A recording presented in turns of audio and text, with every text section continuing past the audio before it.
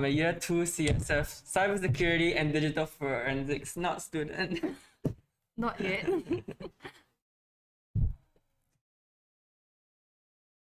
God, I really want to see the stream because someone's saying that. Oh. Oh.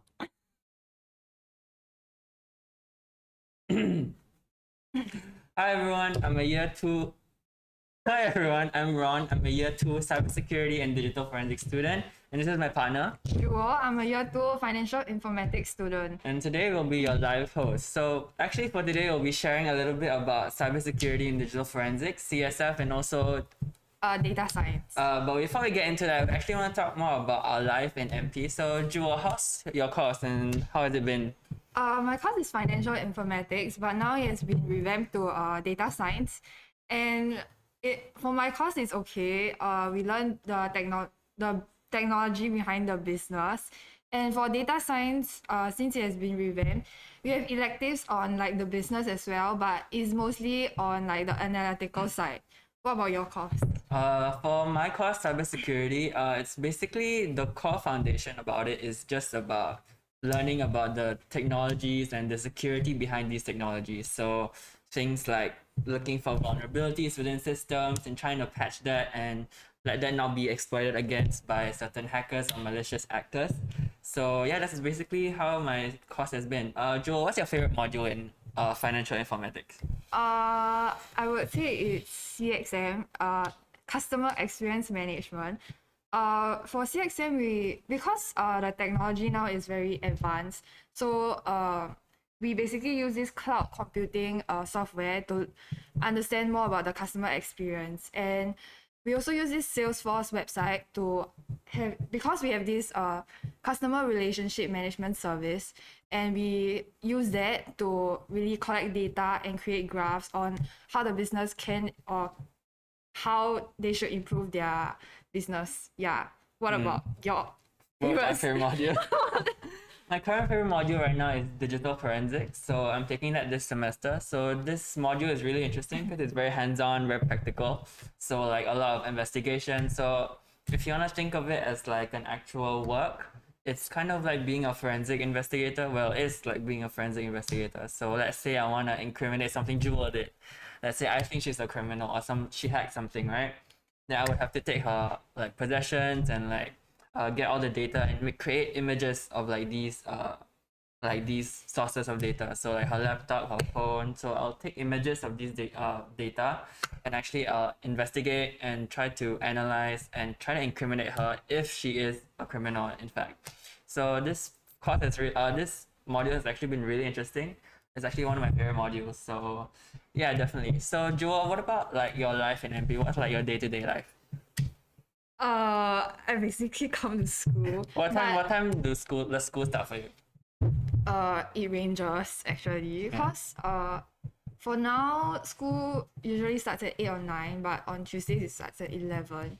And now since it's like HBL, right, or like during the COVID season, it's like half HBL and half like lessons in school. Yeah, so like actually I come to school like for this semester. I only came to school on Tuesday, Thursday, and Friday. Then you came to school on. I come to school on Wednesday and Thursdays. Yeah, so like for this semester, at least for most of the students in MP and ICT, is we only come to school for like half of the 5-day week. So that's kind of it.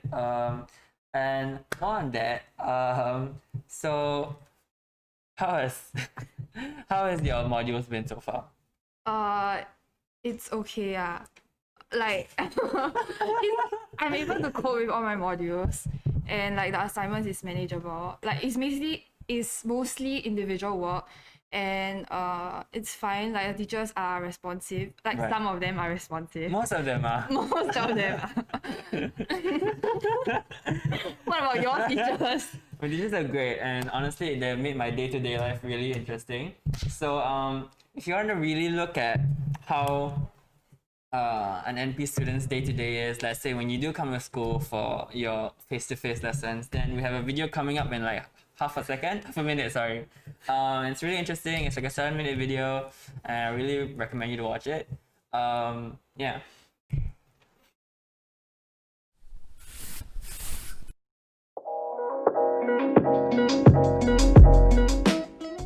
Hi everyone, everyone, I'm Samantha from the School of Infocom Technology. We heard that you guys are interested in finding out what a day in the life of an ICT student is like. Fret not, as today I will be sharing with you guys some snippets into the different modules that we offer, the learning and teaching pedagogies, and the overall ICT environment. We are super excited to share this journey with you guys, and we hope that you guys are ready.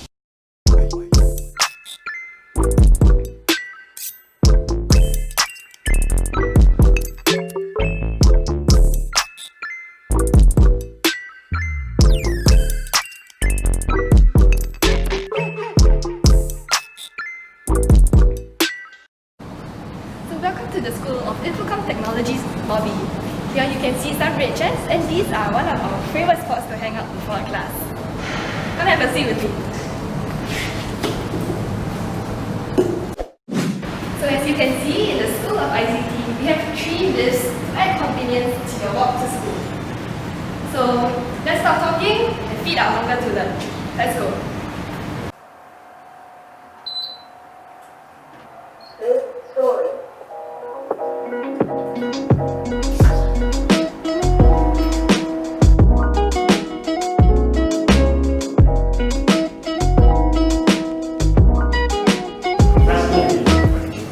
Hi guys, so right now I'm in my Emerging Trends in IT class.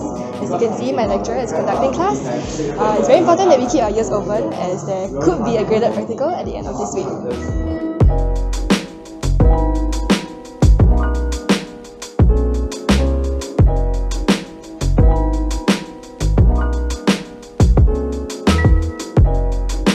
So hi guys, this is my second lesson, Deep Learning. Today we'll be covering the topic of recurrent neural networks. It is a rather interesting field in artificial intelligence, and I'm excited to bring you guys along. Next, regarding assignment, how do you improve the validation accuracy of the results? Improve the validation accuracy, you can actually fix it.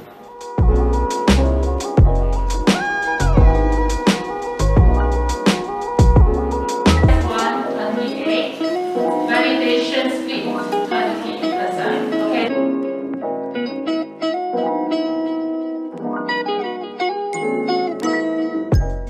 Hi everyone, I've just ended my deep learning class, so now I'll be heading to grass patch to meet my friends for lunch. Let's go.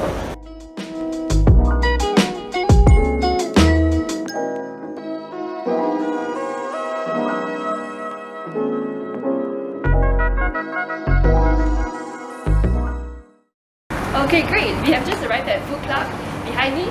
As you can see, ICT students like me have the privilege of being so close to a food court. How great is that? Let's go for lunch.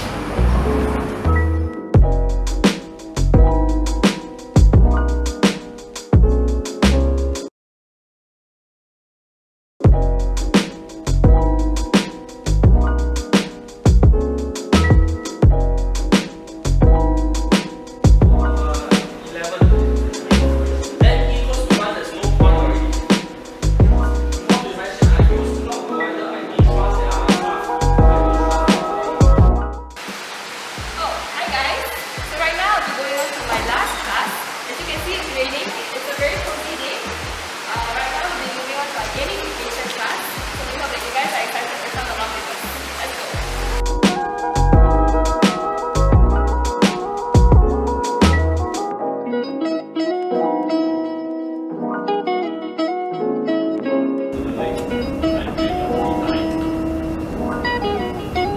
Right, next is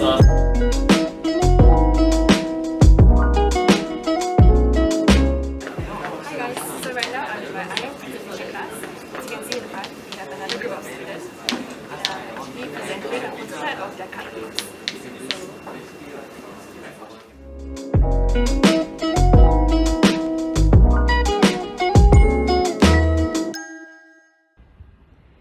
Okay, hi guys, I am now back at home finally. Yes, so now I will be calling my friend. We'll be working on our current project where we are building a website to help employees cope in this current pandemic. So we'll be meeting her on Microsoft Teams very soon, and I'm very excited to bring you guys along with me. Let's go. Oh, my buddy is here. Hi, Zihui. Oh, hi, Samantha. Yeah, so actually I want to ask you, how's your progress?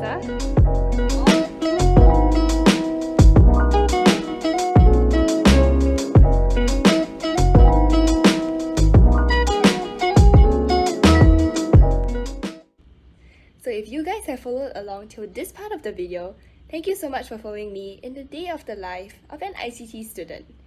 We certainly hope that you guys have gained some key takeaways and insights to what an ICT student would do, and we are certainly looking forward to seeing you guys in our ICT family as well. Goodbye! Hi everyone, we're back. So for this section of the live stream, we're actually going to talk more about cybersecurity and digital forensics, the course that I am actually in. So Jewel, do you have any questions for me about my course? So why do you choose CSF actually? I chose CSF because, well, honestly, if I try and put it into two categories, it's definitely about passion and definitely future prospects. So let's go on to the passion part, right? So I definitely always found it interesting, like, you know, being a forensic investigator, investigating all this data. And, you know, I've always been like kind of an investigative mind. If I look back at all my modules that I really love, it's all about experimenting, so like programming and digital forensics and among other things. So a lot of my modules that I really love and honestly really enjoy coming to school for is all these like experimental, very much like venturing into different kinds of you know, kind of journeys basically. So I definitely wanted to choose CSF for that because, you know, I like to think I'm an adventurous mind. My mind's always like going like 100 miles per hour. So like all these modules definitely helped me. So I saw that in CSF, these modules were like really interesting. So things like ethical hacking, digital forensics, secure software development, and what else? So like other programming modules. So I thought that this course would better fit me and my passion and how I would want to look for in the future. So moving on to the future part, which is the prospects, I felt that being a cybersecurity student or being in this area of cybersecurity seemed like a really secure future for me personally. So I felt that, you know, in the future I could become a forensic investigator, a secure network security analyst, a secure software developer. You know, these like jobs seem like very interesting to me, and these jobs actually are, you know, we've been trained by certain modules to actually pursue for these jobs. So a module such as digital forensics kind of train you to be a forensic investigator. Then a module such as secure software development naturally just trains you to become a secure software developer. So definitely these jobs seem much more interesting to me, and they seem like a lot of fun. And I would like to be in the future to have like a lot of fun in my job and like, you know, never work a day in my life kind of thing. So yeah, that's why I chose CSF. Oh, so how's your experience actually? CSF was a lot of fun, and it still is a lot of fun. So I think my favorite semester by far is definitely this semester and the upcoming semester. Mainly because, especially in year 2, you definitely start to specialize in your course. So like a lot of courses that are very specific to your course. Specifically in CSF, we have things such as digital forensics, cryptography, ethical hacking, and even mobile security applications. So like, and if you see a trend with these modules in CSF, it's basically, again, like the core fundamental value is just security and like having a holistic kind of overview of security in all your technologies. So yeah, so that's like the overarching idea with cybersecurity is just trying to secure certain systems and technologies for businesses, for your clients, and among other things. Yeah. Cryptography sounds interesting. What's that? Cryptography is like well, to be honest, cryptography was not my favorite module, but I can tell you about it. Cryptography is basically like it's like this module has like 4 credit units, and the essential concepts of cryptography is like a public key infrastructure, digital signatures, and certificates, and like. And I guess the most interesting part about it and what I found really fun was the encryption and decryption algorithms. So like, you know, veneer ciphers and all that. So it's really fun. Cryptography sounds like a really intense word, really. But when I was taking the module, it was, you know, I think it was quite enriching, and it's still very much within like all the modules. A lot of the modules in CSF are very interwoven. So like things such as the module secure software development is very woven into web application pen testing. So these 2 modules are very much interwoven. Another 2 modules that I can think of that are very interwoven and very interconnected is malware analysis and tools and techniques, and also reverse engineering malware. So these two modules are also very interconnected. So those two modules are about malware. So like how we can analyze malware, basically just trying to understand how a malware works and how these things can actually be exploitative for the certain systems and technologies. So yeah, that's how a lot of modules are kind of interconnected within cybersecurity. What else? What else? What about the like facilities? I thought you have like some specialized labs or Oh something. yeah, we do. So in level 5 of ICT, we have this thing called the bite. So in level 5, we have like just for cybersecurity alone, so that you can nurture your skills for ethical hacking and pen testing. We have rooms called the White Hat Zone. We also have rooms such as the Cybersecurity Operations Center, and also the e-garage. So these like main centers of like learning and studies. So like it's a place where you can definitely cultivate your learning for cybersecurity. So these like they have systems there that are very much in place for you to learn. So a lot of the tools, a lot of the applications on you need for to be a cybersecurity like specialist is really there. So honestly, there's nothing to worry about if you're a student who doesn't have a lot of foundation in cybersecurity. Because personally, I also had like very little to no knowledge of like cybersecurity. I came in with like pure passion and like just interest basically. So yeah, don't have to worry about that. Another thing about cybersecurity is that everyone's really nice. Yeah, everyone's really nice. So yeah, when you think about maybe you have concerns about group work or like assignments or something, everyone's really very much there to help you. And honestly, if you don't find friends, your teachers are really great too. So yeah, for assignments, maybe some people are considering about talking about projects or assignments. In ICT, it's very much about experiential learning. So like a lot of project work and all that. So it's very hands-on. So if you're a hands-on kind of person, you like coding. I personally like coding as well. Definitely just join a course that suits your interest. On top of that, Jewel, do you have any other questions? Like, are your teachers nice or like? Why are your teachers not nice? Yeah, they're very nice, but some like. Most of my teachers are really nice. Actually, this semester I've had the nicest like bunch of teachers. Like genuinely, like not lying. Like I have the nicest bunch of teachers. Cause especially in like a COVID, can I say COVID? Especially in like a pandemic kind of time, like all your teachers are definitely there for you, like mentally, also academically. So during this time in my CSF like semester, we all were like in teams, like the platform like Microsoft Teams, because like we'll be at home and we can't really come to school and stuff like that. So the teachers were definitely always there to like help me, and they always reply very promptly. Especially if you're someone who's just genuinely interested in the modules. So your teachers are always there to help you, and ICT teachers are generally all like very kind and nice. Yeah. Another thing about CSF is that some of you might be concerned about laptops and like certain software that you might need or like tools. Don't really have to worry about that, because like that's something you will like we literally have lessons just to download certain tools. And they're all free, because the school provides it for you. Things like Visual Studio, they tell you what kind of tools to download, such as IDA Pro and Ollie DVG for like malware analysis, and among other things really. So yeah, school will always be there with you every step of the way. And yeah, you're kind of like a child basically.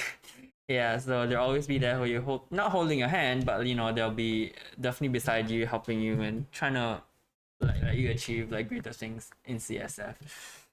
Another thing with cybersecurity is that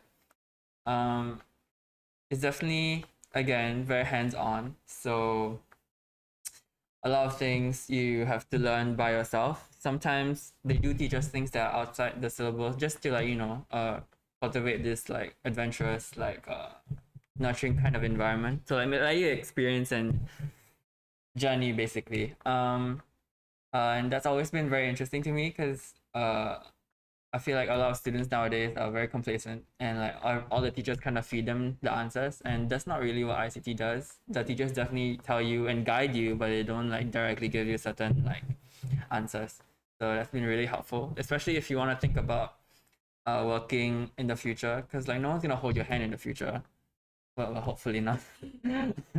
Maybe a significant other or something. But you know, like your boss is not gonna hold your hand. So you know, I think cultivating a culture of adventuring and also just being always interested and interested to learn and just you know being a learner all the way. That's definitely something that they teach you when you're in ICT or in NP in general. Um, so if you're thinking about joining cybersecurity, you definitely have to think about your interest, because at the end of the day, you don't want to join a course just because of, let's say, purely on job prospects, right? Because I definitely had friends who joined cybersecurity, and at the end of the day, like they didn't like it because they just thought the name was cool. I mean, the name is really cool, but you definitely have to take into consideration a lot of other factors. So, are you genuinely interested? Do you think the job prospects in the future are something that you know entices you? Do you think you can handle the rigorous kind of training?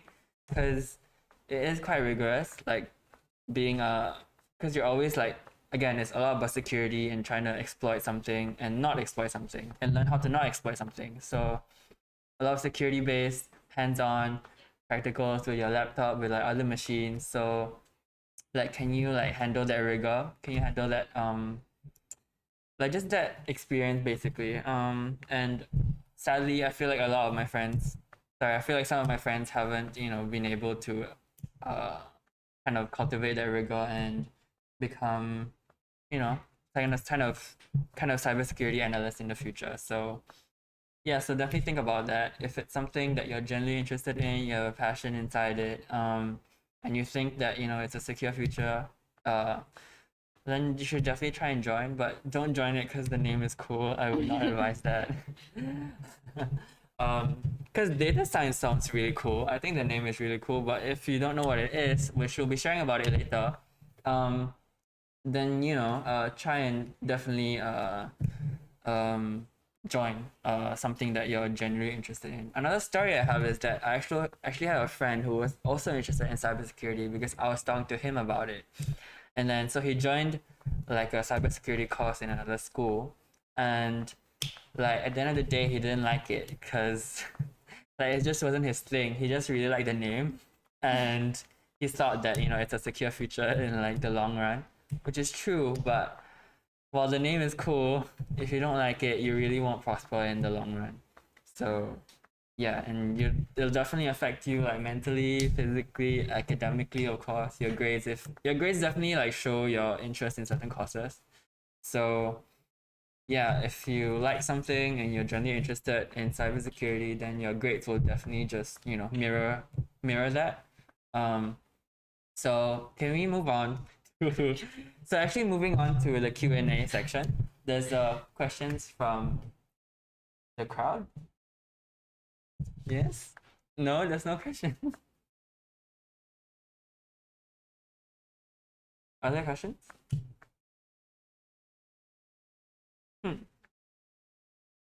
Hi, You Drew. want me to ask you questions? No, I think there's questions in this thing.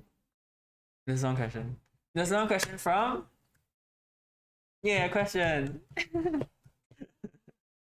Is it Xiaoyang? Hi, Xiaoyang. Chat, it should be.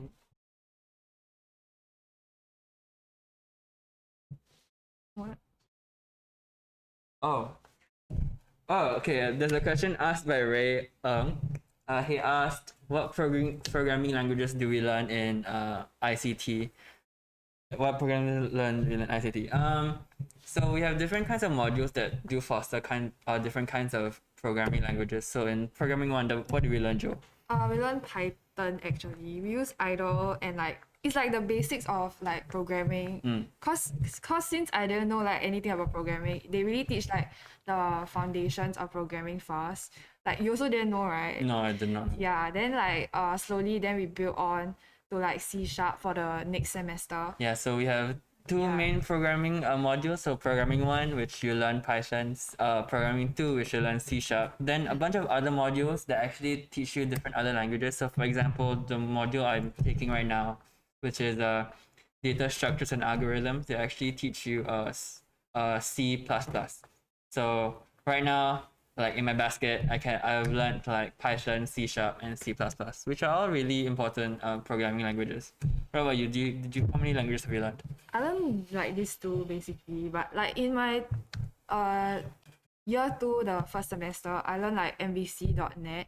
Like it's basically like a combination of like C# with like HTML kind of thing. Really? Yeah, like we basically What make a module was that? website. What module was that? It was web application development. Okay. Yeah. It was quite interesting because like we can build our own website, like design our own website and stuff like that. Yeah. Right. So next we actually have a NOSEC sharing. And it'll be coming in. It's actually yeah, so we have an NOSEC SIG like sharing. An SIG in our school is basically a special interest group. So we have different kinds of special interest groups. So NOSEC is having an e-taster class. So if you want to join, you can scan the QR code right here. Yeah. Click the link in the chat or the description and head to the open house program and select join now. So in that section, we will be sharing on how individuals can protect themselves from like cybersecurity attacks, such as malicious emails or calls, as well as understanding like the danger from like free public Wi-Fi's. Yeah. Yeah. So it's right here. The QR code is right here somewhere, and click the link in the chat or description. It's there.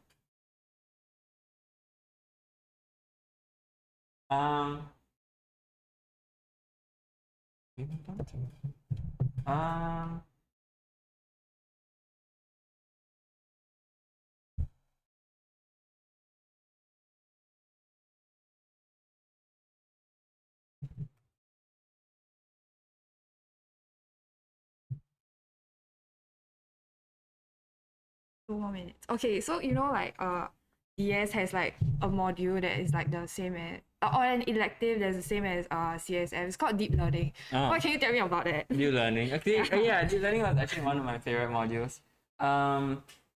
So deep learning was definitely it was an elective I chose in my previous semester. So it was really, really interesting. Also one of my favorite modules because deep learning is kind of a subset of like machine learning and also AI.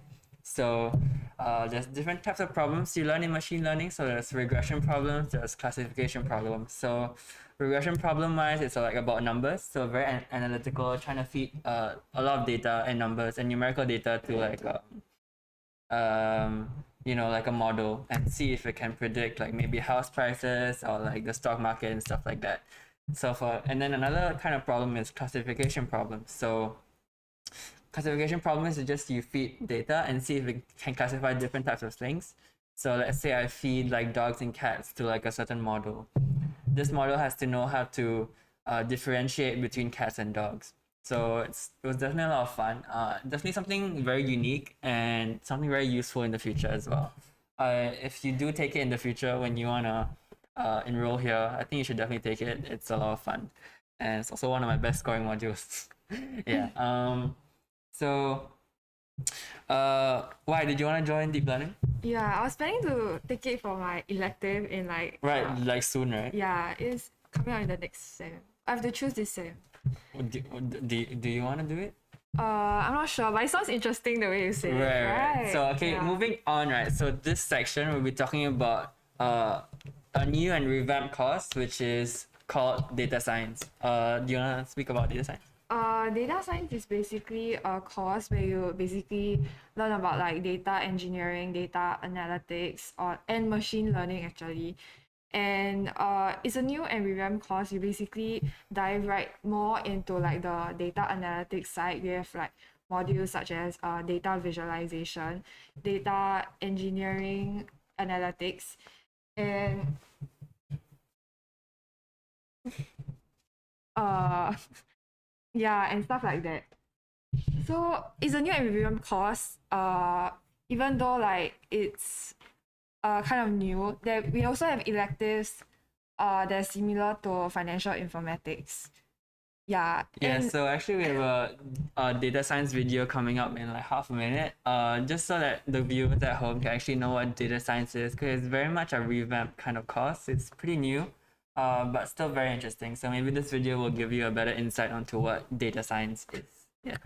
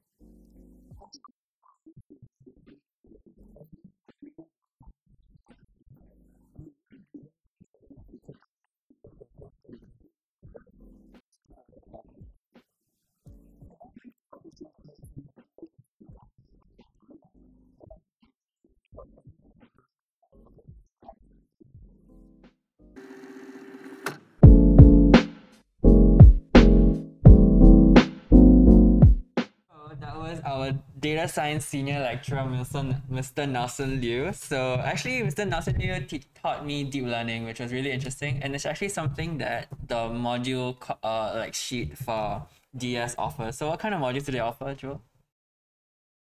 Modules like they offer. They for DS. offer like data discovery, visualization, machine learning, data engineering, and analytics, which I think he's like the module head for all of this. So if like you have any questions about data science or like the career about it, you can head over to the career talk later at 11:30.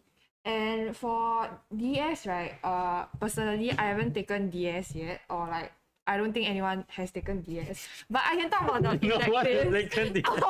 But I can talk about the electives of DS. Right. So like some of the electives of DS are like found in FI as well. Actually, wait, Joe, I have a question. What's the difference between FI and also DS? Like, is there like a fundamental difference?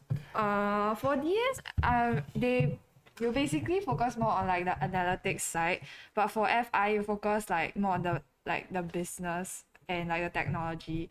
Like FI is like compulsory for you to learn like the financial ecosystem, like the business prospects about it.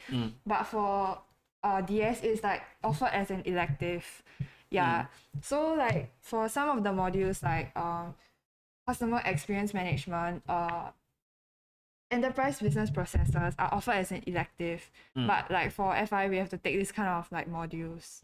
Yeah, so for some electives like customer experience management, basically you use like a cloud-based computing website to learn more about like the customer experience, and you use it to collect data about the customers, and like help the business analyze, create graphs and stuff like that to analyze their business strategy and how to improve on it.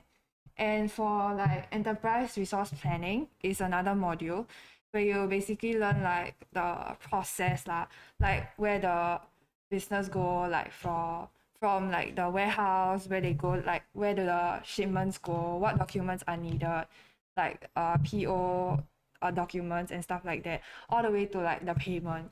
So it's pretty interesting, and we also got to use like this SAP website. It's like a multinational like company on marketing, and it's quite interesting because like you basically get to plan out like what are the resources that you want for like which warehouse in the different locations and stuff like that. And yeah. And What module like was really interesting to you? That it's like it's in DS also from FI. I guess it's like the banking applications and stuff like that. Cause I get to learn like about the different banks, or like and like the like what are bonds, equities and stuff like that. And before we took that, we also took like accounting as well. Accounting was like so new to me, but it was quite interesting cause you get to like a banker. Yeah, like a banker. So talking about being a banker, what kind of job prospects does DS data science offer? Data science offers like analytics kind of like job prospects like business analytics, system analytics, and data analytics. Business analytics is like basically analyst. Yeah. She meant analyst. Analyst. Business analyst. System analyst and data analyst. Yeah, so a lot of analyzing stuff. Yeah. So business analyst is basically a job where you like analyze like the business and the process behind it, and how to help like the business improve on their systems and stuff like that. And for system analyst, you basically, it's like almost the same as business analyst, but you translate like the business kind of thing into like technological side. Right. It's like more on like the technology. Right. And for data analysts, you basically collect data like patterns and trends, stuff like that, and then you like combine it to like form like a summary, stuff like that, for like easy reading. And Right. That sounds actually really difficult. So actually we have a question from Tanya R. She asked, what are some harder modules in DS? I'm not really sure about like the harder modules, but like electives, I guess deep learning, if you would say. Like, it's quite hard, right? Because Yeah. it took like a few hours, like Yeah. 12 hours to like really complete. Is like, deep learning an elective in DS? Yeah, it's or an elective. Elective, okay. Yeah. So let's say someone took deep learning, right? I mean, if someone, definitely it's a lot of experimentation with like models. So I can see how deep learning will be important in data science. So like having to categorize data, but also like a lot of regression problems, I believe. So like stock prices, stock markets, and stuff like that. So a lot of numerical data that you have to try and build a model for. So I can see how that would be difficult for some people, because model building and deep learning and machine learning in general is quite a lot of experimental stuff. It takes a long time for the models to run as well, so it's very time consuming. But at the end of the day, it's really quite fun and enriching. So if you want to ask about cybersecurity in general and what are the harder kinds of modules, I think, well, personally, I feel that a lot of the modules that are very theory based were quite hard, because again, a lot of things in the CSF course are very practical based. So a lot of my modules are all very practical based. So if you practice as you learn, it doesn't get easier, but something theoretical maybe a bit harder for some people. I found it it was alright. I mean, it wasn't hard, but definitely I preferred like a lot of the practical kind of modules. So like my malware analysis modules, having to like test and analyze malware, was definitely quite interesting. Secure software development, having to basically become a pen tester for certain vulnerable websites, was very practical for me. But something like maybe networking infrastructure, that's a very theory-based module. Something like maybe operating systems and networking fundamentals, that's also a very theoretical module. So but then again, a lot of these theoretical modules are supplemented by a lot of like hands-on learning as well. So let's say in my networking module, they definitely like show you the different types of equipment, so like routers and other stuff really. So routers, different types of cables, how these types of infrastructures are built within a certain building infrastructure, let's say. So they definitely let you see it and let you touch it and experience these kinds of theoretical modules. So at the end of the day, it's a lot of theory as well, and practicality. We have another question from Rish Chua. He asked, what are some of your assignments like? What do you think some of the... I know we can't speak on data science assignments for now, but like, how were your FI assignments? It was okay if like you compare it to like the electives that data science will be taking. I think it's okay. It's more like theory based kind of assignments. You also mentioned... No, you haven't mentioned, but you also told me once that it's a lot of presentation based assignments, right? Yeah, kind of like, cause like you have to really talk to people, stuff like that. Or like if you wanna take like customer experience management, this kind of modules, you have to really like speak up, like be confident about it, and like really present yourself well. If not, then it's really improve. Yeah, but I think there's a misconception with ICT students that we're really shy. Well, that is true for some of us. Actually, in a lot of our assignments, we definitely, at the end of the assignment period, we definitely have to present to our classmates and tutors. So yeah, it definitely boosts your confidence in a way for public speaking. For people who struggle with public speaking for instance. We also have other modules such as IS modules that also foster this kind of confidence. So we have something called we have a communications module. We also have another one which is world perspectives in like a Singaporean context, which is also another like kind of communications public speaking module. So it's a very if you want to look at it as a JC kind of perspective, it's like a general paper basically. Yeah, so like they give you like a topic, and you have to craft kind of like your ideas, your opinions, and you present it to people, which I know a lot of ICT students struggle with, but at the end of the day, they definitely come out a lot more confident with public speaking. Yeah, so that's how some of our assignments like. Asha O asked, what are some of the CCAs offered in ICT or NP? Joe, actually tell me about your CCAs. What have you been to? Let's count. Eh, She's been to volleyball, Yeah. ICT Society, Yeah. and canoe polo. Okay, let's talk about ICT Society first. How has that been? It's fine, I guess. It's quite fun. There's a lot of events, but I mean, like, cause now is like the COVID period, so it's not like a lot of like physical events that can happen. So we definitely supplemented with like virtual kinds of events. So recently we had a virtual CCA fiesta, so we could promote like our CCAs in NP. So like certain special interest groups, SIGs in like ICT. So we had like a virtual CCA fiesta for that. Personally, my CC, I'm in like, well, I was in two CCA. How many CCAs have I been? Two. Right. I've been in two CCAs. So I've been in student union, which was an interesting period of my life. I was in and I went to ICT Society. Yeah. So these CCAs are very much similar, but also very different. So if we talk about ICT Society, it's definitely again very confined within the ICT space. So having events and organizing events for ICT students. If you wanna look at it from a school perspective, student union was again an interesting period. For that time in my life, I was chosen to be a GL for the 2020 what's it called, freshman orientation camp, but it was sadly cancelled. So we were 1 month into like preparation, but it was like cancelled, so it was really sad. But it was really fun. Definitely memorable. And yeah, so yeah, I joined a lot of CCAs that were mainly like talking to people and meeting new people. So yeah, you mentioned you had sports CCAs, volleyball, and now she's in canoeing. How was canoeing? How's volleyball for you? actually- No, how's volleyball for you? And how long did Volleyball- that last? Volleyball was like okay, yeah.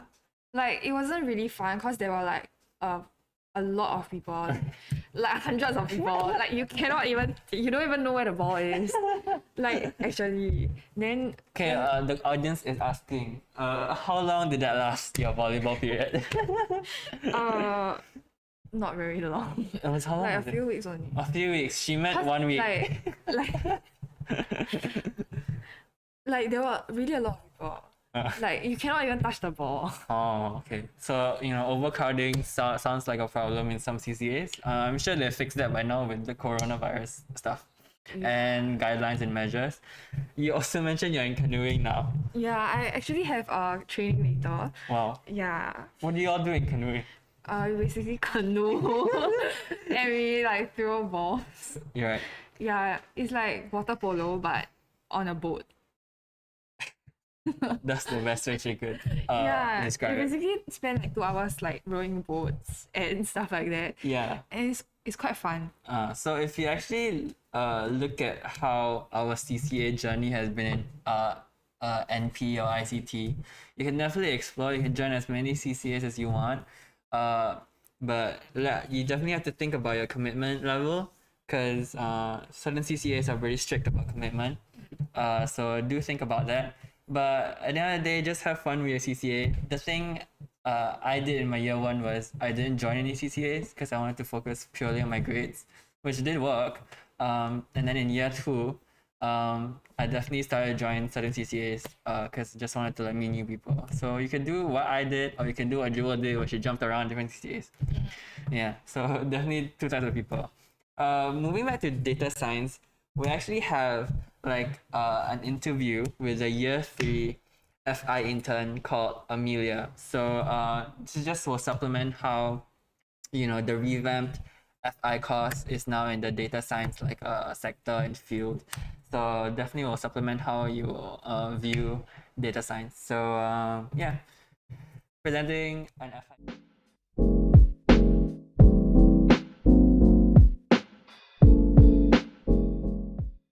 Hi, I'm Amelia, and I just graduated from Diploma of Financial Informatics, majoring in Banking and Finance.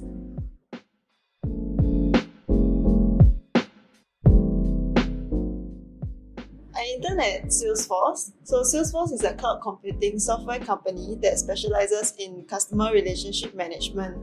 They also sell services that allow companies to use cloud technology to better connect with their customers and partners.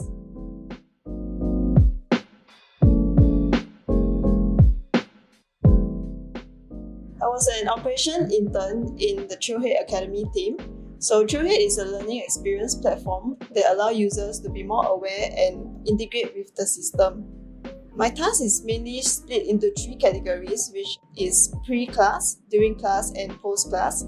So for pre-class, I'm in charge of confirming the number of customers that are coming to class and also the training materials required.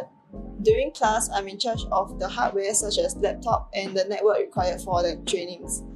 For post-class, I'm in charge of sending them a course completion cert and also preparing invoices.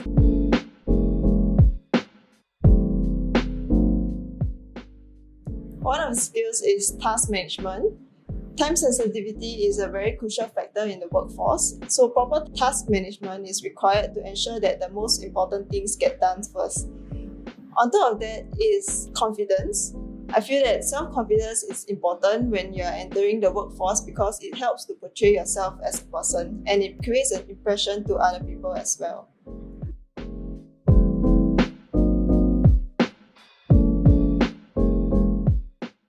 I first came across Salesforce in a module which I picked up in year 2. This module is called Customer Experience Management. This module has prepared me well for the internship because it gives me the experience on the Salesforce platform itself. So when I enter Salesforce as an intern, I'm not foreign to the platform that I'll be using on a daily basis.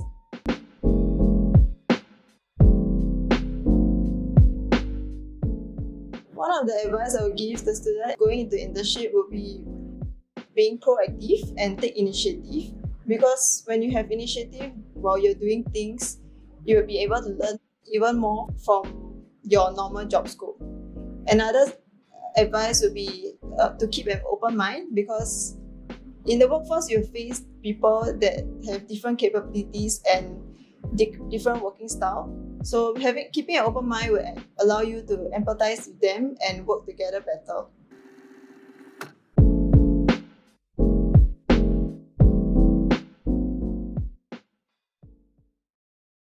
So actually, I want to delve deeper into the DS module and how it works, like year by year and semester by semester. So Joe, can you take me through semester by semester? What do we learn in data science? For year 1, sem 1, you basically learn. So in year 1.1, what do we learn? 1.1. Yeah. You basically learn the same as the rest of the courses actually. I think we'll talk about it later. Yeah. Yeah. You basically learn programming 1, data science fundamentals, CSF fundamentals, IM fundamentals, FP1, fundamentals in portfolio 1. And you also have health and wellness. It's like a sports kind of thing. Sports CCA. Yeah. Not really CCA. It's like a sports module. It's PE. It's like PE if you want to think about it. Physical education. Yeah. And for year 2, you basically learn more in depth. Cause Year 2 or year 1? Oh, 1.2, sorry. Okay, we have 2 semesters within the year, right? So 1.1, 1.2, 2.1, 2.2, so on and so forth. So in 1.2, again, we learn what she just said. So in 1.2, what do we learn? In DS.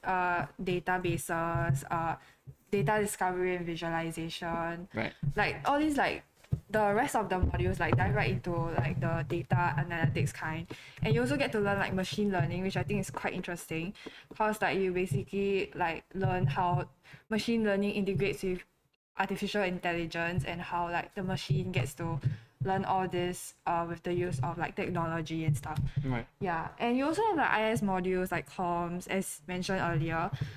You get to, it's like a GP paper in terms of if you want to compare it with JC. And you also have fundamentals for IT professional, where you build up your portfolio and stuff like that for your career next time. Yeah, and for DS, it's a new module if you want to dive into analytics kind of thing. If you're interested in analyzing patterns or analyzing the business processes or stuff like that, I think you should consider joining DS. It looks very interesting, and Uh, yeah. What about in 2.1? What do we learn? Uh, data wrangling, data engineering. Mhm. So, and analytics lah. So basically all these short modules, and I think it's quite flexible. Like you can you also learn like enterprise systems, stuff like that. So I think it's quite flexible in the sense like you can learn like a wide range of like data analytics, data engineering, machine learning, like all using like technology, that kind. And like the electives is like mostly in like the business processes like ERP, enterprise resource planning, accounting, business and analytics, and or like accounting. Did I say that? And or like spreadsheet engineering where you use like Excel to like really analyze and put all this data into a table and stuff like that. Yeah. And for I think for data discovery and visualization, the module for in 1.2, I think it's basically like you use like Tableau. It's an What's Tableau? it's like a, Genuinely asking. it's like a web application. I think it's quite popular now. Like many companies are using, like my father's company are also using. Like Wow. it's an engineering company.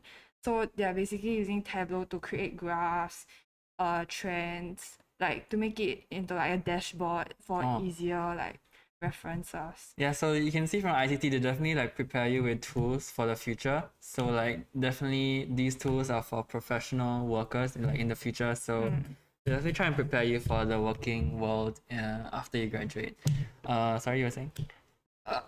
Like these kind of things are very like efficient like in the future next time. Like you learn about Salesforce, SAP. You can intern there as well. Like go to like yeah, you basically learn like Salesforce, SAP and stuff like that. So yeah. Mm-hmm. We actually have a question from someone. He asked, how was like HBL period for your how was your HBL period? It was quite alright. In a sense, like I get to have like comfort in my own home. Right. I like the environment in my house. Like I can do my work there.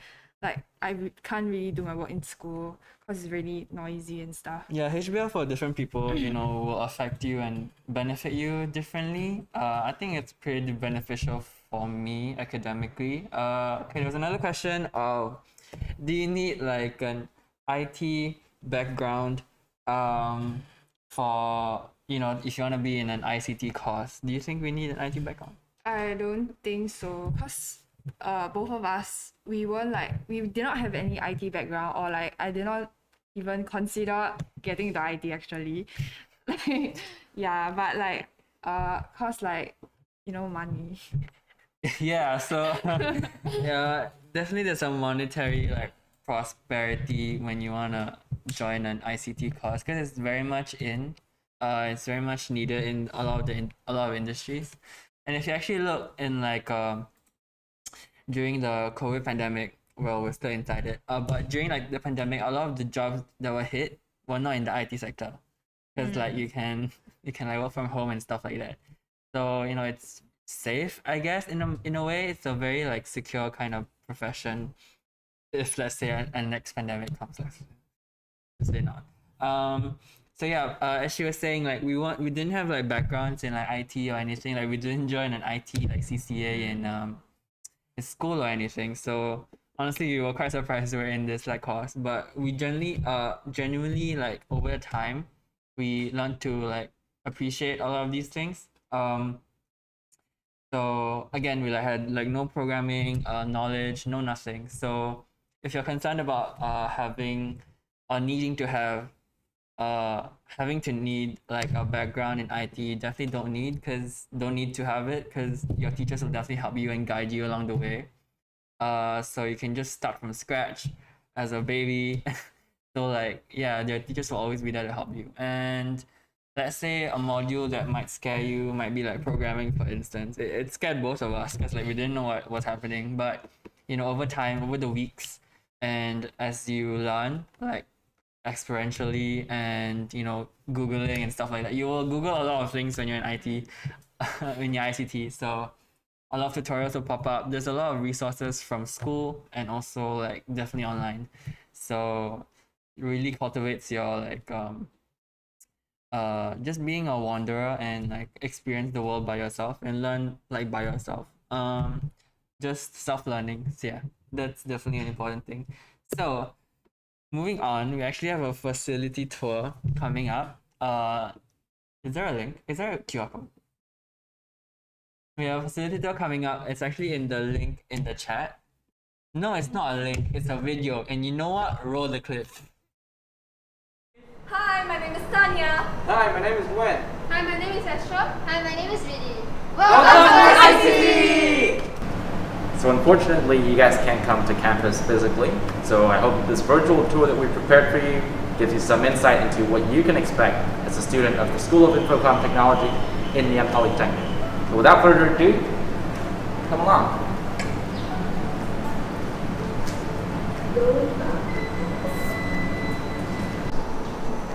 Hey there. Here we are at the 5th floor of ICT, and this was known as the Bite. So come on in.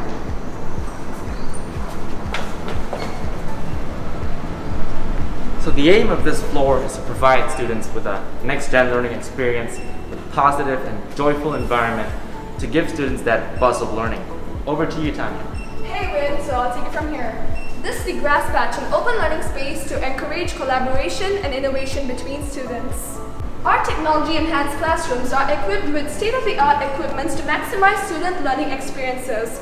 Conventional whiteboards are replaced by interactive canvases, and our classrooms can be instantaneously turned into a collaborative space because of the pod chairs that are available for us. There are also projectors that students can connect to remotely to share their work. This facilitates an engaging learning environment. Other than that, we also have our Microsoft Surface Hub for bigger displays. As you can see behind me, this is a partition that you can actually use to take these two classrooms together, merge them, expand the classroom size. Apart from that, we also have these pod chairs that can be rolled around, and students can benefit from the flexible arrangement to collaborate and discuss with their teammates. And apart from that, the pod chairs themselves, they have an area where you can put your bag, and also, for those who need it, a cup holder. Now, these are the sort of next-gen facilities that students get to use here in ICT. Continuing on the bike, we have an open learning space with boards that you can write on. Our students use these boards when they are working on the agile methodology to be able to track the progress of their projects. This place is also equipped for students to be able to collaborate and work together when they are developing their projects. This is our Cybersecurity Operations Center, or CSOC for short. This is meant to simulate real cybersecurity operations centers used in the industry to monitor unusual activity, detect cyber attacks. With this, our cybersecurity and digital forensics students can get more exposure to environments such as these. Next, we have the Whitehead Zone. Follow me. So welcome to the Whitehead Zone. So one thing about this room is that it's on its own separate Wi-Fi network. The reason is we actually have a server room over here which acts as an attacker or hacker, which then hacks his computer, which then infects his computer over here with viruses. We then use these viruses to train our students in defending against viruses by training them in cyber defense. The Whitehead Zone also provides realistic and comprehensive cybersecurity training, pen testing, and secure software development. This is the e-garage where our students work with industry partners to provide next-generation innovation solutions to real-world problems through capstone projects in year 3. The e-garage is a study area for students with adjustable tables and chairs. On a room on the side, it allows students to brainstorm their final year project. On the other room, there's also a 3D printer and a laser cutter as well. Let's move on to the dock. Follow me. Welcome to the dock. We are currently on the 4th floor of ICT block where the dock is located. The DOT is NP's simulated production environment for learning and teaching of creative media design courses to foster a culture of creativity through real-world industry projects and to better prepare our graduates for the industry. The aim of the DOT is to create a holistic learning environment and encourage our students to better collaborative work processes and communication with industry partners and students. This is the dailies room. It is meant to simulate a theatre environment with seats, curtains, a projector, and a stage. It is great for students studying cinematography to showcase and critique one another's work. We're now at the dungeon, so this is where UH students form in small teams to work on industry-driven projects using industry-strength software such as Unity and Autodesk. Industry partners co-mentor their student production teams and monitor the progress of the production in the dungeon. The Art Studio is professionally designed for students to channel their artistic flares. It also plays host to the faculty, public, alumni, and students for weekly live drawing sessions and networking sessions. And that's a wrap. Thank you for being with us on this virtual tour, and we hope to see you in ICT next year. Bye! Hey guys, we're back.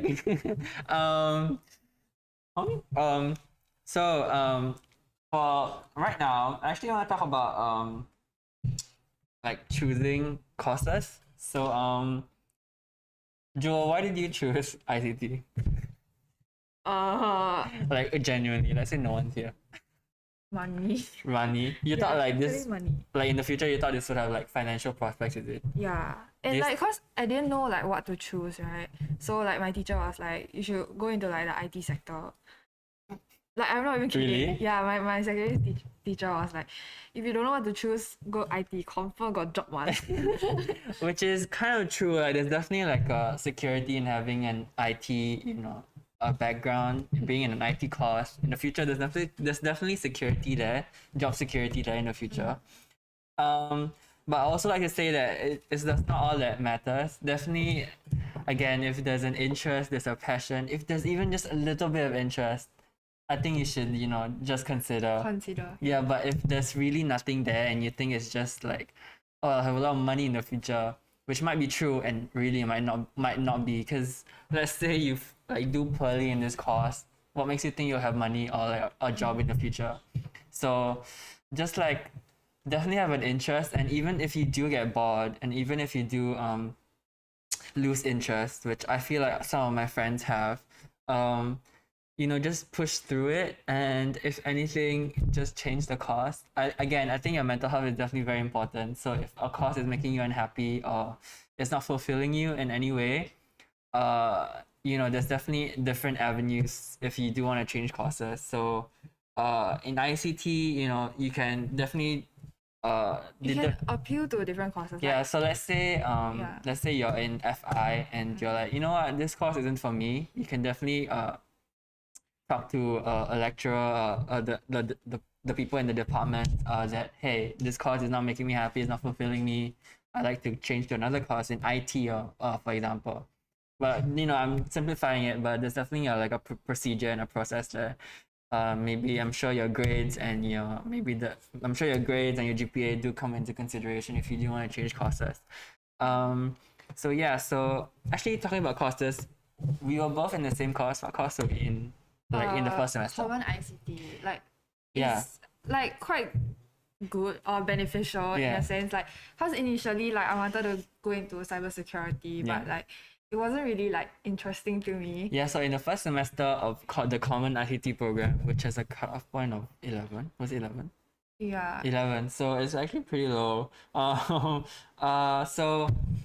I joined Common ICT because again, like I just wanted to explore and see which IT course would I want to go into. So do I want to go into data science, for example? Do I want to go into cybersecurity or financial informatics or information technology? I just wanted IM. IM is also available right like this year. Yeah, apparently. So it's definitely a lot of venturing and trying to see which one interests you more. So if I could recommend anything to anyone is, try and join the Common ICT program, because you really don't know at the end of the semester that, oh man, I really don't enjoy this module, or I don't enjoy this course. So, let's say you didn't enjoy, let's say initially again, like she wanted to join cybersecurity, right? So let's say she went to the cybersecurity fundamentals like module in semester 1 while she was in the common program. Let's say she didn't enjoy it, then she's like, actually, no, SCU stuff isn't for me. I really enjoyed another module which was heavily based in data science, like the fundamentals of data science. Then maybe she changed her mind and go to data science instead. So at the end of the day, the Common ICT program definitely acts as a way for you to explore the different courses, and I feel like there's a sense of assurance. Let's say you do change your mind. I didn't change my mind. I was dead set on joining cybersecurity, which I was really happy to get into. So yeah, that's how the common ICT program was for us. Do you know anyone else in the common ICT program? Actually, all our friends were from Yeah. all our friends were from the common ICT program. And these people were, were all in the same shoes of like, I don't know what course to get into. Maybe yeah, they just didn't know where to go, so they just want to explore and have this like assurance that maybe I will change my mind, maybe I won't, but at least I'll be able to decide that at the end of the semester. So the thing about common ICT program is that after the first semester, so after your 1.1 semester, in 1.2 you get to choose what course you want to specialize in. So there's like a ranking, I think. Yeah, it's a ranking, I remember. So like I put CSF first, then I put information tech second, then I put financial informatics third, or DS for now. As of now, sorry. So yeah, there's definitely a different like ranking to everything, but I think it's all based on your grades. Yeah, so how well you did and in the 1.1 semester, and it definitely affects how you get into the course. Let's say if you didn't do well for your 1.1 semester, and if you actually look at the cybersecurity digital forensics like cutoff point, it's pretty low. Like, it's really low. So if you didn't do well for your 1.1 semester and your GPA was like not good, then they might not consider you for getting into the CSF module. So that's definitely one thing to consider. So you can't just slack in the common ICT program and be like, oh, at the end of the semester I just choose and whatever, I can get like a 1.1 GPA and they just let me choose. Definitely no, they definitely prioritize those who did well, and yeah, they prioritize those who do well and give them the opportunity to foster those those skills. So Or like there's like a thing in NP where like I think the NP app allows you to like do a quick survey to see like what your interests are. Really? Yeah, that's what I did. what did you get? Like I got like FMS, like those like talking to people, that kind of. Yeah, so you can like try to do that kind of survey to see like what you're actually interested in, and then they will recommend you like what courses that you could enter or like consider entering. Yeah. What were the questions? I don't know. They like ask like, do you like what? Do you like people? No. No. Like, do you like talking to kids or something like that? No. Oh, then maybe those questions are definitely specialized. So like, do you like talking to kids? Then they'll probably put you in early childhood. Yeah. Do you like tech and like computers and stuff? Then they might put you in an ICT course. So but it's really helpful. I guess I didn't know that existed. I was just browsing, and I was definitely dead set on cybersecurity in the IT sector. What you rank What you rank? Or for your Oh right, for GAE, how you have to rank different courses. I think my top 5 was common ICT, cybersecurity in NP, IT in NP, and then common ICT in another school and cybersecurity in another school. Yeah, so those are like my top 3 were definitely NP because I like the environment. Why did you choose NP? I like the environment, and like all my friends are going there. But don't follow. I mean, don't follow. I mean, you But I can. also put like different schools lah. Like I put like the first 3 NP, then like same as you, then the next 3 like SP. So what are your first 3 like choices? Like common ICT, Yeah. CSF, Yeah. IT, I think. And then Oh, same.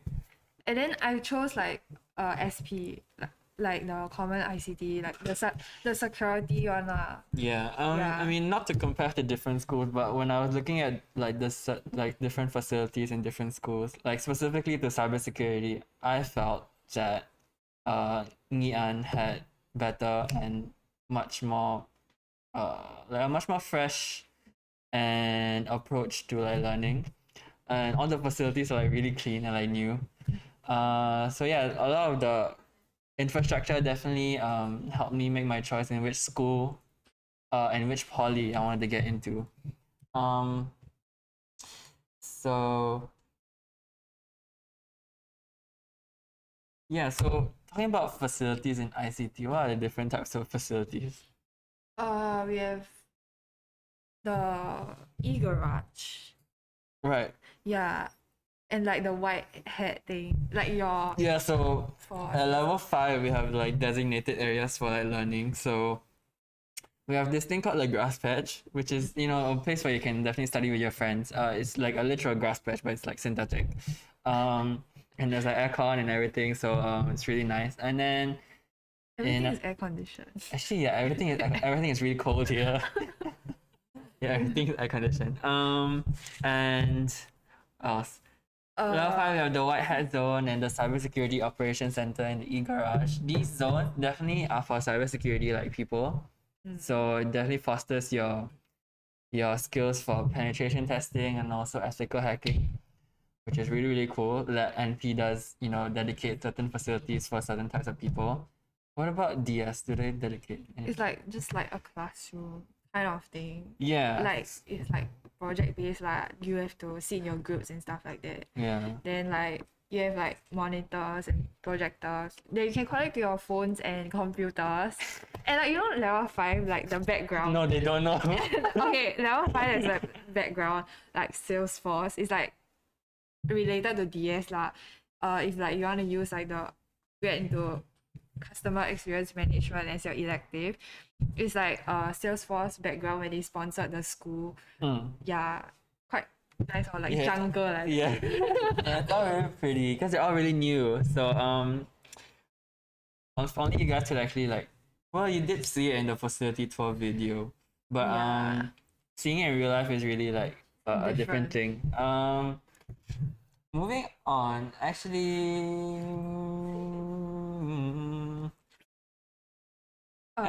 actually wanna actually introduce you to the CSF cybersecurity course chair to, you know, help you understand more about how cybersecurity works from the course chair himself.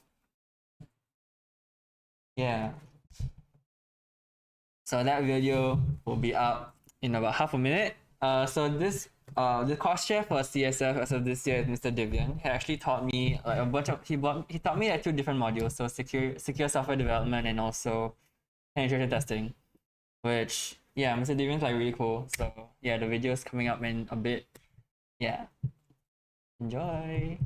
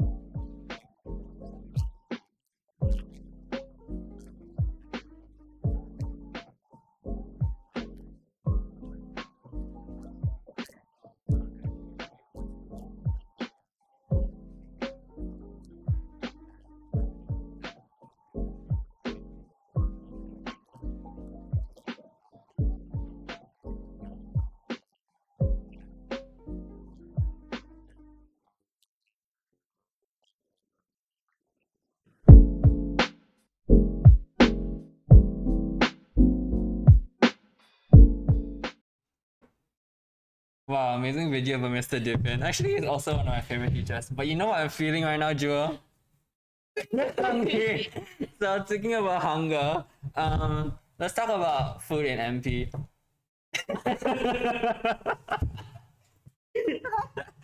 That's segue. Yeah, food in MP is really great. Let me see. So I actually, think if like you, the favorite place for ICT students is it's just FC because What's we have FC? we have three different food courts, so it's like scattered around, not scattered, it's like pretty equidistant from each other, like a triangle. So there's FC, which is food club. There's Makam Place or MKP as most people say, and there's Munch.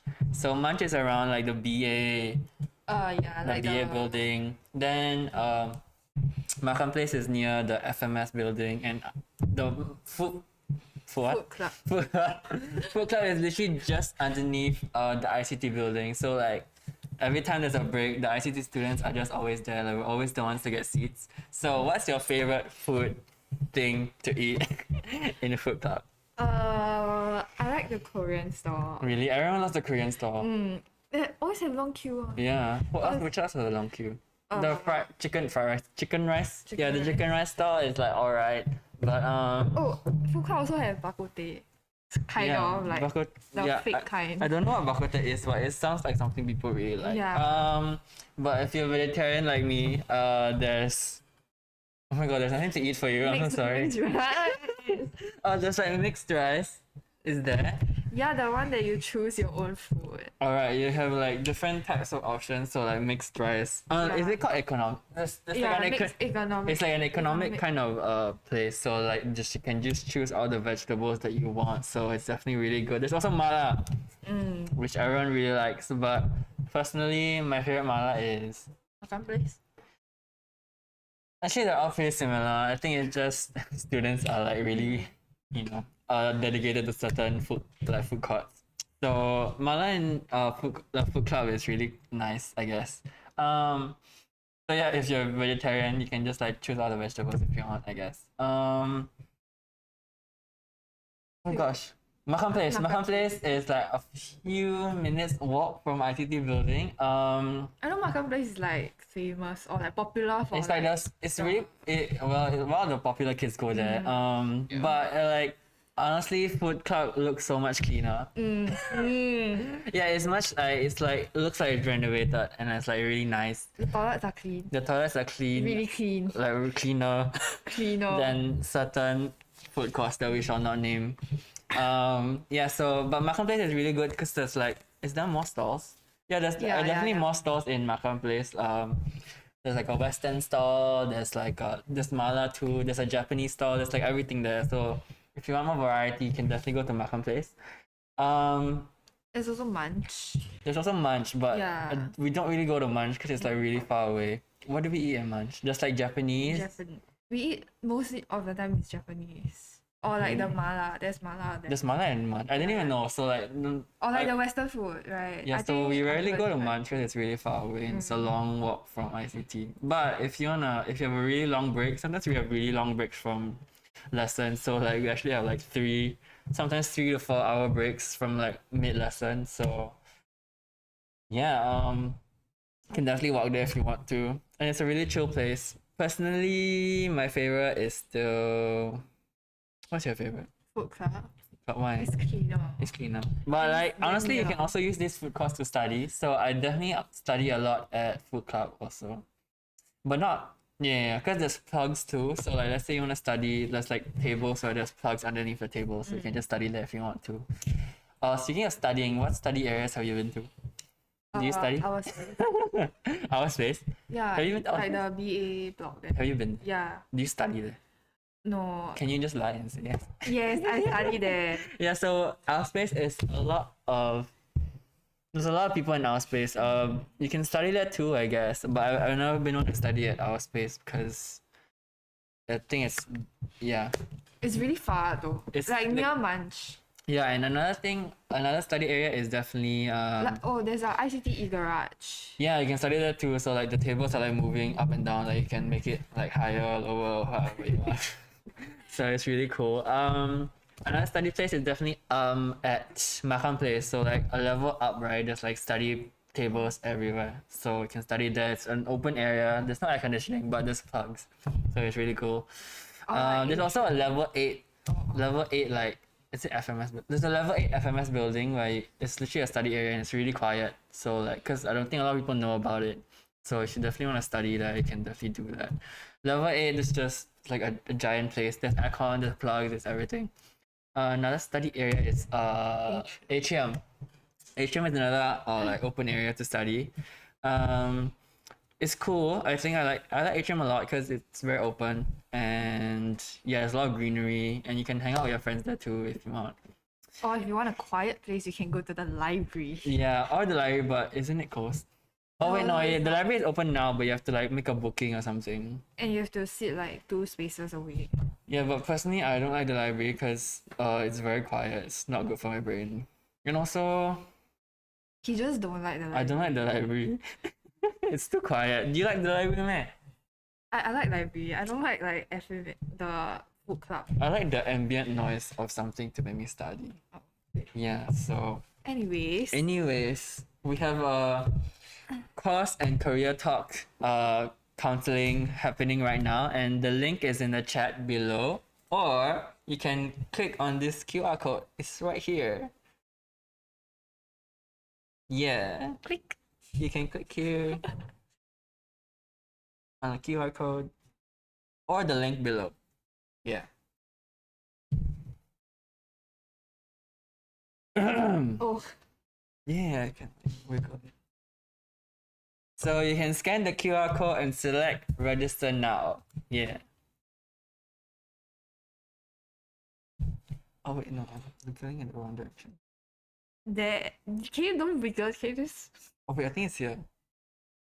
Yeah, the QR code is right there. Somewhere in this direction. Go guys, it's really cool. Actually, a topic I really want to discuss is what's the topic? Do you want to talk about anything? No. Let me see. Let's have complete silence. No, let's talk about something. Let's talk about our friends in ICT. Let's see. What kind of problems do people face in ICT? Definitely, I feel like a lot of people may lose interest. Right? Have you lost interest in some of your modules, for example? Yeah. Yeah, because definitely some modules are just not very invigorating. It's like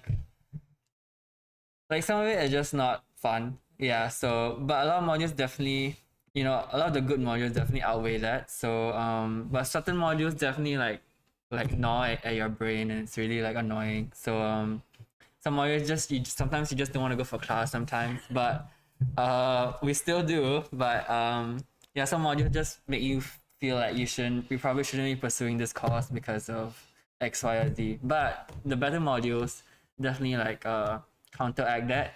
So for me, modules that definitely like invigorate or like refresh my interest in like CSF was definitely digital forensics was really, really fun, and it's still really, really fun. Another thing was a lot of the programming modules. Yeah, I think it was really fun too. Cause like a lot of my friends didn't really aren't really like great at programming, so I was kind of like a tutor for some of them, for most of them. So yeah, I felt like I was doing something really really like enriching. And it was really fun too. Cause I don't know, I never thought I'd be a person to be like teaching someone programming. So so it was very He taught me also. yeah, I taught her among other people. So yeah, especially for assignment period, definitely you're gonna need a lot of help from certain people if you're struggling. But your friends are always there, especially if they are proficient in certain things. Another module that invigorated my experience. I think secure software development and penetration testing. Yeah, those modules are really, really fun because again, you're like attacking a certain vulnerable website and trying to see if this website is actually vulnerable or not, and trying to patch that and secure that was really, really interesting. Yeah, like genuinely interesting. What about you? I like this module called web application development, but it's not like in DS. Yeah. But it's really interesting because you get to build your own website and stuff. Like I see them do like the FED, you know, they build like this. I did FED. Yeah, what you do FED. Oh, we learned like other languages like so like HTML stuff like that, CSS, so styling and stuff like that. Yeah, that was really cool. I like it. Yeah, it was fun, but yeah, it was fun like designing and stuff like that. The assignment was alright too. You have to work in like a group to like design a website and stuff like that. So it was fun. But what did you enjoy about? How does that module relate to FI? And integrated your No, it like we do that module, right? Then we also have this module called ESDD, Enterprise Solutions Development and Design. So basically that module is like basically agile. Like we compare agile and waterfall. Waterfall is like the minute Waterfall, you like start. waterfall? No, like it's Can you like spell it? a concept. Waterfall. Yeah, waterfall is literally waterfall. Yeah, waterfall. Yeah, waterfall Then? like the spelling. What does And that mean? agile. Agile. Okay, waterfall is like a concept, right? We basically when you start something, you have to continue. Like you can't go back and like No turning back. yeah, there's no turning back. But agile like you can like you have to test after you test, like you have to go back and check again. So if you're indecisive like you, then you can No use agile. lah, it's like oh my god, what's your problem? I'm sorry about agile. Agile is like if you haven't done this, you can move on, and after you move on, you can go back and like Wait, what's this for? like there's basically like we like for that module is like a project where we create like a web application, like we design and implement like the features that we want to inside. But sometimes like the features are like not done on time or what, then like we have to go back and like do it again. Yeah, so What's another module that like made you like, you know, oh, I like FI actually, or this module is kind of fun. This course is actually kind of fun. I guess it is CXM. yeah, CXM. But What it else? was an elective. So So what's like a core module that we're like, okay, this is cool. I like this one. I guess like financial ecosystem. This is a course. No, that's a module. Like it's like basically like banking application and products like for that thing. For that modules in DS. Then what did you do? Like we learn like the financial ecosystem, the financial market, like what are bonds, equities, what are like the Then what was the assignment? Huh? What was the assignment? Did you go to the bank? yeah, we have to like You have to go to the bank? No, we don't have to go to the bank. We have to choose a specific bank and like report about it. Like what are the products that are like what maybe like we choose OCBC, then we like choose the 360 credit card. Then if the topic is about credit cards, we have to like write about the OCBC credit card. Why is it unique as compared to the UOB Actually, I've card? also been wondering, what's a good credit card? Or a debit card? OCBC Credit card, you have to be like is really 21, not right? good already. Yeah, you have to be 21. I was gonna apply for a credit card Have, because like, I'm like a spender. I was like, oh, you have to be 21. like income, Maybe this year. like Or you have to do income also. Yeah. And I do not have that. yeah. So that's Cannot why you have apply. a debit card. My sister was asking me to apply for a credit card. I was like, I don't think I can do that. I was about to. You can't. You have to constantly. Sorry, then pay what's the on it. best credit card? With like benefits and like taxation. I don't know. UOB plus UOB one. I forgot what's it called. I don't know. What? but you know recent news like OCBC the interest rate drop. Oh. Yeah. We trying to be interested. You know what? Speaking of, Speaking of oh right, social media. Actually, guys, go where is it? Alright, okay. Actually, let's talk about social media for a while. So, if you've been following our social media on Instagram at make it NP, you will know that we have been on the hunt for the culprit that have stolen our ICT trophy. Have you figured out who's responsible? You have been eliminating suspects weekly based on your feedback, and we're down to the final 2. So who really did it? You are the jury and you decide. Watch the suspects and defend themselves, to tell us who is guilty. PM us your answer to our IG at MakeItNP. Again, make ITNP by Saturday, 9th January. Identify the culprit and you might just be one of the winners to claim your reward. What reward? I have no idea. But the videos for who is suspicious is coming about right now. Roll the clip. Went home after my class, and so I did not stay back. Also, I am innocent as I had eyewitnesses for everywhere I had went to.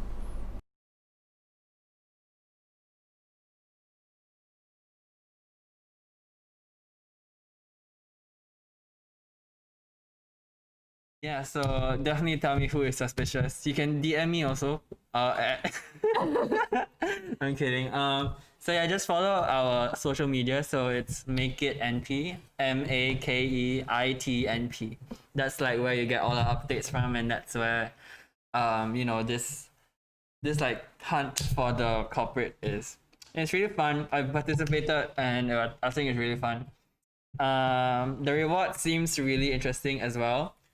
I have no details on the rewards, but I'm sure they will get back to you on the Instagram page. So, Also, we have a question from Riz Chua. How are lessons conducted in ICT? It depends on your course. So, what about you? How are your lessons conducted? It's just basic like lessons. Do you guys have practicals? No. No? No? Like at all? Practicals is in what? Like, oh, you go to a lab and like you do. Oh, we don't have that. Okay, you but have, right? yeah, in CSF we have a bunch of practicals because again it's very hands-on.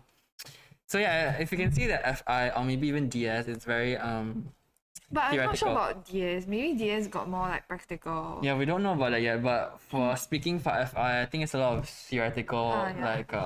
kind of modules. Again, in CSF, it's a lot of practical. So you go to labs, with like the machines as in like laptops and computers. So like built-in like software and stuff like that. So for instance, in my digital forensics module, we have this tool called Encase, which is like analyzing, forensic evidence. So, it allows you to analyze and look for data, look for different types of data where it might seem suspicious, and it might be used in court, to incriminate someone. So the different kinds of practicals in definitely my course. Another one is obviously my malware module. So we have, you can download the tools on your laptop. It's also on the machines in school, so that's really helpful for people who have like no space in their laptop. Because when you're in CSF, right, there's like a million virtual machines that you need to have. So virtual machines, as in like, it's kind of like an image of like a desktop or like a laptop, and then you have it on your laptop. So it's kind of like, it's like an Inception kind of thing. So you have like a million laptops within your laptop. Currently I have like eight or nine like machines or like laptops in my laptop, and there's like no space in my laptop. So it's really helpful for the school to actually put the tools in the machines as well. So yeah, so let's say in my malware module, like all the tools like are in the machines or in your laptop. So tools such as IDA Pro, OllyDBG for like malware analysis, and among other things, right? So Office Mouse Scanner, a lot of malware scanning tools, and yeah, it's really really cool. So yeah, CSF very practical based. A lot of modules require you to understand how to use tools, and yeah, so that's how it works. Wesley Teo asked, can don't go school? I'm kidding. No, please go to school. I've never skipped a day. I've never skipped school at all. right now. Well, the only reason why I'm skipping a lesson now is because I have to do this. But like, I've never skipped school like at all.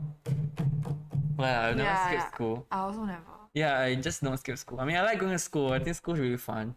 But in any case, if you do want to skip school, please don't skip school. I mean, school's really expensive. Yeah. Yeah. Like really Yeah, expensive school if you're like fees. Yeah, think of your school fees, think of your parents. Yeah, Yeah. like you have to think about it too. Like I don't really understand people who skip school because it's like really expensive to skip school. Like it's too expensive. Yeah, so if you think about it, like every semester you pay school fees for like what? Like a semester of like how many months is there in a semester? Like 3 months. 3, 4-ish 3, 4 months, and then you don't go to school for a day. That means like, you know what? Let me calculate. What? Let's say my school fees, hypothetically, theoretically, is just a number. I thought we all have the same school fee. No, we do not. So like if you're Okay. if you're a Singaporean, your school fees are different. If you're a permanent resident, your school fees are different. If you're a foreign student, your school fees are enormous. It's a big number. So let's say my school fees was like 3K, right? And I missed how many months is there in like a 4-month period? Let's say 120 days and I skip school maybe 20 days. let's divide by 5. Okay, 24. So 120 minus 24, 96 days of like school. Let's say there's 96 days of school. Then I will. Wow, it's like $30. Like if you miss school. I don't think anyone should miss school. It's so expensive. You know, it adds up. So if you're a PR, it's even worse. You know, your school fees are so expensive. If you're a foreign student, it's even worse. So, you know, definitely be grateful you're in school. I think it's a privilege, honestly. Yeah. So yeah, Wesley, please go to school. Don't skip school. School is good for you. Genuinely, I think school is good for you. So yeah, but if you do have friends who are like skipping class, Tell them don't skip. tell them don't skip. Honestly, help them. Yeah. Help them. Drag them out of bed to come to school. Call them. Yeah, Call their some- house. Call their mom. Yeah. Actually, in HBL, like my teachers would call your teachers call my teachers will call. Yeah, like our teachers would call like the students because like they're not attending like the virtual lessons on like Microsoft Teams. So the teachers would call the parent. Wow, it happened so many times. So like this anonymous person was like not coming for lessons for like days on end, right? So he didn't come, and then the teacher kept calling him in the morning, and I had to listen to it because like the teacher would be like, "Hey, is your son like at home?" And then he's just like sleeping. Not only are you wasting your money, you're also wasting my time because I have to listen to that phone call. So yeah, don't do that to your classmates. Yeah, my teacher. Yeah, but if it's your friend, yeah, just encourage them to go to school. It's quite lonely being alone in your class. Yeah, and especially if you're in common ICT. So like you like in that semester alone, I made like really great friends. Like I made like a solid 10-9 group of people. Yeah, so until now we're still friends. So but when we did specialize and go into our different courses that we liked, you know, we definitely didn't see each other as much, but we still hang out like all the time. Like we just hang out for New Year's Eve and stuff like that. So is it getting too personal? So yeah, I love all my friends, but yeah, it does get lonely when you're in class and your friends don't come. So yeah, but if that happens, you should definitely try and, you know, diversify and make other friends in school. Yeah, and speaking of friends and school, assignments. Should you group with your friends for assignments? I mean, it really It really depends if you have friends in your class. Yeah, if you have friends in your class, then like go with them if you want. If they do work, Yeah, they actually, have to be like serious, not like we play right. Then Yeah, after yeah. that, like do work also play. yeah, you can't do that. I'm a pretty serious person when it comes to my assignments. Like, I always choose the people I work with like properly because I've always taken my work properly, and seriously. So most of the time, I don't really work with my friends, and you know, if it's a tough discussion to have, you should just discuss with your friends on like boundaries. They're like, you know what, this is important to me. This is my school fees are too expensive for you to like, you know, maybe like tarnish my assignment. Then yeah, you should definitely try and set a boundary there because schoolwork is really important to some people. So yeah, I personally don't really work with my friends for assignments. But I only work with them if they do like, you know, work. Like there's a time to play, there's also a time to like really grind and like work. Yeah, Yeah, have you worked with any friends? Yeah, for this sem, this one group. One group is with my friend. Okay, then when me and Jewel were in the same semester, we worked for which one? We worked for one module, which was which one? EIS. Oh yeah. We worked for one module called Enterprising Entrepreneurship Principles Solution. I don't know. Yeah, we worked on that module, and every person in that group is like my closest friend. But we did really well, so it's fine because I felt like that group like really knew how to like handle themselves, and like if work is work, then work is important. Yeah. So We actually discussed. We actually sit together. Remember, like downstairs, we like together. Then we doing work. really when? Like the level 5, you know, like the Oh yeah, level 5 again. no chair one, Yeah, no table. Again, level 5, a great place to study and make friends. Yeah, I love all my friends from my semester 1 class. Same. Yeah. If anything, right, if you feel lonely in like school, You can talk to Ron. sure. But definitely if you feel like you haven't made friends in school, what do you do? Say hi. Like the first thing you say is hi. Or Yeah. like you can make up small conversations like how do you do this? Then after that, like Oh, right, I do that a lot. I do that a into, lot. Like oh my god, what's your name? I do that a lot too. So I'll be like, at least in my first semester, I did that a lot because I'll be like, oh, you would pretend to be dumb, right? Well, she didn't have to pretend. You have to pretend to be like, oh, I'm not sure about this X, Y, and Z. Then you go to like specific people to ask for help and see which one you vibe with. Yeah, you can do that. That's one tactic. So the like acting dumb tactic really works. Trust. Another thing is that if you can't find like friends in your like school, like maybe in ICT, like the school in general, then just make friends in your CCA, right? Yeah. Yeah, a lot of my like, friends. Join CCA lah. Yeah, join CCA. Join a lot of them. I felt like I made a mistake of not joining a CCA in my year 1 because again I want to focus on my studies, which worked. But again I missed out a lot on like different CCAs. But yeah, if you're like looking for friends and you can't find them in your course or whatever, just join like a CCA or something. Actually, some people have told me that the closest people to them are their CCA friends. Yeah, right. So like they didn't make friends in the class or the course, so like all their friends are in the CCA. So yeah, definitely try and diversify where you want to find your friends. So my friends are like in Taekwondo. They have like great friends there. Yeah, they have like great friends there. So yeah, and there are like different friend groups and stuff like that. So when I joined SU, like my friend group just exploded. So you can try and join SU if you want. Yeah, an interesting experience. What else? Did you make friends in your CCA? I guess for ICT Society I did. I mean, Did you really? Yeah, but it's like acquaintance kind of friend. Oh, right. Even Like if because I don't see her often. Like she's in another course now. Then after that. but we don't see each other. We're not in the same class either. I know, but like Actually, me and Joe are really good friends. no, we're not. No, we are. So like we're in the same clique. So even if right your friends are in different courses, you can definitely meet them like all the time. Cause sometimes your breaks or lunch times would coincide. Like for example, today is Thursday, so our breaks are like at 1. So all my friends' breaks are at 1. So we just meet up and like chat and eat together, which is really great because like I miss all my friends. Me? Yeah, of course. You saw me yesterday. But yeah, I feel like a lot of people struggle making friends in school. I don't know how to help you.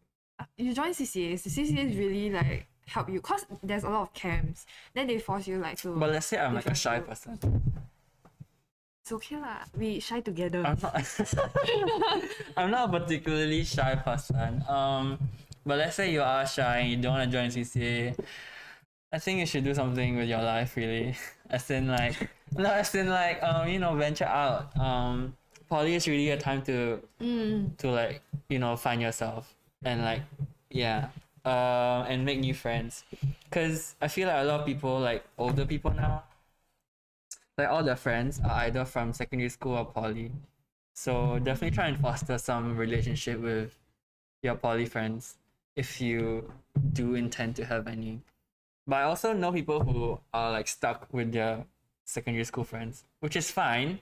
But you're all in different schools. You probably don't see each other as much, so it will get lonely if your schedules don't match. So try and find friends in like your own like immediate circle, so it's easier to meet up and like help each other. Cause some of your friends are in JC, some of your friends are in like different schools. Yeah, and they don't understand what I'm doing also. Like if I tell them, oh, I'm doing like I'm having this programming module, Like they have no clue. So make friends with people who understand what you're struggling with. Well, that's important. Yeah, like that he understands me, like can relate one. Yeah, so like, oh, I hate this assignment. It's like, the assignment is really bad. Right. We can talk about that for like 1 hour. And not do the assignment. Can do the assignment. So right now, right, we're moving into our next segment. So we're moving on to our next segment, which is starting programming in 30 minutes, which will be really helpful. So it's an e-taster class by Overflow, a special interest group, an SIG in our ICT school. So over there, like we would give like a quick 30-minute intro into programming using Python, which is the first coding language that needs to be picked up by all ICT students. And this is followed by a fun activity on how to do drawings with the use of code. So the link will be, the QR code will be here. I'm gonna wiggle it. Hopefully it works. I'm wiggling the QR code, but also I'm sure there's a link down below as well. Yeah.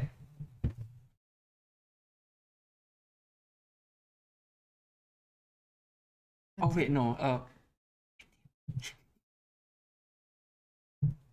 Oh wait, is this a video or do we send them to a link? Yeah, the link is there. The link is down below, guys. Or the QR code right beside me. Yeah, it will be starting in like 4 minutes. Yeah, so actually we have a question from Lyris. Oh my god, Lyris, hi. Lyris, hi. So she asked, is an ICT diploma enough to get a high-paying job? You can definitely find a job with a diploma in ICT, but the pay would vary from company to company. So for internship wise, oh my god, I don't know anything about internship. For me and Jewel, our internship starts at our 3.2 semester. Then I asked my senior like where she interned at. She interned at HSBC actually. Like she's working from home, Oh, so how much shiok, right? is there a pay? How much is it? She got 900 per month. Is that a lot? That sounds like a lot. I don't know. I think like it's quite a high pay if you for internship. I think so. I don't know. Joey. She got 700.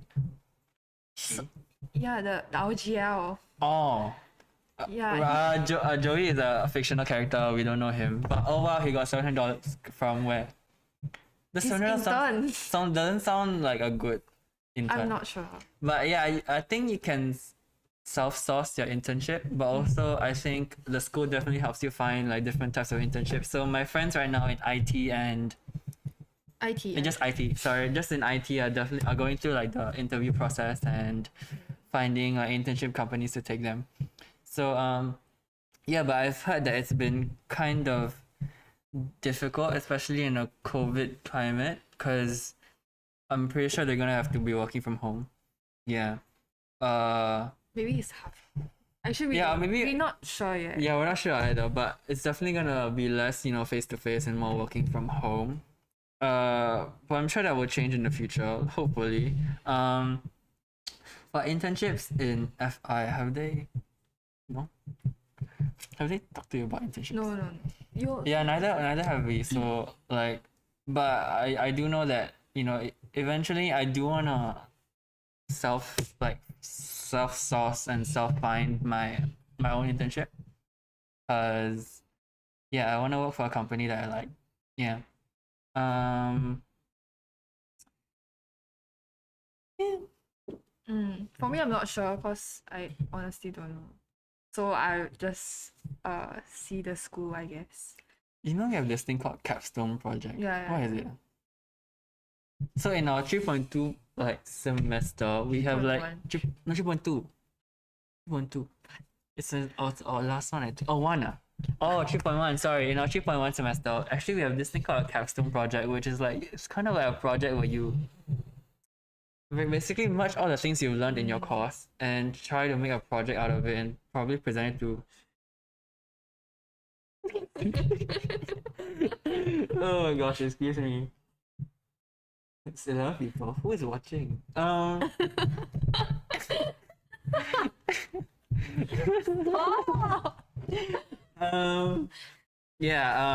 was I saying?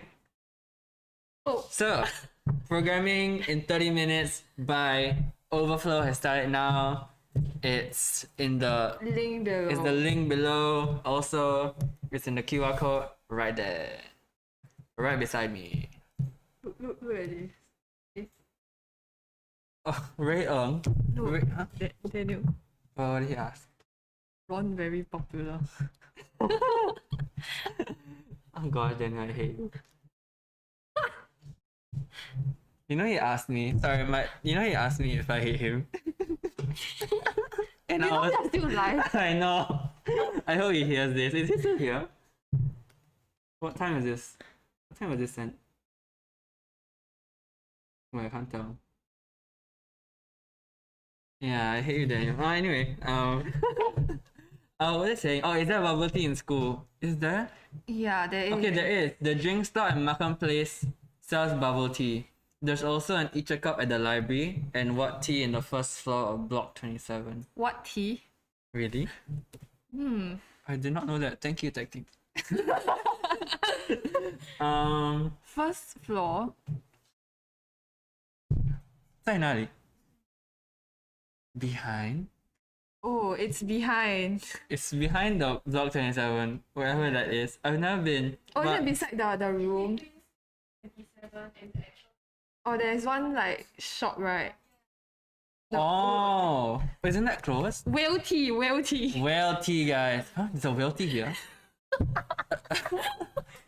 I didn't know. Dolphin tea. There's apparently bubble tea everywhere here. I've never seen one, but apparently there is. Again, never been one to drink bubble tea. But since there is a programming in 30 minutes course happening right now, Joe, how has your programming experience been? Actually, no, don't we end here? 12. Oh. Yeah, sorry, how was... Yeah, anyway, how was your programming? Let's talk about programming. How was your Python experience? Honestly, I didn't like Python. C# was so much better. C# was so much better because I could teach you. Yeah, and like I understand. I actually understand. Yeah, Python was alright. Arguably, it's the easiest language, but Python. yeah, but like again, like we started off with nothing, right? So we were kind of bombarded with a lot of information. So I think Python was definitely a learning curve. So, but eventually it got easier as you learn other languages, because a lot of other languages kind of like they kind of learn from each other and feed off each other. So something like C#, which is again easier than actually no, not easier. It's actually harder than Python, supposedly in like complexity, but I found it to be much easier. I'd like to think it's because of my Python background. I think so. Yeah. So that's how programming was for me. And yeah, programming has definitely been one of my favorite modules. I think it's always really fun, especially if your teachers are fun too. So. Oh, we had the same teacher for C#. Oh yeah, we had the same teacher, Miss Carrie. Shout out to you if you're here. You're probably not, but shout out to you. Yeah. So if your teachers are really fun and they have confidence in you to do your work, yeah, it's really good. Let's talk about homework. Let's see. Again, plagiarism, NP is a no. So don't send your like codes or like answers to like anyone. But you can definitely guide and help your friends along the way. Let them reference some of your work, but never let them copy because plagiarism is just no. It's not only bad for you, for the person who's copying, it's bad for you also. And let's say you didn't know the person was copying, that's even worse. So let's say your friend does send you like their work, don't send it to other people, or like or just don't even look at it. Let's say you do want to reference something from it, then don't copy and paste. Learn something from the work that they did. And yeah, so someone said. How hard? So someone has asked, how hard is programming?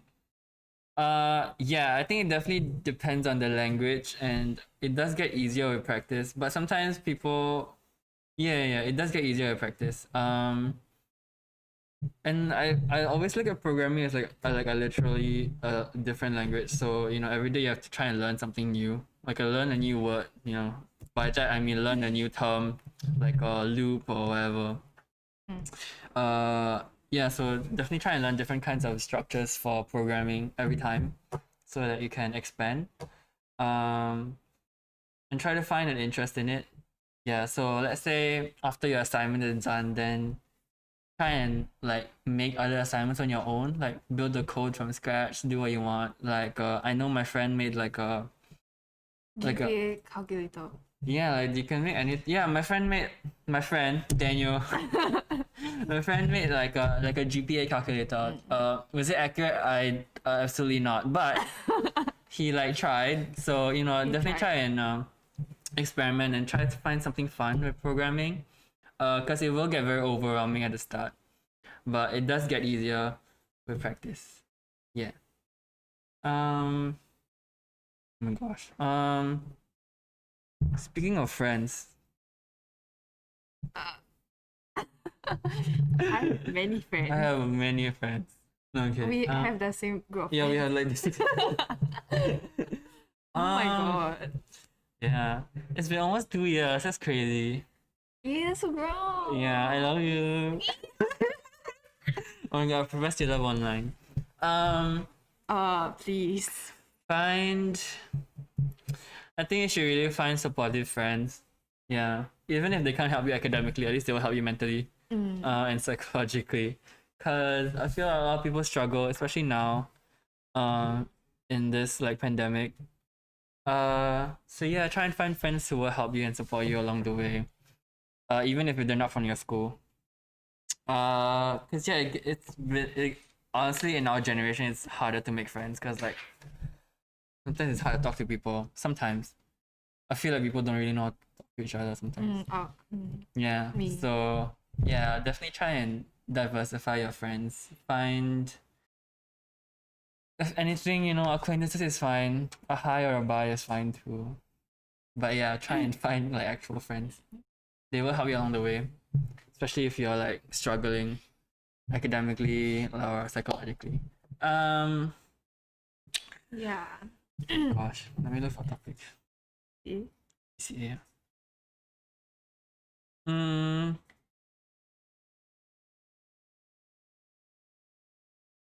Orientation. You want to talk about orientation? So in our year 1 orientation, how was orientation for you? Actually, I thought it was quite fun.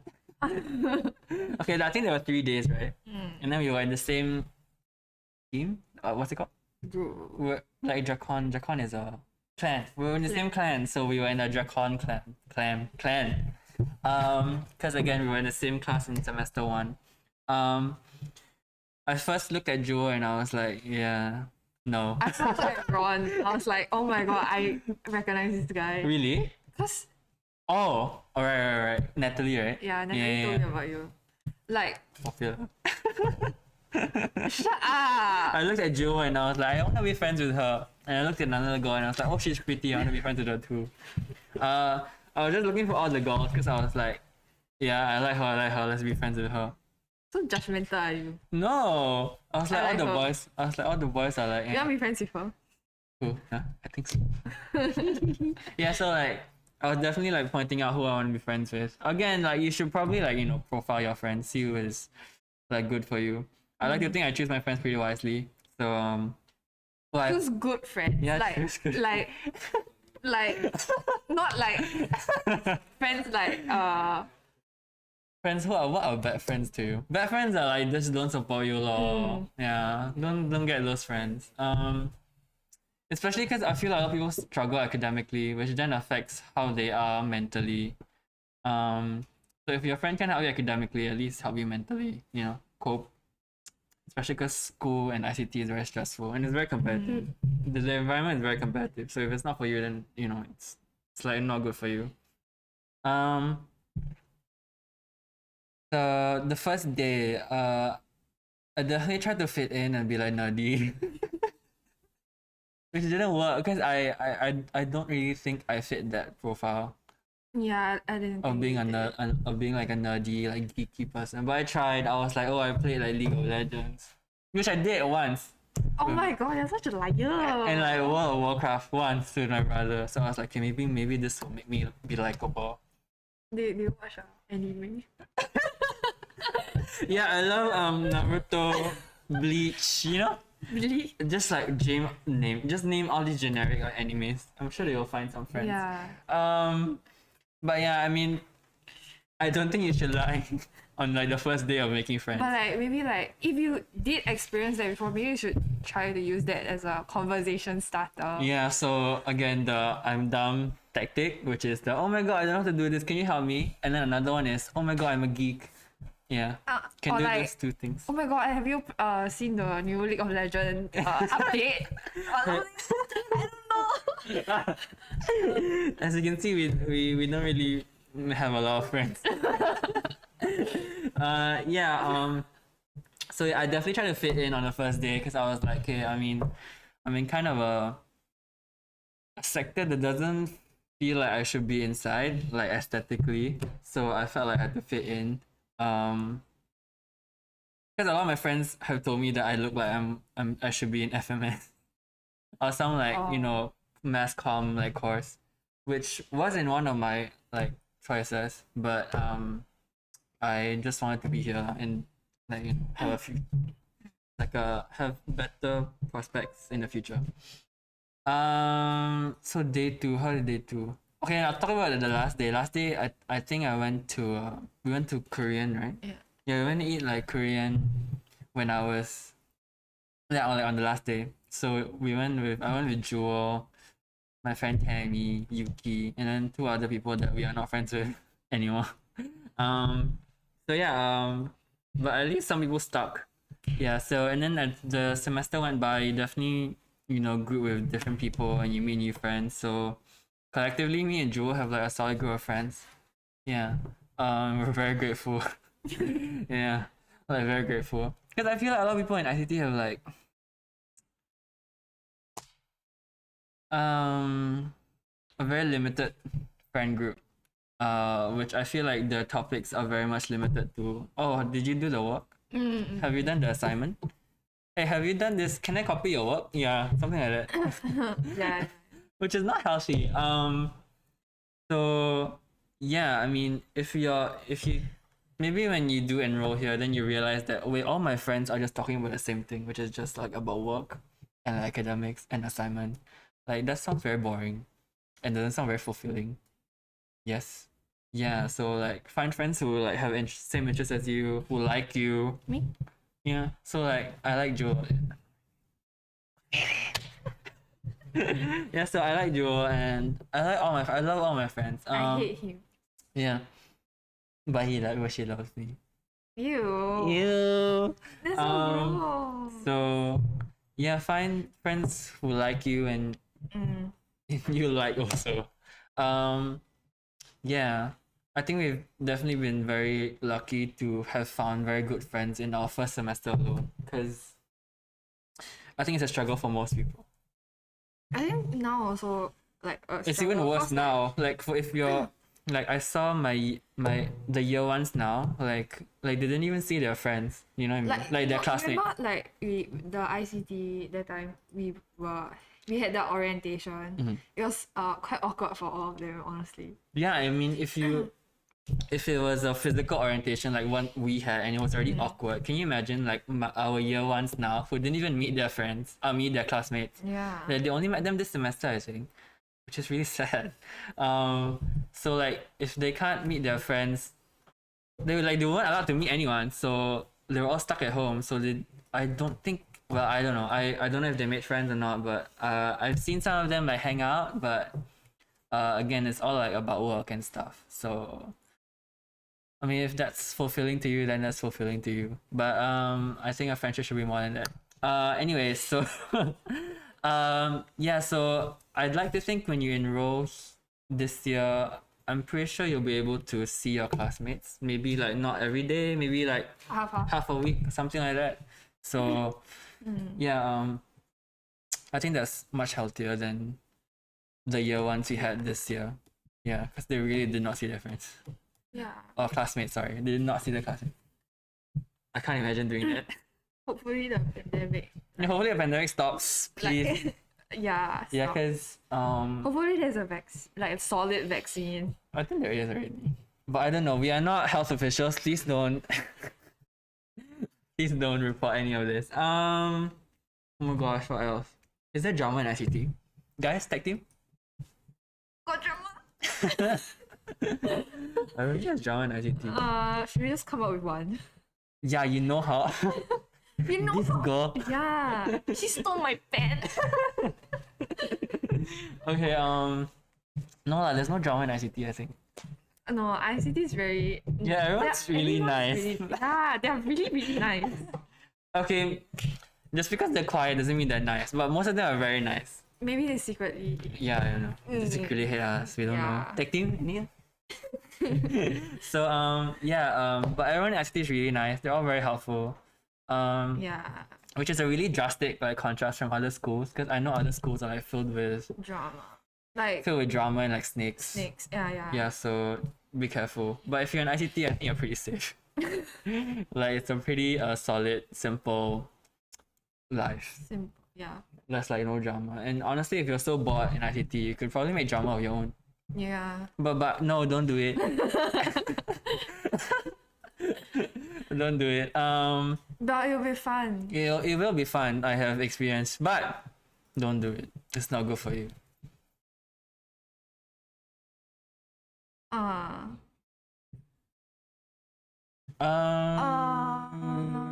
There's a bird. Sorry, reporting live. There's a bird in the window. So What? it doesn't name. Yeah. Anyway,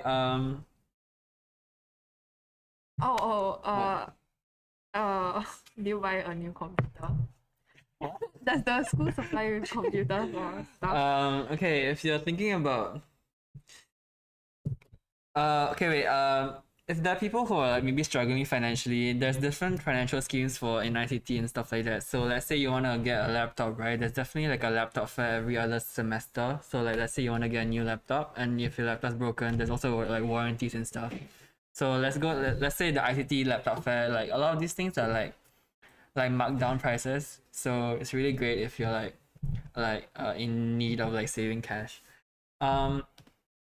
So actually, I wanna play a interview from CICTP's course chair, Dr. Un, because that's where me and Joel came from in the first place. So I think this will be really helpful for those who wanna join CICTP, the Common ICT program.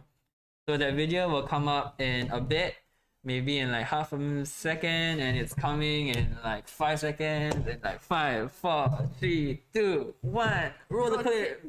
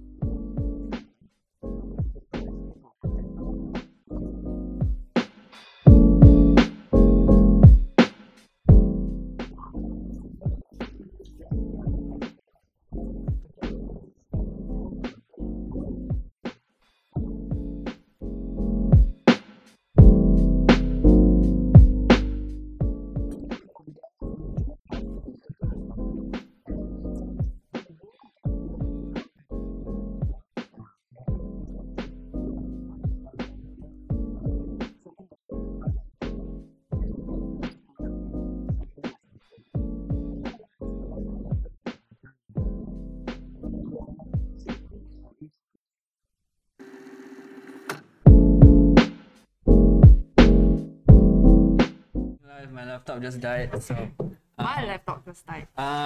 let's see. What topics do we have? Let's wrap up. Let's summarize what we've learned in these 2 years. Can you believe it's been 2 years? Can you believe it's been 2 years? Really? Not really. It's been too long. But which one was your favorite year? Year 1. Year 1, really? I Is don't year 1 know. my favorite year? I feel like year 1 was like simple. Yeah, year 1 was a great year. But I think not my favorite, but very I think it was last sem.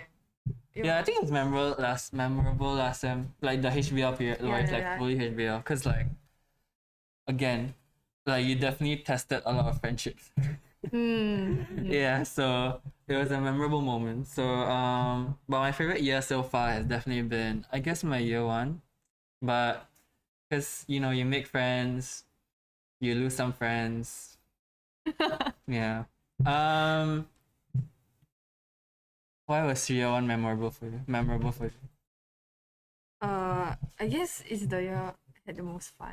Cause Really? like year 2 is like very like fully HBL Hectic. like already what like HBL then like Actually, I've been told that year 1, at least from like some people, like the year 1 was like not as stressful. So year 2 was like definitely like in the more specializing, like you know, like area. So it was much more stressful, I think, for some people. And I don't think some people were definitely able to cope. But if you are enrolling and you know you might be suffering from like coping or something, your teachers are always there for you to help, for them to help you. Again, all the ICT teachers are really nice. They're all really open to talk to you. So yeah, academically they're also always there. So they always reply you, like especially like in this period where a lot of things are done virtually. So like in Microsoft Teams, everyone's just kind of like always online.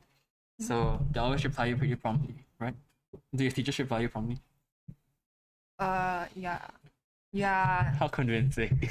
Like, As you roll your they eyes. might like take a day, but it's fine. Cause like Right, if they take really long though, you can, if you have their not that you should spam them, but like if you have their number, you know, you can text like, them that to yeah. Telegram, WhatsApp, But don't spam. but don't spam them. Yeah, I don't think they like that. Yeah, it's rude.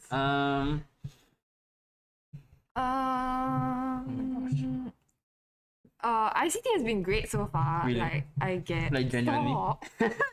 Yeah, I think it's cool. I really like ICT. Yeah. Everyone's like really nice. Yeah. That's the only thing I really say because everyone is really nice. Yeah, Alright, we're not supposed to trash other schools. it's like yeah, I guess. Yeah, everyone's really nice. So nothing to be scared about if you like join ICT. There are lots of events also, like the service learning. Yeah, we have like service learning stuff and hopefully, you know, a lot more going out for your class, you know. I'm pretty sure they plan those, but since we're in this period of like the pandemic, I think it's really hard to like bond with your class. So when you do enroll, do expect that you probably, you know, maybe half of the week you won't see your classmates. So, you know, try and bond with them as much as you can. Make a lot of friends, and stuff like that. How would you feel if you like were a year 1 student, like enrolling this year, in like April? What would you be scared about? Environment. Right, I think I was scared of making friends. Yeah, right. Yeah, 'cause I felt like- cause first day what, then like everybody don't know each other. Yeah, it was. I guess it was like that, but it could go deeper than that, I guess. But yeah, so I was kind of nervous about making friends. I was also nervous about the work, because again, we didn't come with like an IT background or anything. So I think most of us were nervous about the work. But you know, as the months go by, weeks go by, it definitely does get easier. So there's really nothing to worry about. Again, if you need help, I'm sure your friends are there. Hopefully And your manage friends are your there. time well. Yeah, manage your time well. So you can do something like what I did, which is again like maybe don't join a CCA in your first year. Then you can focus all your time on your work and then get a really like decent, like solid GPA, which you're like happy about. yeah, and then maybe in the year 2 you can start experimenting and as in like joining CCAs. So yeah, you can do that, or you can do what Jewel did, which was like she just had a lot of fun like joining out different CCAs, and she managed to do well also like in her academics. So there's definitely two different types of people. So yeah, I felt like I couldn't really focus if I had like a CCA and like I had work on hand. So I felt that I should put my academic work like first, because again, school fees are really expensive. So so yeah, different types of people. You might want to experiment. Again, poly is all about experimenting and like trying new things, experiencing new things. Poly So is really different, kind of different from JC, secondary school lah. all right, yeah, It's a new environment actually. Yeah, I forgot we're talking to secondary school students. Yeah. So but like it's fine. yeah, it's fun. So It's fun. don't be nervous when you come to like ICT. Everyone's really nice. And you know what? To wrap up, we'll end the day with a vlog on the day of the life of an ICT student, because that's kind of our day-to-day lives here in NP. Yep. Yeah. And that video will be coming in like 3, 2, 1.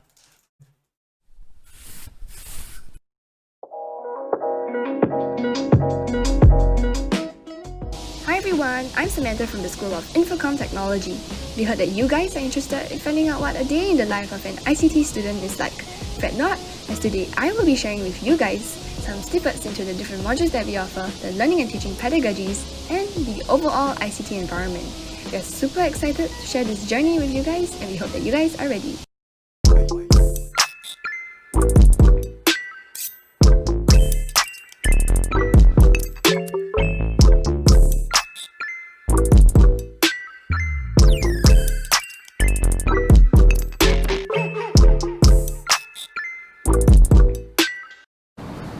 Welcome to the School of Infocom Technology's lobby. Here you can see some red chairs, and these are one of our favorite spots to hang out before class. Come have a seat with me. So as you can see, in the School of ICT, we have 3 lifts to add convenience to your walk to school. So let's stop talking and feed our hunger to learn. Let's go.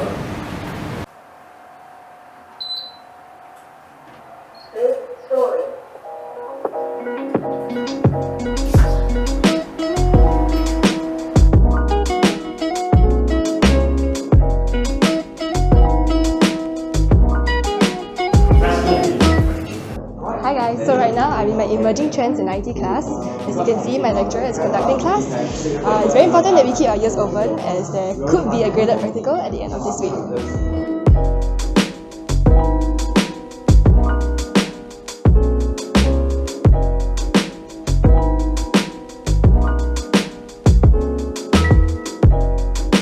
So hi guys, this is my second lesson, Deep Learning. Today we'll be covering the topic of recurrent neural networks. It is a rather interesting field in artificial intelligence, and I'm excited to bring you guys along.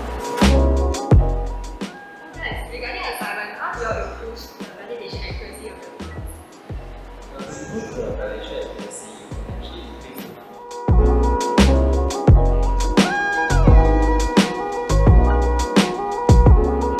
One, 28. Validation split, 20%. Okay.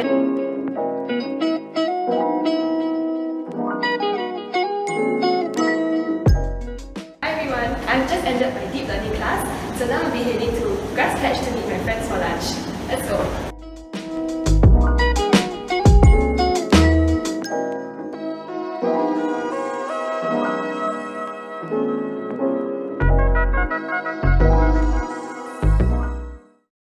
Okay, great. We have just arrived at Food Club behind me.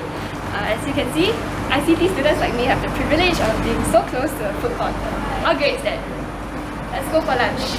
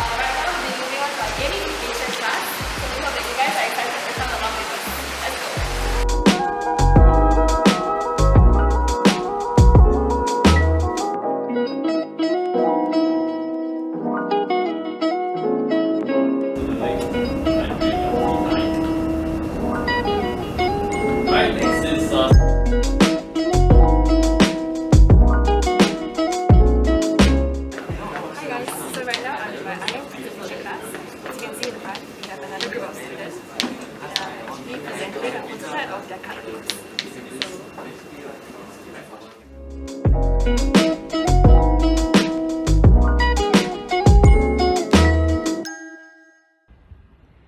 Okay, hi guys, I am now back at home finally.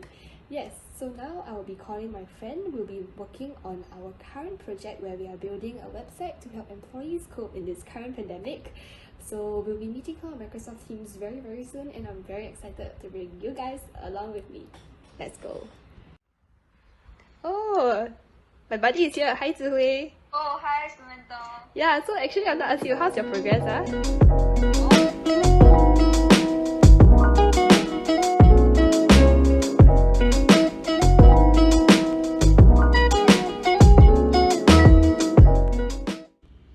So if you guys have followed along till this part of the video, thank you so much for following me in the day of the life of an ICT student. We certainly hope that you guys have gained some key takeaways and insights to what an ICT student would do, and we are certainly looking forward to seeing you guys in our ICT family. Hi everyone, so I'm Tabif. I'm a year 2 student who's currently taking a diploma in information technology. Yeah, and I'm Lee. I'm also taking information technology, year 2 student as well. So currently, actually, there's a start programming in 30 minutes e-taster by Overflow. So registration is required. So please go ahead and register. It's really recommended. It's a 30-minute intro into programming using Python, which is the first programming language you will learn in school. So if you are interested in joining ICT, it's definitely something you should go for. So to register, there's a link in the chat and also the QR code over there somewhere. Yeah. So you just scan the QR code or you go click on the link to register. So you can pick up a 30-minute short course on Python, which is quite useful. Yeah. So how's your programming been in school? Programming. So actually, prior to coming to Ngee Ann Polytechnic, I had no experience in programming at all. I was a complete newbie, and programming was something which was uncharted territory. Because actually, like my father is in the IT field, my brother's in the IT field, so and I also interested in the IT field, but I had no experience in it. So I mean, because of interest, I did come to Ngee Ann Poly ICT, but without lack of interest, it was completely new to me when I first saw the first programming lesson. It was quite overwhelming at first as well. But then Python was the first programming language we learned, which is the course which is happening right now. So register, and it was initially difficult because it was completely new. I had no keep saying the same thing. Yeah. Keep saying the same thing. Yeah. Okay. So slowly, but when I first lesson, I was super confused with what's happening. I don't know what the chair is talking about because I was learning new things like string, in all these terms for programming, which was at first I was struggling so much. Even looking at the slides and everything, I was still struggling a lot. But eventually, as time went by, I asked my teacher, and while doing the practicals itself, also actually I learned pick up how to do. And actually, by somewhat like the middle of the module or close to ending of the module, I actually started to love programming in Python. I was craving for more work to do. I was willing to help others. Oh, you want help? I go help you. So it was an interesting experience, and now actually I love programming. So actually, for those of you who are thinking of coming to ICT but are worried that I have no experience in programming, how am I gonna suffer? Am I gonna have a hard time? I mean, at the start, obviously, it's gonna be completely new. It's gonna be hard. But actually, if you put in the effort, you ask your friends, ask your teachers. Eventually, you'll be able to pick up, and you might also turn out well in programming. So for you, your first time in Well, actually, for programming, it was probably my weakest module.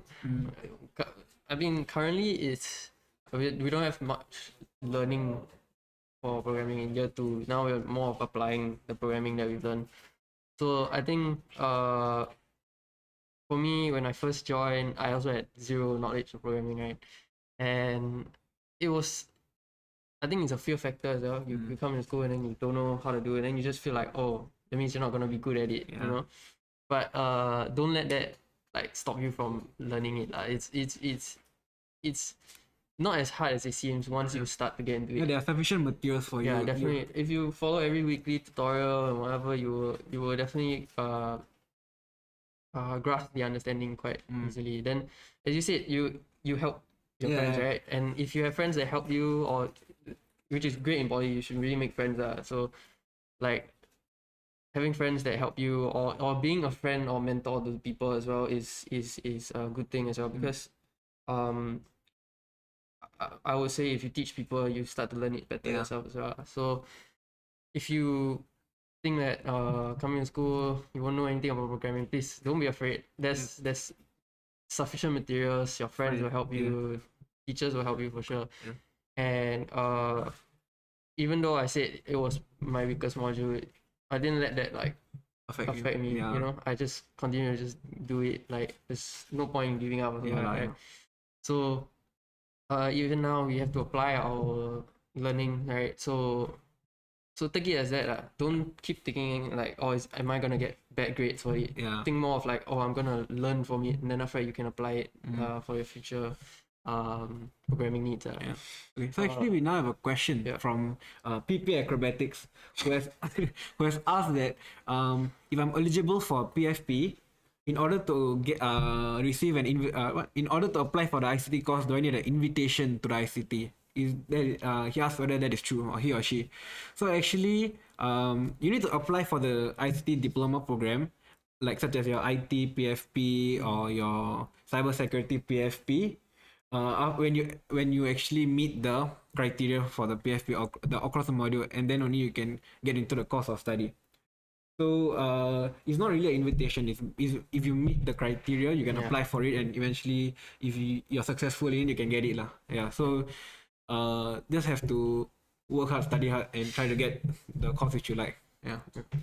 So previously talking about Python programming. So actually as I was saying, at the end of Python programming, I was actually very happy. I was willing to do it, and I mean, I was willing to do the programming a lot. The end of my final assignment, I was so happy. I mean, I kind of did it quickly because of my like for Python, and also like I helped my classmates who were actually having some troubles doing the Python programming, such as even Lee for his final assignment. I helped him, and we all did well together. But actually, so actually by the end of Python programming, right, I thought, oh, programming so easy. Oh, programming god. Oh, so easy. But when I went to semester 2, that's when we actually picked up C#, which was completely new to me. The different object-based object-oriented programming. It was completely new to me, and from feeling like, oh, programming is too easy, I suddenly became a beginner again. I have to start from the beginning on how to understand how this C# works, because different programming languages actually are like completely different from. There are similarities. There are it's like certain things like integers. Or like the terms used are similar lah, but as you do, I mean, very different from like some of the method of.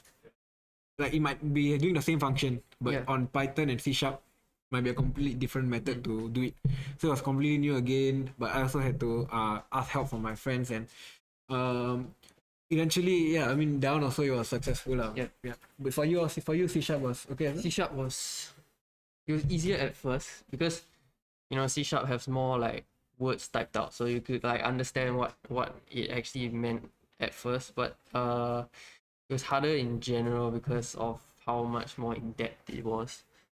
But C# is one of the more like how do you say, important ones to learn, because it has like more functions. Like later on we're using it for our web development and stuff like that. So C# is very important to learn.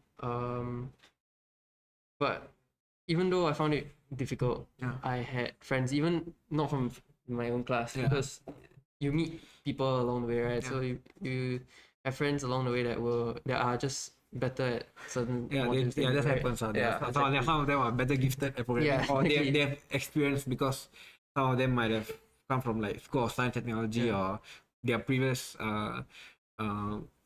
learning experience had some form of programming involved, and they're better than. Yeah, and most people are friendly and they're willing to share and like, like help you along the way because they learn from it as well, and teachers are or lecturers are very willing to help also. Don't be afraid to ask for help. You can ask your friends, you can ask your classmates, you can ask your teacher. Yeah. You can look through the slides. And actually, because programming is quite popular now, you can even find answers online. Like how to figure out YouTube. You can find on YouTube, Stack Overflow. These are all very important resources to use for programming. And speaking of like help and stuff, a lot of the help you have to seek yourself.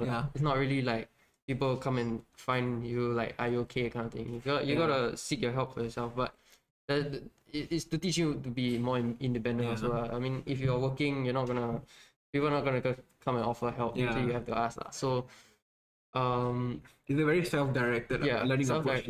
But it's good. So you get the experience as well. And how well you do is just depending on how much effort you put in and how much you want to ask people. But actually, year one, the programming languages, the Python and C#, they were all kind of like just back end. So the front we were just looking at like a command box or command prompt to key in the detail, the and make sure the program runs. But in year two, we actually put these skills. Like in year one, we learned the basics, right? In year two, we actually put these programming skills we learned into use through like web development, mobile app development, where we have to do the full scale thing. So we have to do the back end, we have to do the front end. So it's we also learn HTML, which is another programming. So this is mainly used for creating websites to make. I think a lot of people learn that nowadays. Yeah, because it's quite it's like one of the simpler languages, so you can pick it up quite easily. It's basically what you see on a website or application, like what it looks like to you. And applying both the HTML and the C#, you can create a whole application. And like database, SQL, you retrieve all your database and stuff. So we learned HTML. So we learned to just create the front end of a website. So how it looks, and so for me, I actually like kind of recreated the school's CCA website. It was a cool, interesting experience. I actually ended up loving HTML. I similar to Python again. I ended up loving HTML, and I was actually willing to do more because I to me, when I see the end result of all my hard work, it actually gives me a lot of happiness, which I think is quite similar, which is a similar experience which many students face when programming, because at first they are like, oh, this is so difficult, oh my god. But then by the end of it, when they have the finished product, right, it's like you're proud, your baby are so proud of it that it's fully working, and also it looks polished and nice. So for HTML, I enjoyed it, and also we learned like things like JavaScript, CSS, all, which is to make the website aesthetically pleasing, make it animated, and this also like it's good for good to learn, even if you decide that you're not going to like your career choice. You might not think that I don't want to do web development, but actually this is an important skill, because you never know, maybe when you go into the workforce.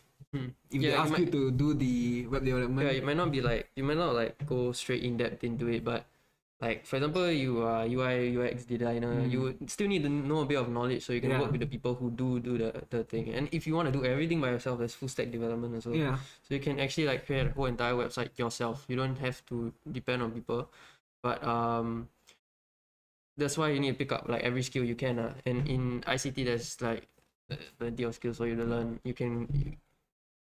When you first start off, you can like slowly decide for yourself what you really want to do. So. Because in each individual course, not necessarily that you have to join a certain course to be like 100% in that field, because you have your own electives that you can slowly choose as well. So then like so for year one we learned Python, C#, HTML. But in year two, we actually, and also portfolio one module, which was also in year one, we actually like combine whatever we learned together. So for my portfolio one, I created this like security camera kind of sensor using Python.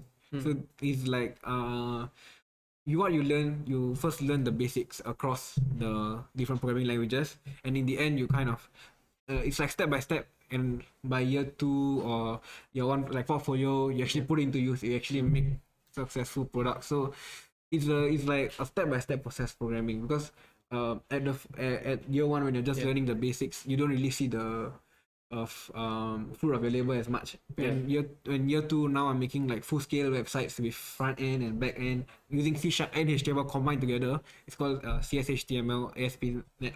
So when I make that, like the front end, back end, everything works synonymously, having a database and everything combined together.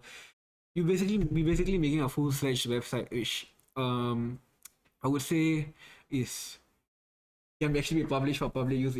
I felt that way lah. And I'm very, you're very proud of your work, and you also are very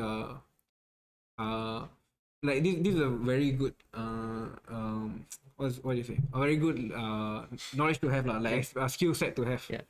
And for you also, you also had the web. And what did you do for your web? For web, basically we all do the same. We made the we made a lion airplane.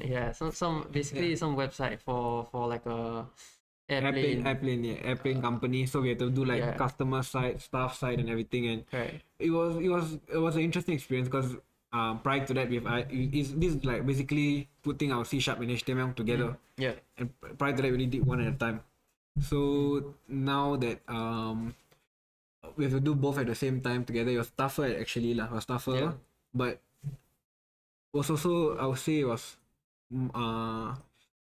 more like, it was challenging, but it was more happy. And I guess like when you're thrown into the deep end like that, right? Like where you have to program a website, it seems like scary at first, but once you do it, you actually learn a lot from it, because you see like all your mistakes or whatever, and then you just see, oh, okay, I can change this, I can change that. It's better than just, like always doing small things. You're always stuck in a box. If you're put into this, like you have to create a website, right? Like you can see your friends doing this certain way, but you can do it a different way. It's like you can experiment with with how your skills match to it as well. And there's a question from Lyris Ng. What's the difference between C, C#, and C++? So C, I mean, is the predecessor. So I mean, it's like the very first, the beginning. Papa, So it's mainly used for technical users. So like programming machine instructions is you can say it's simpler than C#. So C# is the high level one. It's the one that there's the most uses for it. Like it's easiest to use out of the three. You can use it for websites, games, networking solutions. So there's like a lot of uses for it. Then C++ is somewhat we call a low-level programming language. It's memory management. Okay. So higher level programming languages like C# is easier to use, but low level is harder because it's more specific. Like you have to use it for certain things. So C++ is what you call low level programming language, and it specializes in memory management that allows developers to manage memory. So it's mainly used for efficient data structures and algorithms. So building game engine. Have you had any interest in like learning game? I mean, there is the module which I could pick, which is the games programming, but personally, I guess I was never a big gamer, so I never really took any of the gaming modules. Similar for you?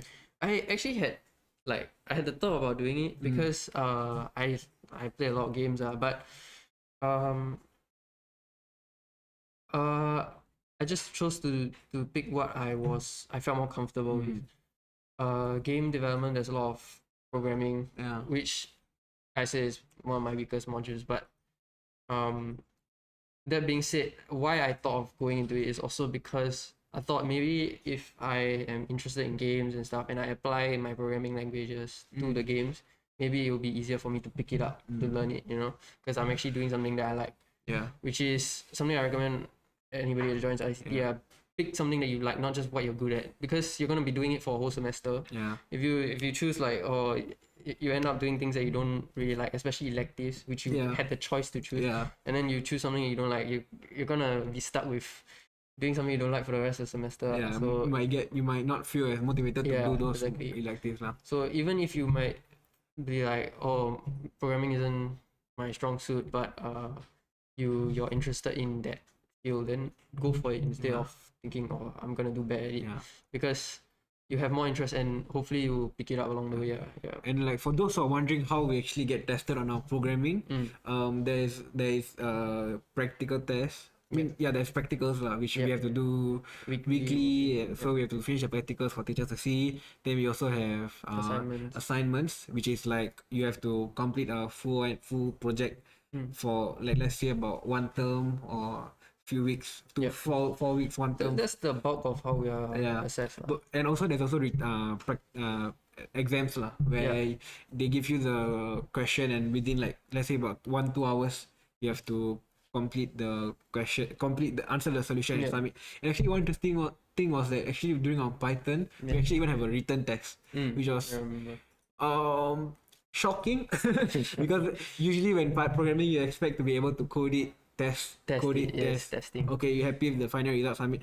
Written is how you gonna test? There's no way to test it, so you just have to be an expert. You have to be very strong in the your brain must be hardwired to how Python should work. And then you like while writing itself, you should be able to so you have to understand the how it works lah. And actually did well in that paper, and like I said, Python strong suit lah. So but Andy is also good lah, because let's say like for assignments, if you might as for assignments you might be unfamiliar, and let's say to complete the assignment you have asked your friends or you found online, but you're still not very familiar with, still not very strong at that programming language. But well, through like these exams and tests, because it's only you and your laptop or your paper to write for that 1-2 hours, it really depends on you. You can't really ask for help, so this actually improves your programming even more. And also the so like when I said that the pros of the practical test is that you do it yourself. A good thing about assignments is you can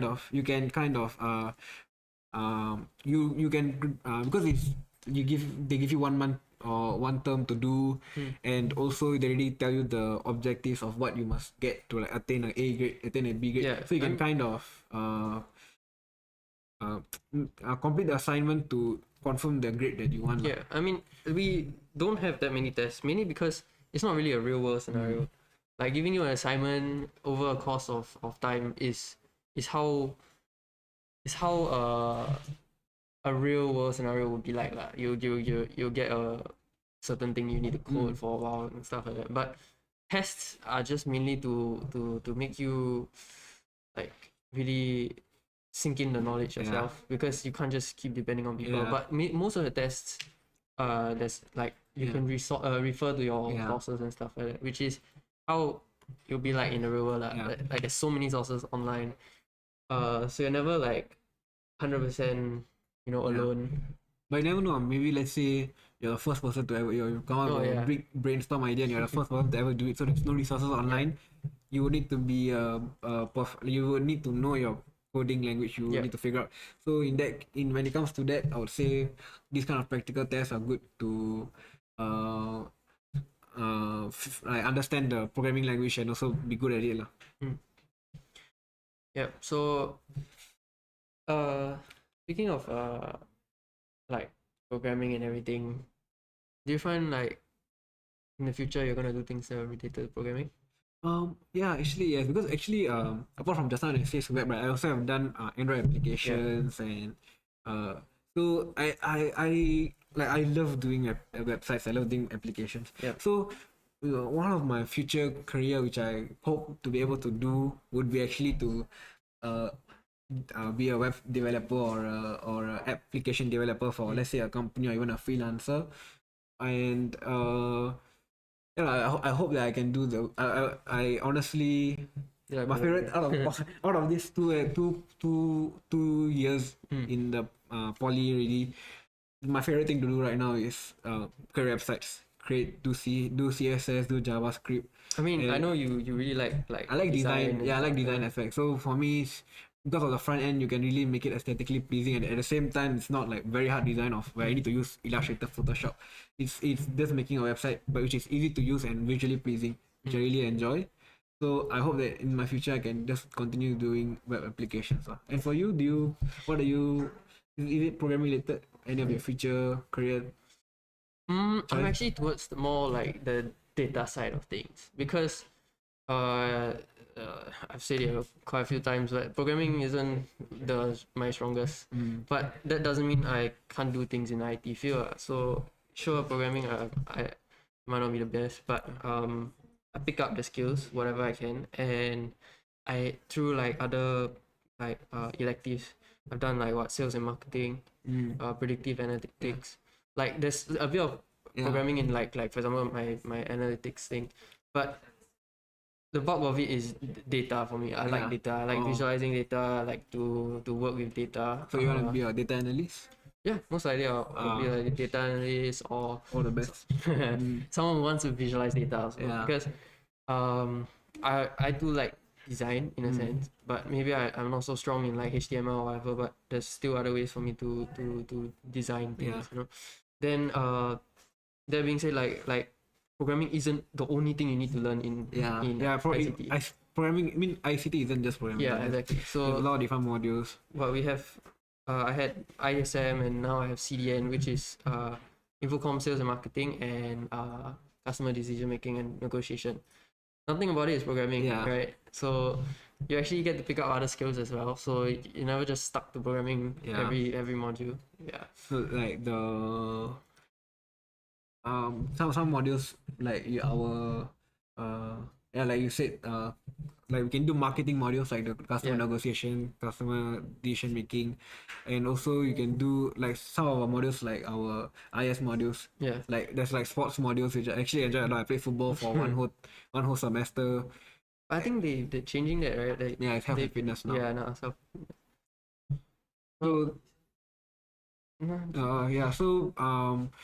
programming is like key lah. You cannot come to IT expecting, like you say, there's modules which not involved in programming, but you can't be coming to ICT and expect the core modules are still you can't be expecting to only do modules which don't have any programming, because actually now programming very crucial. Even business school students from the business school are actually also learning some form of programming. So you cannot really escape programming actually now. And it is a crucial, it's become like your English max is a crucial skill set to have programming. And even if you, by the end of it, you're not perfect at it, at least you are slightly good at it. Yeah. Okay. So actually we have come to the end of our sharing on the programming. Hopefully you all learn something about programming, and when you all come to ICT, you all have a great time programming, and maybe even better than me at Python. So actually now there's fundamentals of design and art, of art and design course going on, and is e-tester by the DOT Special Interest Group, and it's a talk on design basics, and you also learn to apply the techniques that they teach you to make a logo actually. So if you want to go to that fundamentals of digital arts and design talk, you can scan the QR code, and there's also a link in the chat. Somewhere. So, over there. Sure, over there you can scan the QR code, scan the link. So if you want to learn how to learn the fundamentals of design, and maybe you get something out of it, or you're going to get a digital logo out of it. Yeah, I mean, that just like brings us to the next part, which is the common ICT program. So we're going to be actually sharing about the common ICT program. Yeah. So right now I'm Muhammad Tabi from I'm currently in the IT course, and he's also Lee. He's also in IT course. He's also Lee. He's Lee. He's also in the IT course. But actually both of us were actually at the common ICT program. Yeah. So what is the common ICT program about? So it stands for Common Infocom Technology Program, and it's mainly for people who are unsure what they want to do in the IT field. They have the passion or they have the love for IT, but they're not sure what exactly do they want to gain from IT. They might not be they might want to do cyber security, which is very popular nowadays, or they might want to do something in design, right? Yeah. So Common ICT lets you like experience everything Yeah. in the first semester, so that you get a sense of what actually do you want to do. Because I remember when I first came, I actually wanted to do cybersecurity, right? Yeah. Same for you? Yeah, same. I also wanted to do cybersecurity at the start. Actually, even for my when I was coming into poly, my ranking was cybersecurity, FI, IT, and finally was CICTP. Yeah. And now I'm in I mean, I did get CICTP at the end, but y'all might be wondering why I didn't go to CSF if I was planning to go CSF at the beginning, and this was because of the CICTP Common ICT program. So the Common ICT program will be actually a one semester program, program where students will learn the 6 modules they'll go through lah, which will be computing maths, fundamentals for IT professionals, programming 1, then will be design principles, cybersecurity fundamentals, and data science fundamentals. So these are actually covering the basics of all the courses available to the students once they complete their Common ICT program, and these courses which they can go. I mean, the courses which they can go to after completing the CICT program will be the cybersecurity course, the information technology course, the immersive media course, and the data science course. Which is actually a revamp of the financial informatics, but it's slightly different lah. Yeah. So I'll talk about what the difference is lah. So actually, we used to have financial informatics, which was more on like the finance side of data, but now it's like more of the data analytics and machine learning. It's more database lah. So that's the difference, and it's a real rank course. So regarding CICTP, like I said, because of the different courses, different modules and experience. So let's say I came into CICTP wanting to do CSF, wanted to do CSF, but actually when going through the CSF module, when doing all the network security and all the networking things, and it was more of all these MAC address, all the and actually realized that I actually didn't really enjoy it, and it wasn't the best fit for me. And if I had gone to CSF immediately, right, I might have actually regretted my choice of course. So actually, if you are very sure that you want to come into the ICT course, but are unfamiliar or still have a bit of fear that you might regret any of your course choices, come to Common ICT program. You experience all the different basics of the different courses which you can take, and then from semester 2 onwards, you can take the course lah. And don't worry that you might be one question you might have is that if I from Common ICT program I go into my CSF or IT, will I fall behind my peers? Don't worry, across the board, no matter what course you take during the first semester, all students will actually be taking the exact same modules. So even if you go into semester 2, you're not all your peers in the new class you might have formed or in the same level as you, as all of everybody in the school of ICT during the first semester went through the same thing. Yep, definitely. You won't be lagging behind lah, basically. So before we the Common ICT course, for me actually Lee was my classmate in my first semester, so it was that's where I made my first most of your friends you meet in the first semester, especially if you're in a Common ICT program. You guys are most likely gonna speed up unless you all went to the same course, but it doesn't mean that that's a bad thing. I think having friends who experience other things can like help you, can share knowledge, or like you start to you still have modules that are the same, so you can still go back to your friends for help, or you can help your friends even if they are in different courses, I would say. And what was your favorite module?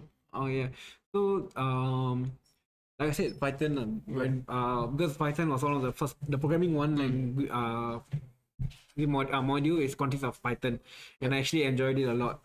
But at the start I was very scared of it, and by the end I wanted more of it. So it was it's where I actually even picked up my first programming, and it was thanks to my teachers, my friends, and also learning materials and also online learning materials, which actually helped me a lot. Yeah.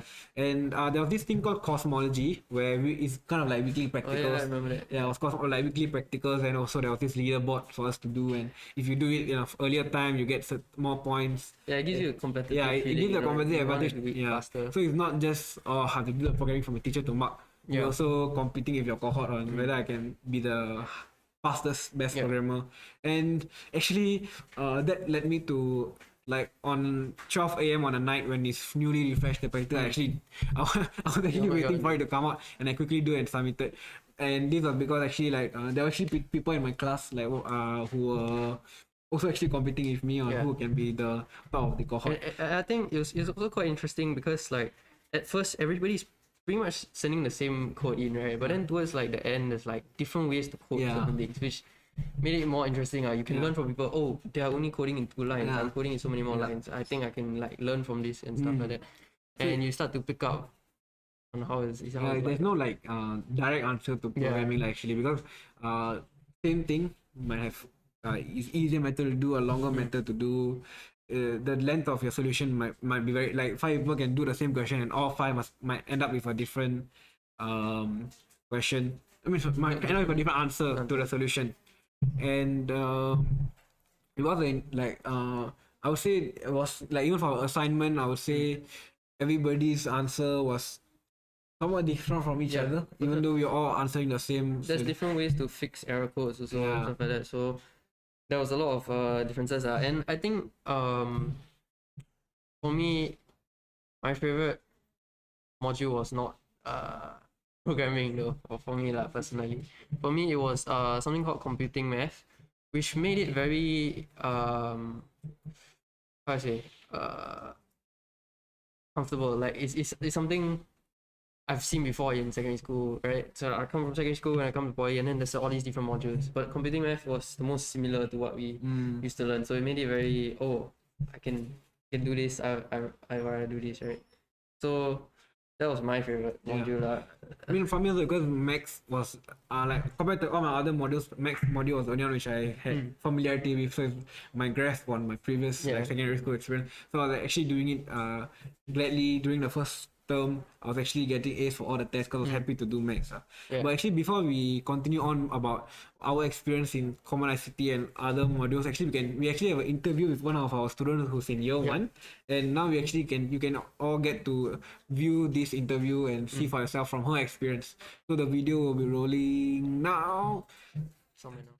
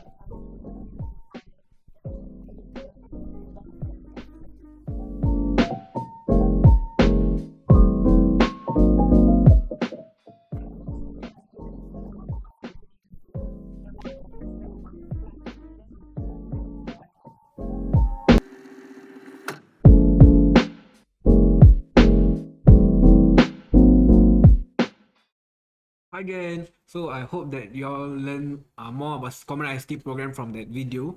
And now we're actually going back to sharing about our experiences on how it was for Common ICT program. So just now we shared about our experiences in computing max and the programming one module. And actually so another module we went through was cybersecurity fundamentals, which is actually the course which teaches you the basics for the cybersecurity course.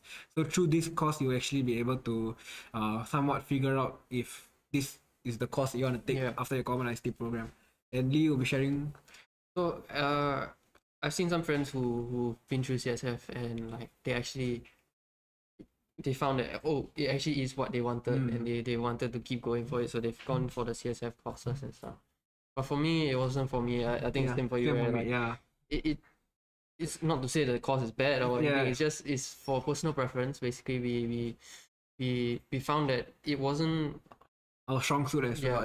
We prefer doing other things in IT. So that's something about the CICTP. You get the experience and stuff, and also it something like you have to keep in mind is also in the future what electives you want to take or what modules you want to take in the future, because they give you you can actually see it on our you can actually find it now. Go to our NP website and search across all the, you can search about the IT module, the CFF module, see what are the electives y'all can take. So this will also give the core modules and elective modules. So this will also give you an idea of what you can expect to take from the module once you've gone to those courses from the Common ICT program. So you're not just stuck to CSF 100%, everything CSF. You know, there's definitely electives, but it is more tuned towards the CSF field. So that's not where I wanted to go after I figured out like where like what CSF was like. So another thing was another course module that we learned is for the CSF actually regarding the CSF, going to the going to the CSF course, even for me, because when I found out, I looked through the CSF electives and the module, and actually throughout my common ICT program, I actually like programming more. And then I looked through and I didn't like CSF, the fundamental CSF as much. So I look through, I see that there's actually more of these like CSF elements in the CSF mod course, which I mean obviously and IT had more programming like the web development and app development. So that's why I actually chose to go to IT instead of CSF, and why I'm in IT now. Actually, that reminds me, for me, like IT most heavy in programming, right? There's most electives for programming, but there's also electives that don't have programming. Which so you think someone like me, like, I'm not so strong at programming, it's not my favorite module, why did I go to IT? Well, there's electives that don't have anything to do with programming, which makes it like I look at it, I'm like, actually I prefer to go IT. There's things that I want to learn specifically, like data analytics and data visualization, and there's also like sales and marketing, business, like some feel more like business focused with like sales and marketing and like customer negotiation. So actually, like for me, I went to the IT course because I felt that by taking these electives like across 6 areas of interest, I can either an IT student can either choose to take across the board and become like a jack of all trades, or because they can specifically choose and pick what electives suit them the best for the career prospects that they think will fit them best lah. And so regarding like career prospects, right, one module we have is the fundamentals of IT professionals, which in semester 1 during the Common ICT program, and also all the other courses, you'll be learning how to basically it's about setting up your own portfolio, and like learning to sell yourself to the market, where you'll be going after you getting a diploma or after you decide to go to uni, and eventually you're still stepping into the workforce. So that's where all of us will end up. So this module actually teach like set up our LinkedIn profile, set up our e-portfolio, figure out what's our strength and interest. I mean at first it's just the basic stuff for the first one, but for example now we're doing all like our we're going in depth in our portfolios and stuff, and like how we would tackle some interviews and how we would send emails and stuff like that. And also they try to put you through some presentations as well, Yeah. because it's very important nowadays to like be able to present. Yeah. You can't just do work and then that's Yeah. it. You know, you have to be presenting usually in front of people, so you have to Confidence. Yeah, you have to have the confidence, even though it's like short presentations most of the time. It's still standing up in Yeah, front yeah. of people, so it help you gain more confidence and Yeah. present in front of God. And I actually found that I really like presenting. Yeah. Like a lot of the Yeah. the, I mean, the you're doing modules. presenting right now as well as presenting. Yeah, I mean, and also like there are some modules where we would have to present our findings or slides and stuff, and I found that like that was my favorite part of the Really? thing. Once we had like the whole output and everything, like we have our whole report and whatever. I really like presenting it. Yeah. I know what we're talking about and how You I like feel proud to showcase your work. exactly. Yeah. Yeah. So, now we're doing an FP3. Yeah. Right? Now we actually is there's like there's FP1 to FP3. So in the year one, when semester one, you have the FP1, which is basically setting up the basics. Your LinkedIn, your e-portfolio will actually follow you through your entire poly course, where you have to update it with all the works you have done, all your blogs, all your like your final assignments, like your websites and apps. You actually link it in your e-portfolio for whoever decides to visit your portfolio, they can actually see all the things you've done, which is And this is like all out there, right? Yeah, so it's like, out there, yeah. So once at any point in time, people can actually just look up your portfolio and stuff. So you should always keep it ready so that people can see at any point. It doesn't matter that you're still a poly student. People might be interested in like maybe in the future they want to hire you or something like that. They will look at your portfolio. Similarly to the portfolio, also got a LinkedIn, which is kind of now crucial to like workforce, because it's basically kind of your future employer might be looking at your LinkedIn to see all that you've done. Yeah, It's a social media. It's like a formal social media. Yeah, it's like a social media for workforce. Yeah. So this one also you have to update it and keep it like you need to sell yourself basically. So actually throughout your poly, you can actually put in things you've done, like I've done 6 months experience in mobile development, I've got 6 months experience in web development, so you can put it on your LinkedIn. So when you actually enter the workforce, even if you have no prior work experience, you have this developing experience, like this development prior experiences, which sells you better than like rest of the competitors who might be fighting for the same jobs.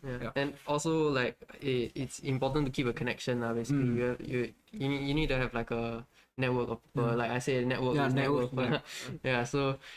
So you need to like you can friend people on there and stuff like that, or not really friend, but like make connections with people, and this just broadens like the your network and allows companies to find you easier if they keep saying, oh, you're like someone from Ngee Ann Poly, and then they keep saying, and if you have like hundreds of connections, they know that you are someone that is more like I got 100 plus connections. Wow.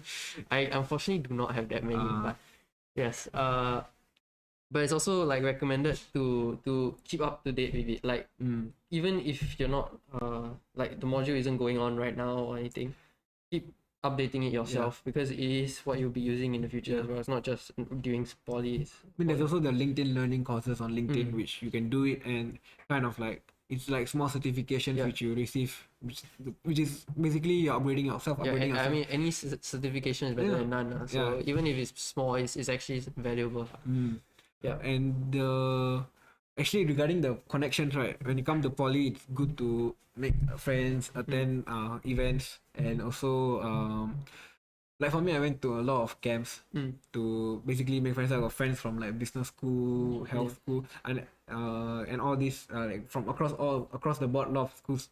I've made friends, which you can end up, and also go to CCA, like choose a CCA, and you can through there also you can make close ties, which all of these will actually be helpful for you in the future. As you said, network is net worth. So it's basically making connections along the way as your learning experience progresses lah. And this fundamentals for IT professionals actually follows you. And right now in year 2.2, we're actually doing fundamentals for IT professional 3, which is mainly focused on setting us up for our internship. So for IT students, our internship is actually in semester 3.1. And so we basically right now we already we need to have a, like a resume. Going into a professional, stepping into the workforce as an intern, we would need our CV, our resume, how to professionally respond, how to conduct ourselves during interviews. All these are taught during the fundamentals for IT professionals 3. Yeah, and all courses will have it, because you need to know how to sell yourself basically, because everybody's going through the same courses, so you're gonna have the same experiences and stuff. But just what makes you different is how you sell yourself, how you talk about yourself and stuff. So I mean, there are thousands of students across all the polys who might be taking a similar course to you and all actually fighting for similar jobs in their career prospect. So having these selling yourself is very important lah. So in this module, they actually teach you how to make how you can make your CV stand out, how you can address your resumes, or how you can make it more formal and more interesting, stand out. And also how to actually, they even teach you what's the proper attire to wear during the interviews, or how to communicate during interviews, how to pitch yourself within a elevator pitch, elevator pitch and all. So it's really helpful to set up yourself before you go into internship. Like the school is not just teaching you like what like all the hard skills, you know. You need to know the soft skills as well to sell yourself. So then now there's some new modules, right? For common ICT program, there are some new modules which unfortunately me and Lee, when we were back in year 1, we did not have the opportunity to take them. And those courses are the design principles and data science fundamentals. So design principles is actually the basics of like UI, UX, and immersive experiences, which is actually the basics for the immersive media course. And back when we were in year 1, we did not have the opportunity to go into the immersive media course, even though we were in common ICT.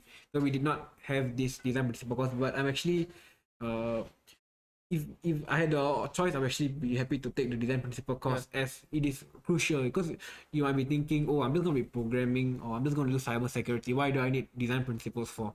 Actually, if design principle isn't your Illustrator, Photoshop to make your pictures and everything, it's actually UI, UX. When you're making the application and you're making a web development, apart from your back end, which you do learn from programming, and you also need to make the front end aesthetically pleasing, which is where your design principles come in. There's no point making a very nice website if nobody's gonna like want to stay on it, right? So it must look presentable. So UI, UX, it can work perfectly, exceptionally well. But if the front end, it just looks it doesn't look nice to use, no one's gonna use it. So the aesthetics of a website, the fluidity, all the animation, all is very useful. So design principles is a crucial module as well, which you can you'll be able to pick up how to design anything which is good for the public to use lah. I think that's a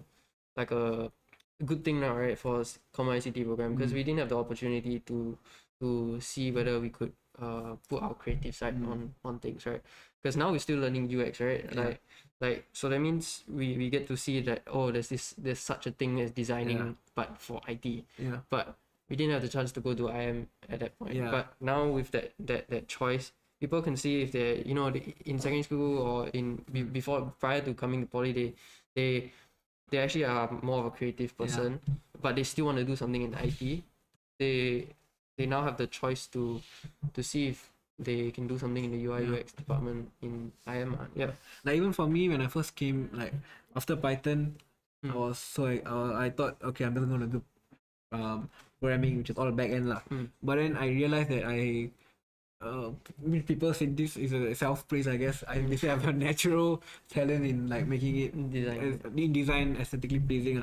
So I never know, maybe if I was currently in the CICTP course in this year's batch, if I had seen the design principles, I might have been in immersive media course, because of my liking for the UI UX element of ICT lah. And the other module is data science fundamentals, which is all about machine learning and analytics. And which would have been what I would have gone for if I had the chance to experience in year 1. because it's like more in depth to our like data side of things. Because Yeah. I think nowadays quite important to know how to work with data and like how you would visualize it or how you would cleanse it, you know. So now there's the new revamp course. What's it called? Data science. Data science, right? So yeah, so in DSF, it's all about, as you said, Machine learning analytics. So it's like it's basically like if you want to fully focus on like your predictive analysis, your data, your machine learning, this is the course for you lah. yeah. But then because when we were in year one, our course was actually called Enterprise Information System, and this was more of like how an enterprise and a company functions from the start to the very start to the beginning of how all their processes work. And that was for the FI course, which is now the data science course, which is revamped to become the machine learning. Yeah, so because it's changed from the business side of things to the data side of things. Now the module has also changed from more business to data. Yeah. So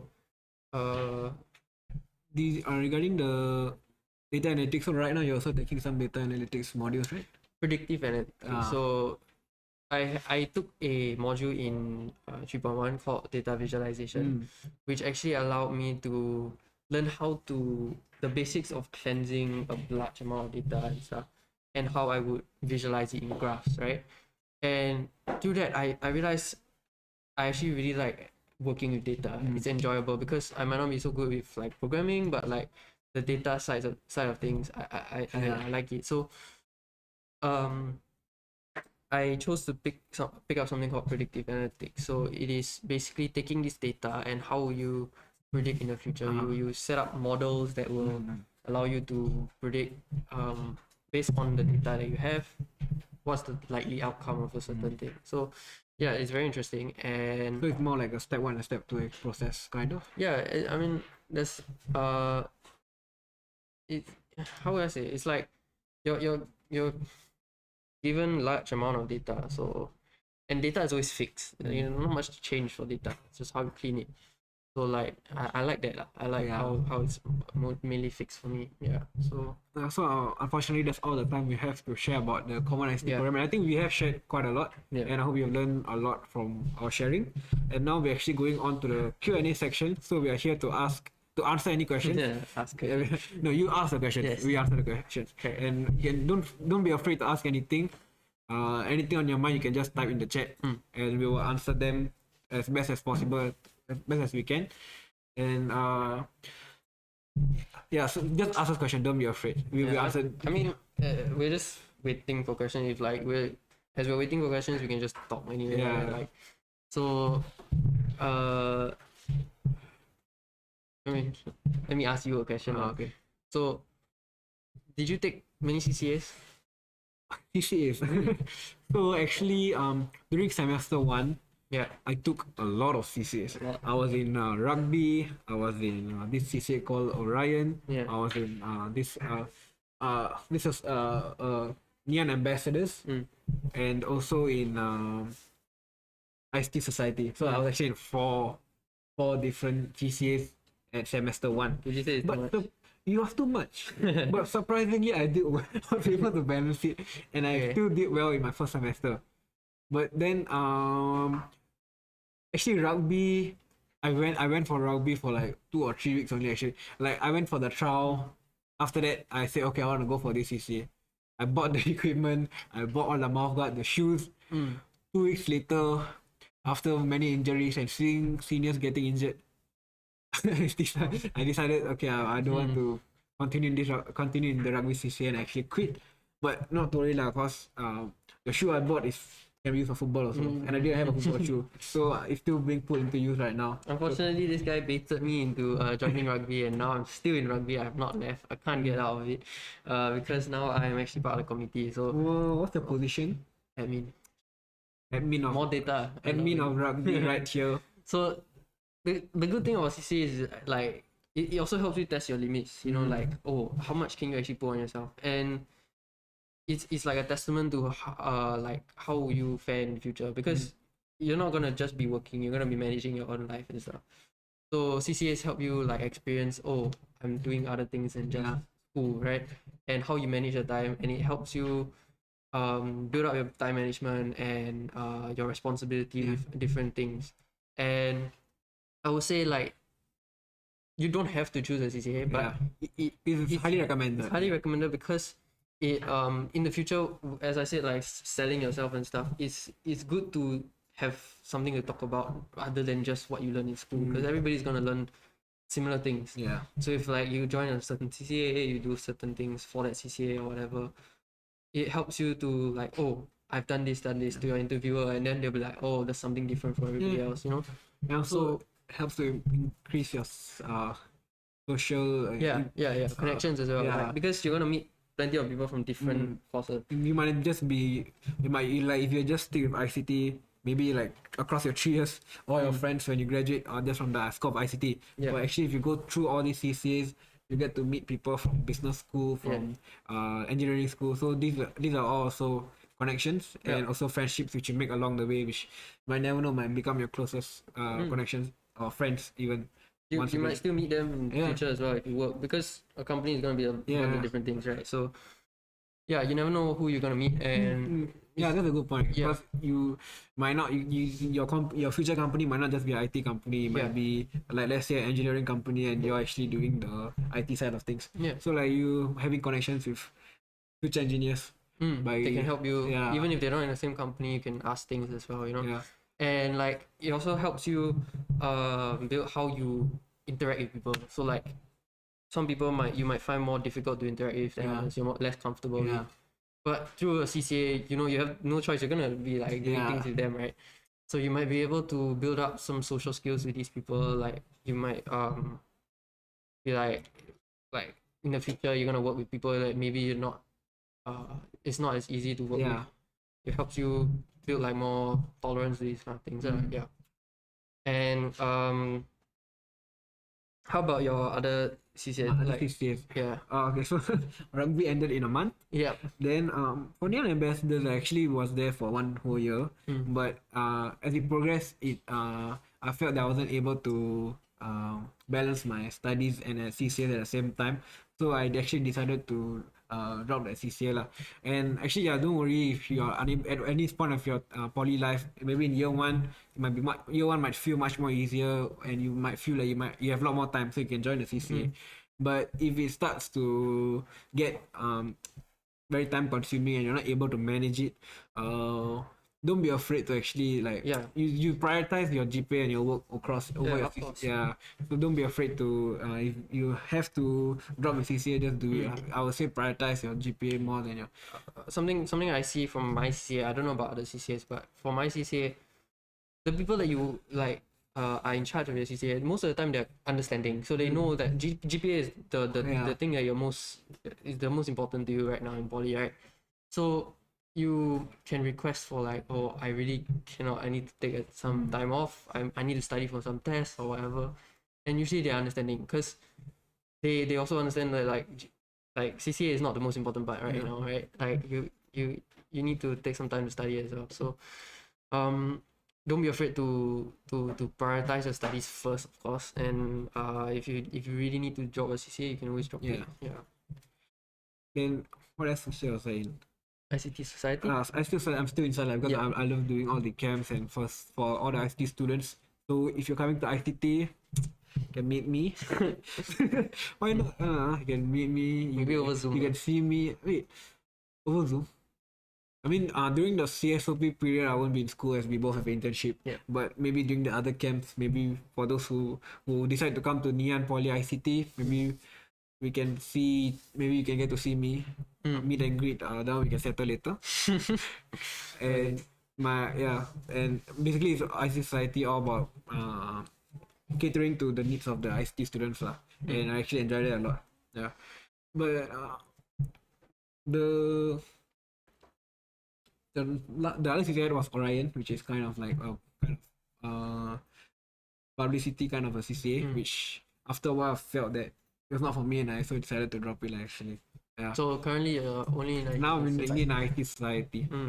So why is it that only me and you are asking questions? So like those who are watching, don't be afraid to ask questions. Just put some in the comments, and we'll answer them to the best of our abilities. To the best. Yeah. And yeah, even it can be, you might do not think that there's no such thing as a stupid question lah. So don't be afraid to ask, even if you think that I shouldn't be asking this, just ask. We will be happy to answer all your questions. Yeah.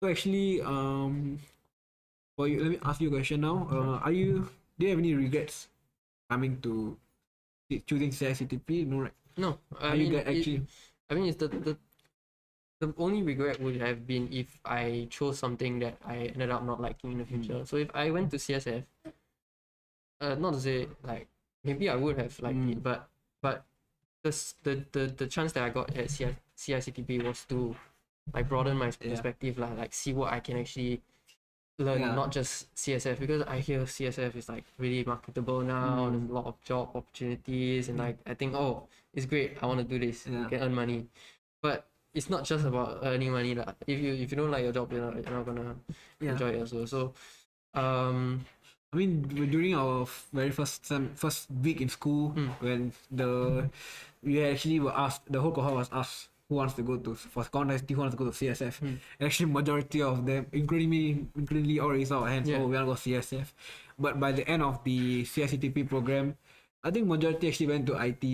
Yeah, because through experiencing these modules in the CICTP program, I feel that many felt that best fit. Yeah, and also looking forward, there's a lot of electives in IT. So like there's things for you to choose from, not just you're not just stuck to one thing. So I'm kind of hungry. So like, what kind of food do you like? I mean, for those who are coming to the School of ICT, the nearest place will be the food club. And in food club, I will actually say that there is plenty of shops. There's one site which is full of halal foods. I mean, half of it is halal food, and there mainly I'll be buying Korean food, which is actually Korean hot plate, which is actually that's my halal certified, and also it's very nice. And it's actually really affordable as well, under $5. And there's also chicken rice. Yeah, there's also chicken rice. There's also Indonesian ayam penyet, which like these shops I always often go to. And there's even a vegetarian option, a salad bar, which if I'm feeling like when I feel like I'm eating too much, or wanna go on a diet and look 2021 new resolution. I want to be slim and fit. Can go to the salad bar, eat healthy food, healthy living for maybe rest of the semester. And for you, you always go to the bakwa shop in food club. I always go to what? The bakute shop. Oh yes. So bakute obviously is not halal, right? Yeah. But it is. Honestly, I remember when it first opened, the queue was so long. Yeah. It was pretty much the entire width of the food club, because it was actually really nice. Like people wanted to first experience like how do you taste, whether or not it was like it's cheaper than outside as well. Yeah, but it's cheaper than outside, and it's really nice. It's like a herbal kind of bakute, and it was like a surprise. Usually you think like school food, maybe not as nice as outside, right? But it was really good. So do you still eat it? Yeah, I still do. I always still eating bakute. Yeah, I'm always there with my Korean hot plate. But you soon you'll be seeing me with only salads. Right, but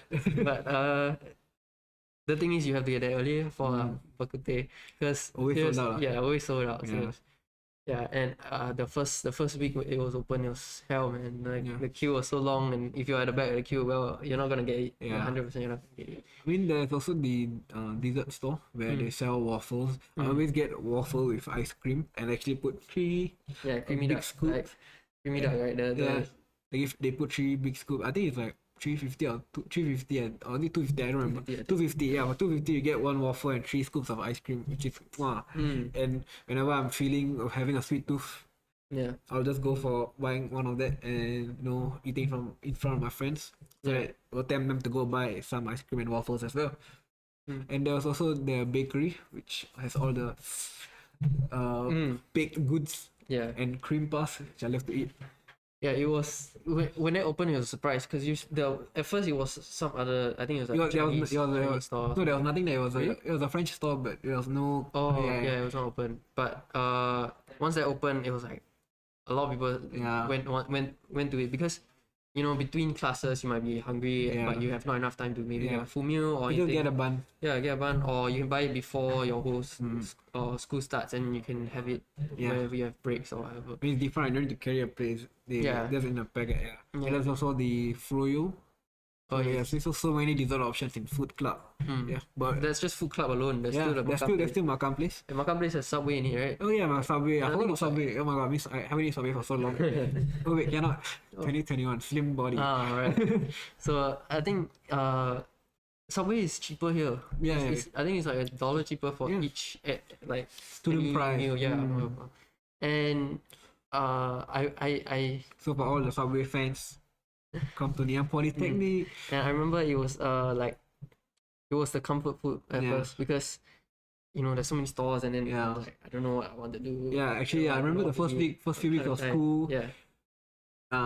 We were afraid of. I mean, not really is it afraid of the canteen? Afraid of the food court? Yeah, so we just went to Subway because that was what you're familiar with. Yeah. But now, I rarely go to Subway actually. Yeah, I'm eating more of the other stalls. They're much nicer. Yeah, there's so many stores in Makan Place actually, but my favorite one has to be the Japanese store. Because the Japanese store sells something called I actually forget what it's called. But it is it's like a hot plate with egg omelette and like a chicken. And I think everybody has tried it. They have a newspaper that says like everybody in Ngee Ann tries this or something like that. And it is basically the only thing that I eat at Makan Place now. And I know like Makan Place, there's so many stores, but I just go for what I like the most. But apart from food, there are also other facilities to go to. Like for those students in the School of ICT, there is the Studio 27, where you can go there to play games and relax. Which I mean, at this point, because of upcoming assignments, we can't do that. But I remember back in year one, we used to go there weekly. There is also the, what's it called? All the LAN. Yeah, so like there's a LAN, so you can have there's multiple computers. There's the Nintendo Switch, PS4, Xbox, and multiple games also. Yeah. So you just like you have to check in with your student card. Yeah. Check in and then you can play games. I mean, I'm not supporting like playing games instead of studying, but like if you have time, you want to relax. You want to relax. There's always that opportunity.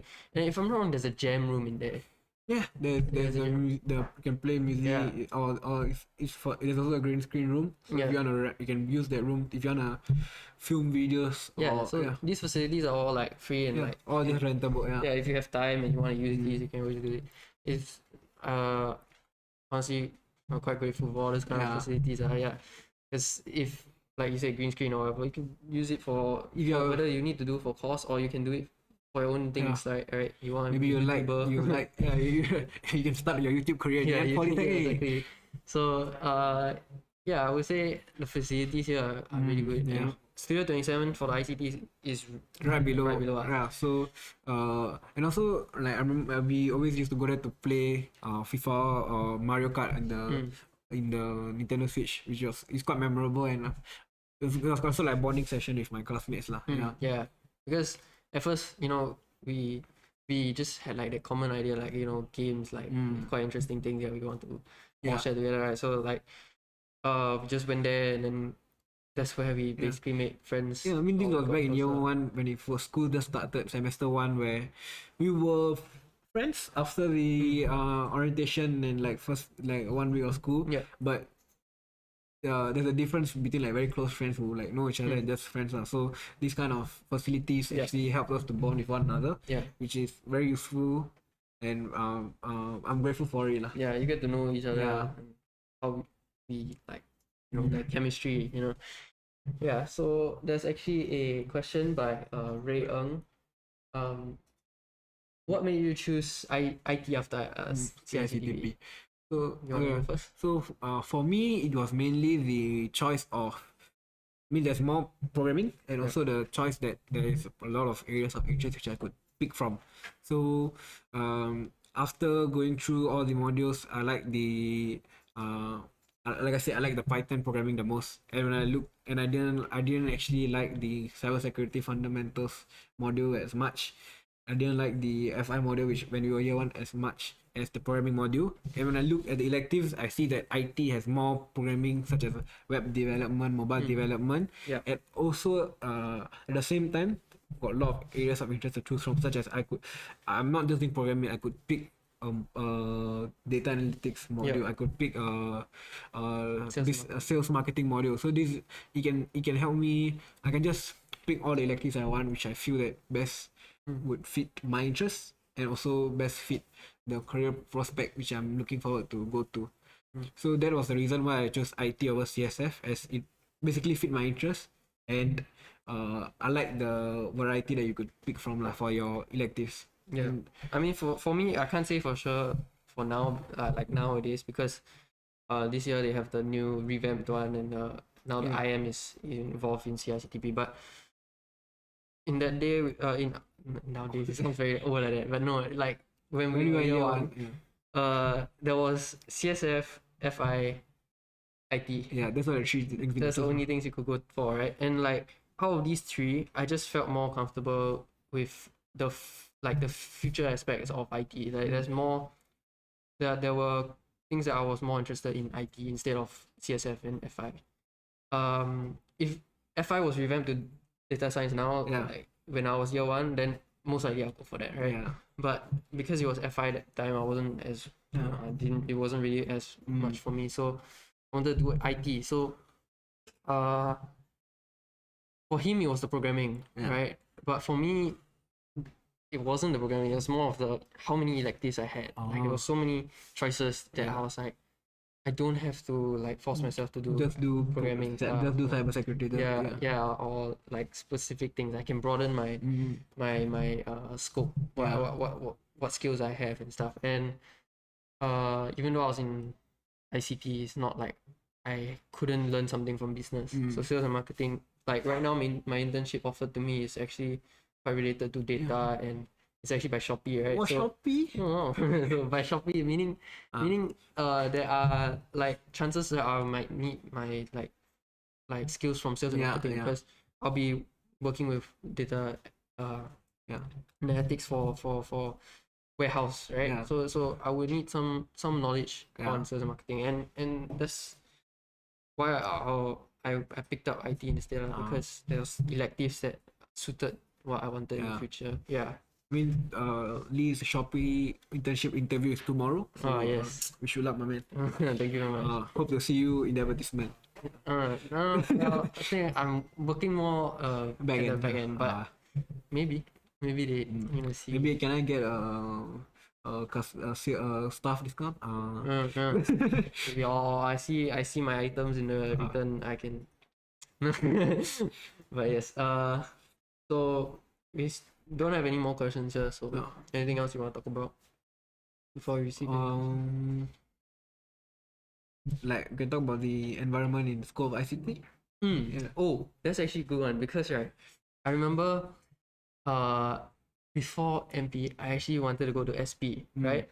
And I like that was just all I had in mind, because I was very not saying narrow-minded. It sounds very bad, but I wasn't like as open to all the different choices, right? So I saw SP, and then that's the school that I wanted to go to. But I found that on the last day of open house, I decided to come to MP and then see for myself like how does it look and stuff.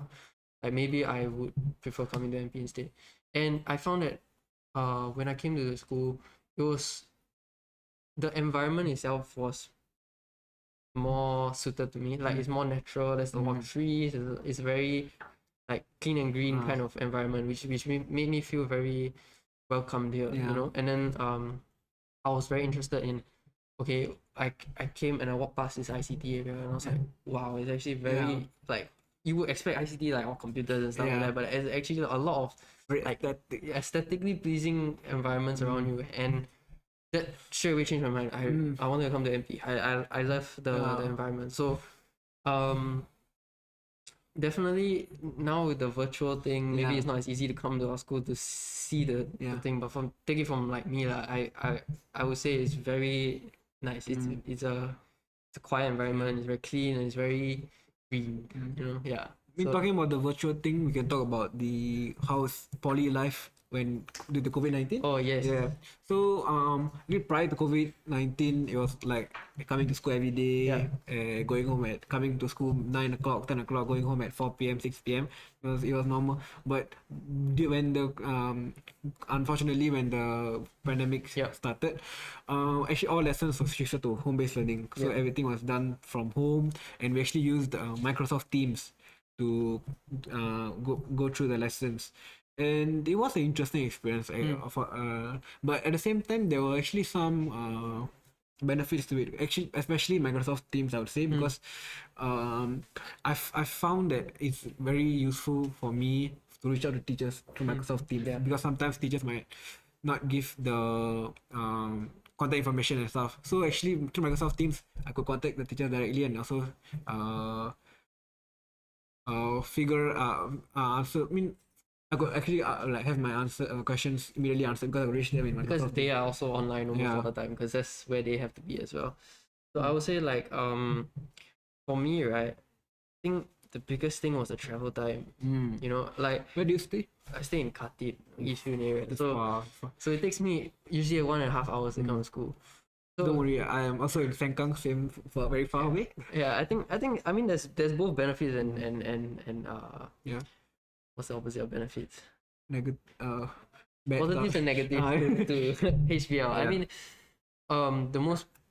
the best positive for me during the time was the travel time. So you can sleep more also. You hardly ever need to rush to school or whatever.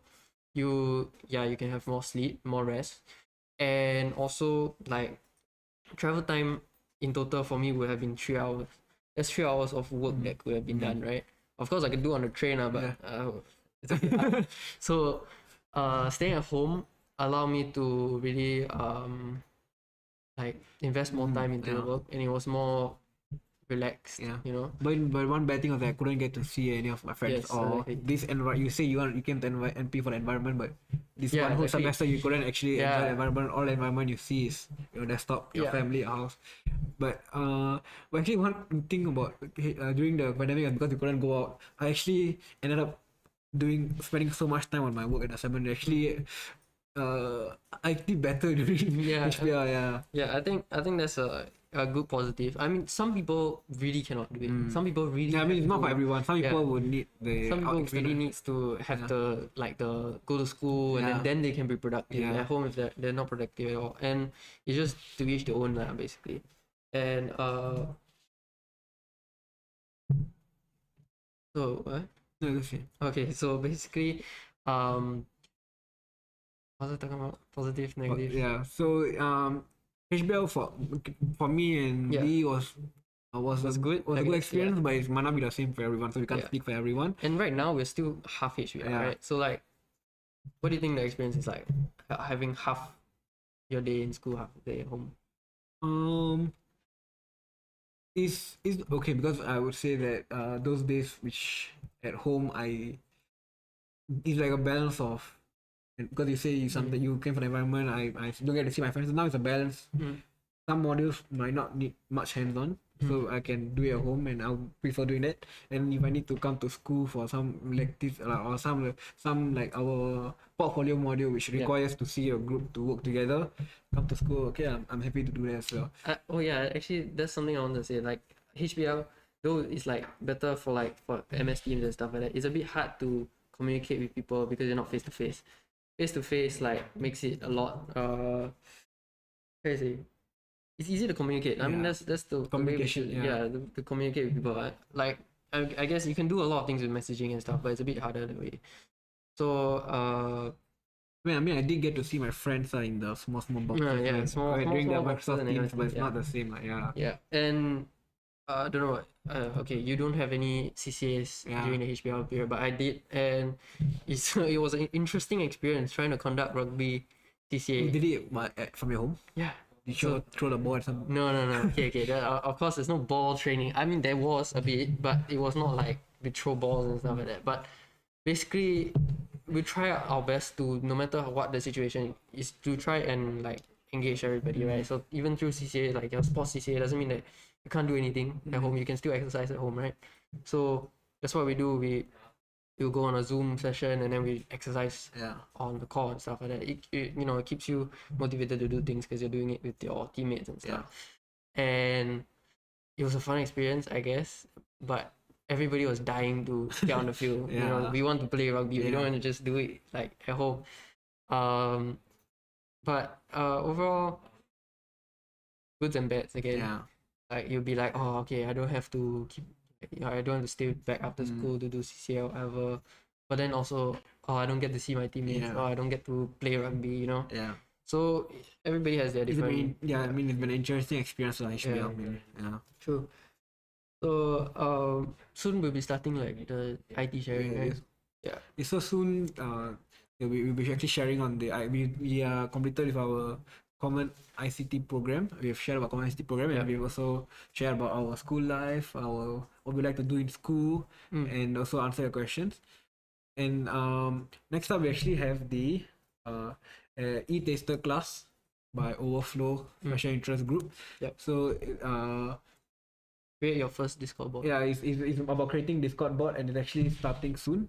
So the link to that program will be registration is in the comments. You can scan the QR code to go to the and it's a good you're also actually Lee is also an expert in Discord bots. I'm not an expert, but I'll say, like, no matter what, you can never call yourself an expert, you just have you gain the skills. But basically, I have been tampering around with learning how to code a Discord bot, because right now Discord is very popular.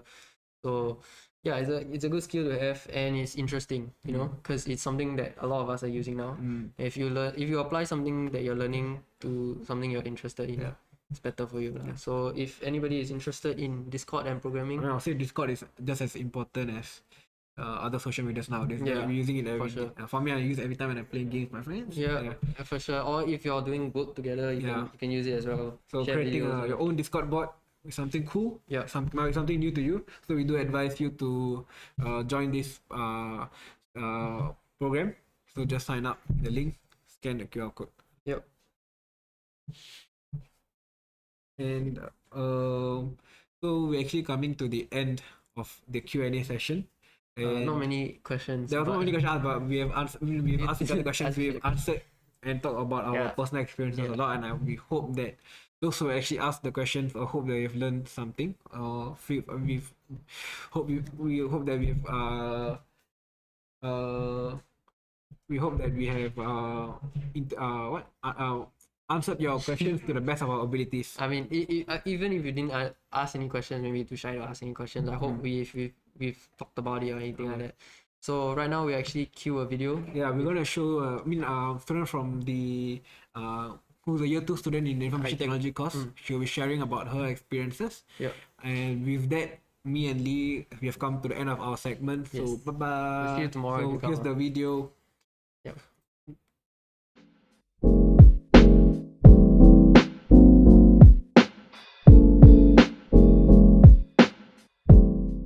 Hi everyone, I'm Ao Joey, a Ngee Ann Information Technology student, currently year 2.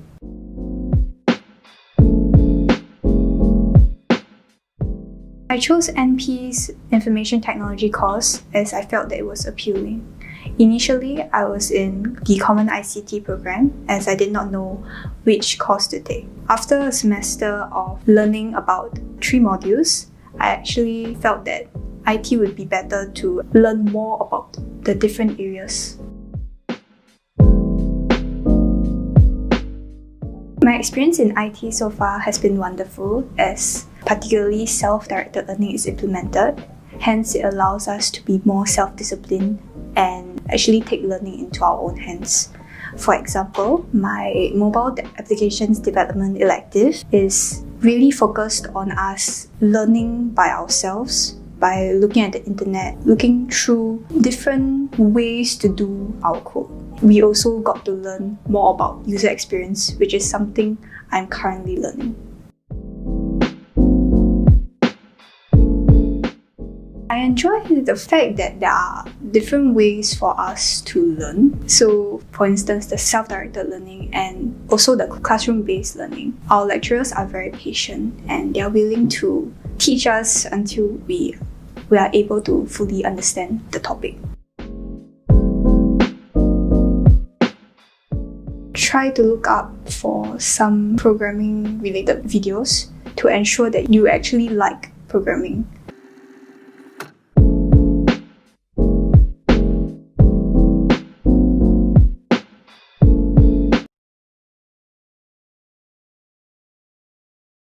Welcome back, guys. My name is Shane Riss. I'm your new host for right now. I'm a year 2 student in the Information Technology course, and this is my co-host. Hello, I'm Esther. I'm a year 2 student from Financial Informatics. Okay. So right now, we'll be talking about the Information Technology course. So it is the broad-based course in the ICT school. And how the course is structured is it has this sort of learning by doing mindset with sort of an experiential learning pedagogy. So the course itself is more of like a self-directed approach where you get to acquire, all your real world skills that meet all the industry needs. Yeah, true. Yeah. Through this course, you get to have many exciting internships at places like Google, Microsoft, IBM, IMDA. Yeah. And you can branch out to many different places, doing many different things through the skills that you learn in ICT.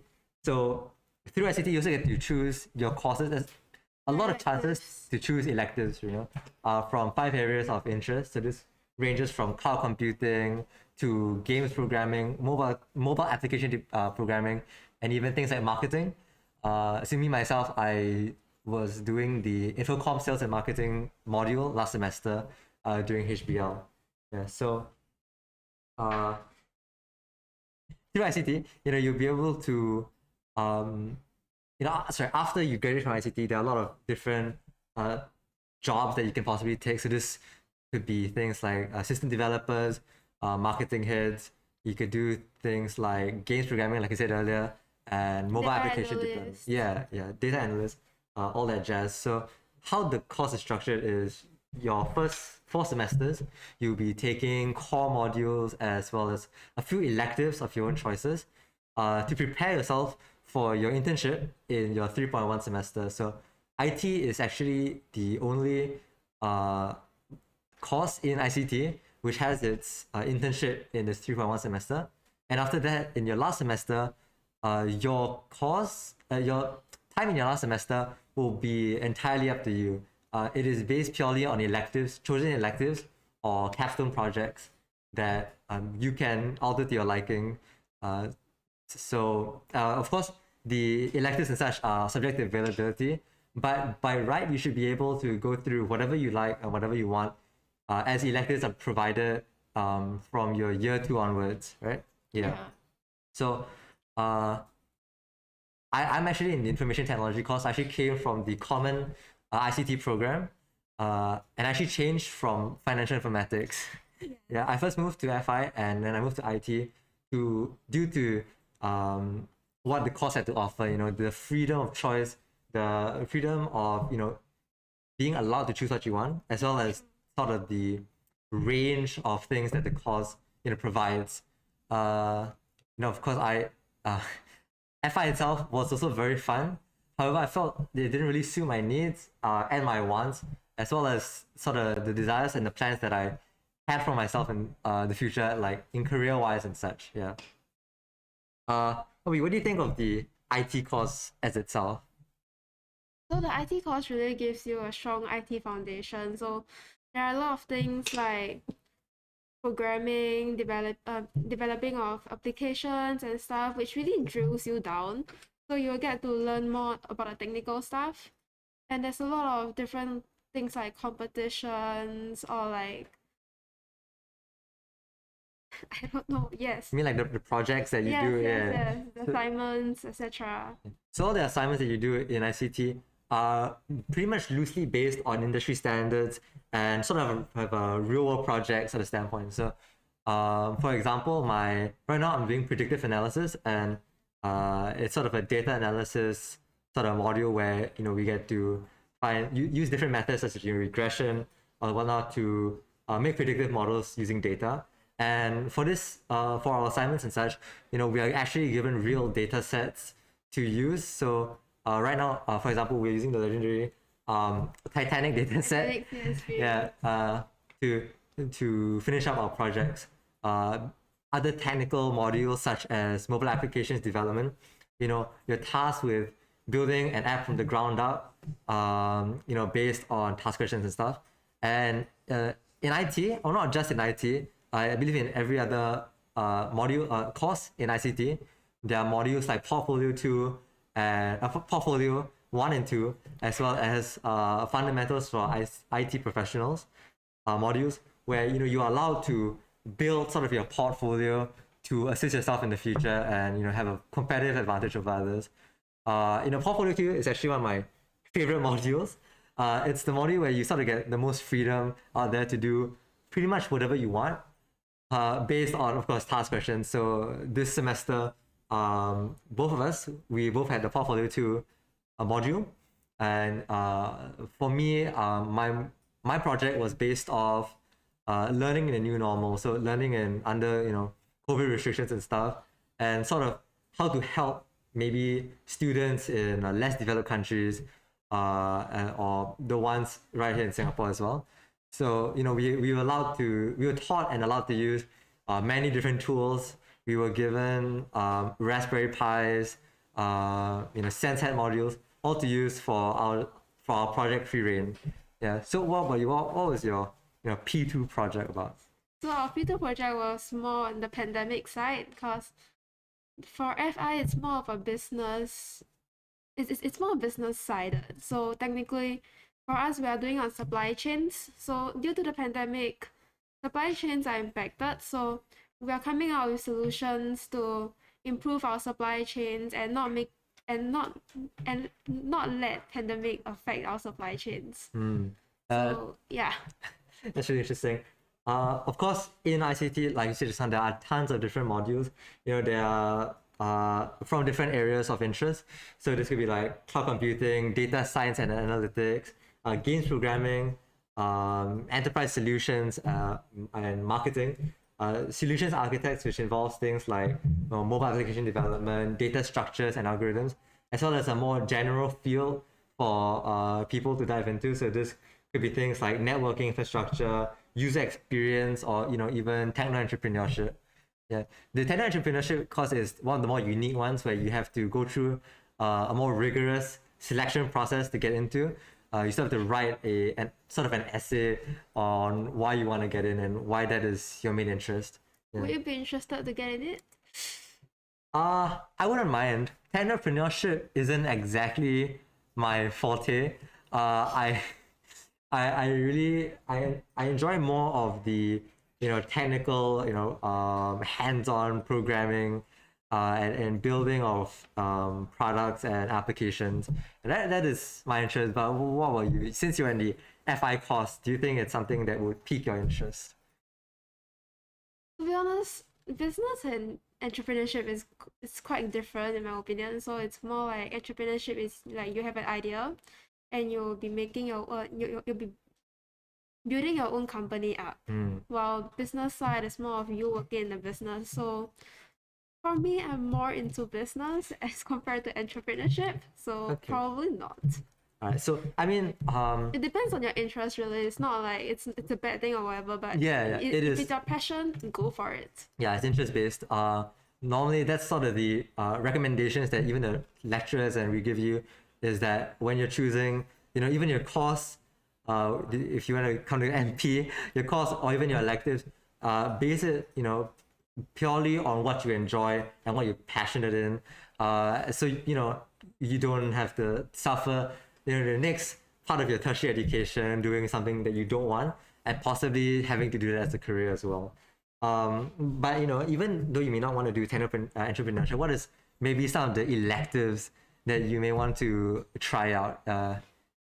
So for now, I was interested in okay, no, I am interested in customer decision and negotiation. And yeah, but this course wasn't open for my year. It wasn't open to FI for this semester because there wasn't enough students who chose this elective. So this module itself is actually quite, from what I heard, it's a module that tests on your presentation skills. So it's really on how you present yourself, you bring yourself out to the customers, so that you'll be able to negotiate with them successfully and understand how they think, what do they want, to make better decisions for the customers. Yeah. I think personally, my sort of interest in IT will be more of games programming, and that's something I'm planning to do in my final year. Capstone project. I mean, yeah, I guess. Actually, see, in IT, in your last semester, you actually get to choose between doing a capstone project, either that or two different elective modules. So, both having the same weightage, you just have to choose one.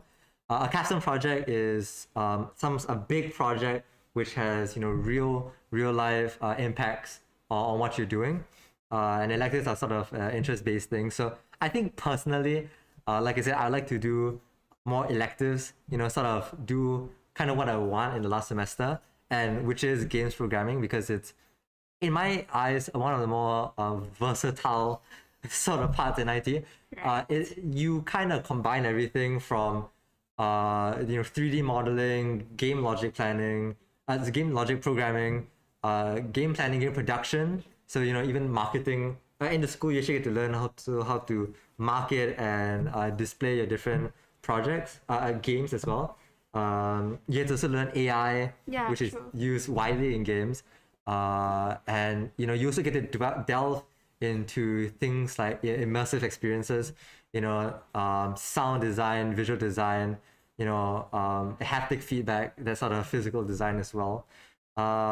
And I think my plan throughout my time at MP was that I would sort of do what I sort of wanted. I would save all the nice fun modules for the last semester so that I'll be able to enjoy it right at the end. Yes. So for IT, it's more of a self-directed approach. So you learn the things that you want, and then it's more on your side instead of the lecturer side. So you'll be able to choose your own road and everything. So it's quite a broad base, and it's mostly on your interest, your passion. Yeah. Well, I think IT is sort of the course that people enter, besides common ICT, it's sort of the course that people enter where they want to delve deep into sort of the IT world while still maintaining the freedom to move left and right from what they want to do. Yeah. So I think to get a better understanding of the IT course, we'll show you guys an interview by our course chair, Dr. Un, and he'll be able to better convey to you sort of what we are trying to show you. Yes. Yeah. I think we'll be showing to you now.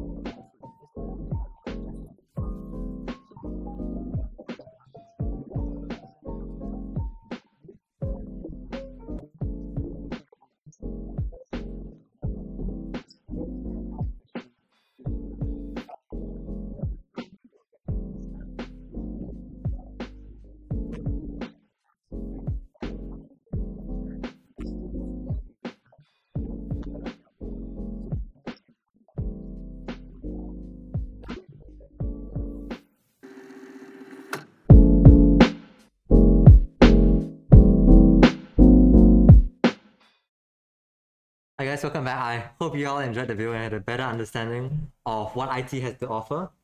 So, now maybe we talk about the process of IT. So mainly, let's say the internships, right? Every student in Ngee Ann has to go for an internship, or strongly advised to go for one. To the best of your lecturer's ability, they will try to send you for one in your 3.1 semester. If not, you'll be doing a final year project in school. I think the selection process is quite well done. We have the school allows you to self-source for internships, so you could self-source it, or some students are held down by scholarships and whatnot. However, if you like the school, your lecturers and the school also allows you to allow the teachers to go out and outsource it for you yourself. Followed by that, normally after looking at your portfolio and stuff, the company will call you and get to know you better before sending you for the internships.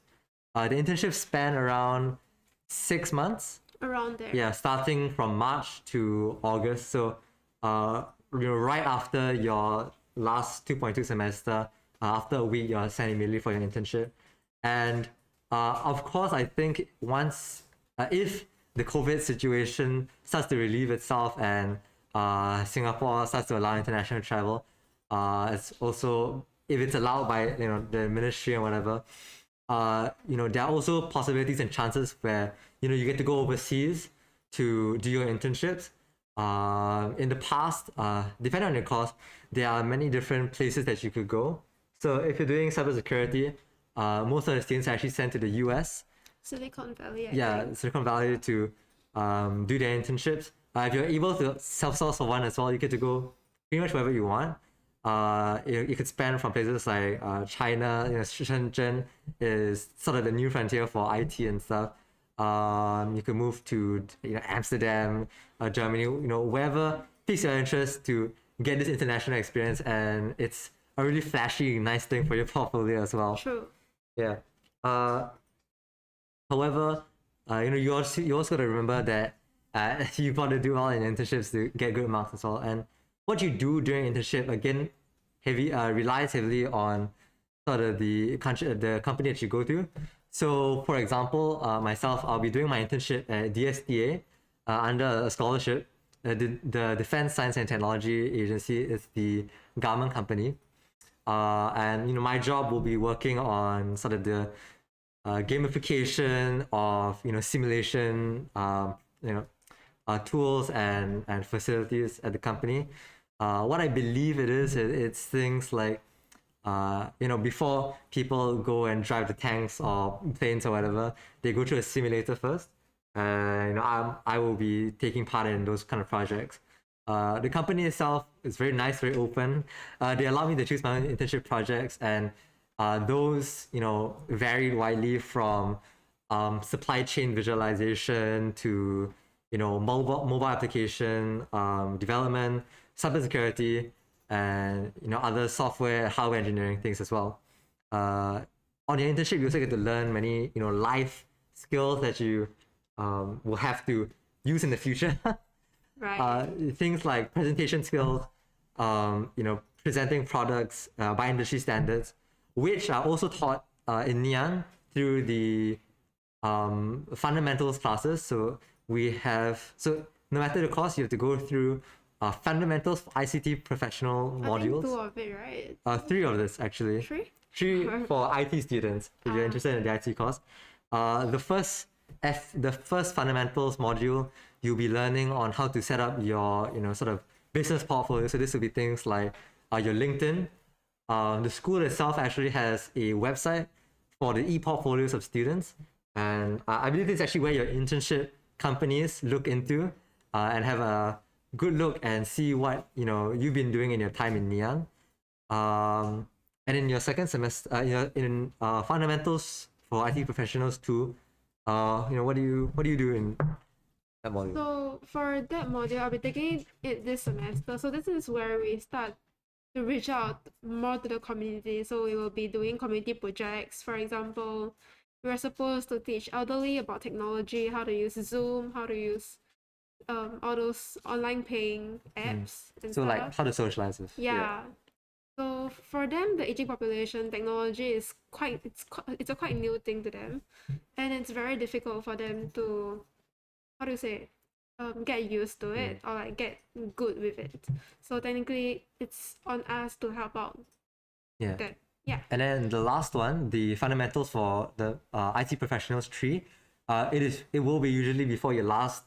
It will be in the last semester before your internship, and this last module is mainly actually where you prepare yourself for an internship. So this includes first of all finding the internship places, preparing for your interviews with your internship company. Things like having a good elevator pitch, how to present yourself, and then how to convey a message. Things like public speaking, as well as how to write proper formal emails, as also some industry standards for IT professionals as well. Overall, it is an interesting module. I think personally it's very easy to score, and it is one of my more favorite modules because it is the module where you get to go dress up and pretend you're in the big working world already. Yeah. So I think with that we can move on to the next course in the next and last course we'll be talking about in ICT. IM, Immersive Media, and I think Asher will be able to explain it to you easier. Yeah, okay, so immersive media is more where you get to focus on designing immersive user experience. You'll be trained in user experience, user interface, and technically this course is mapped to the National Skills Framework for Infocom Technology and Media. So there's a variety of electives that you can choose for this module, and you'll be graduating with an industry standard portfolio. So what are your thoughts on IM module? I think the IM module is very intriguing. It is one of the newer courses in IT and ICT. It came out last year, I believe, and it is sort of the revamped version of 2 of our previous modules, 2 of our previous courses, and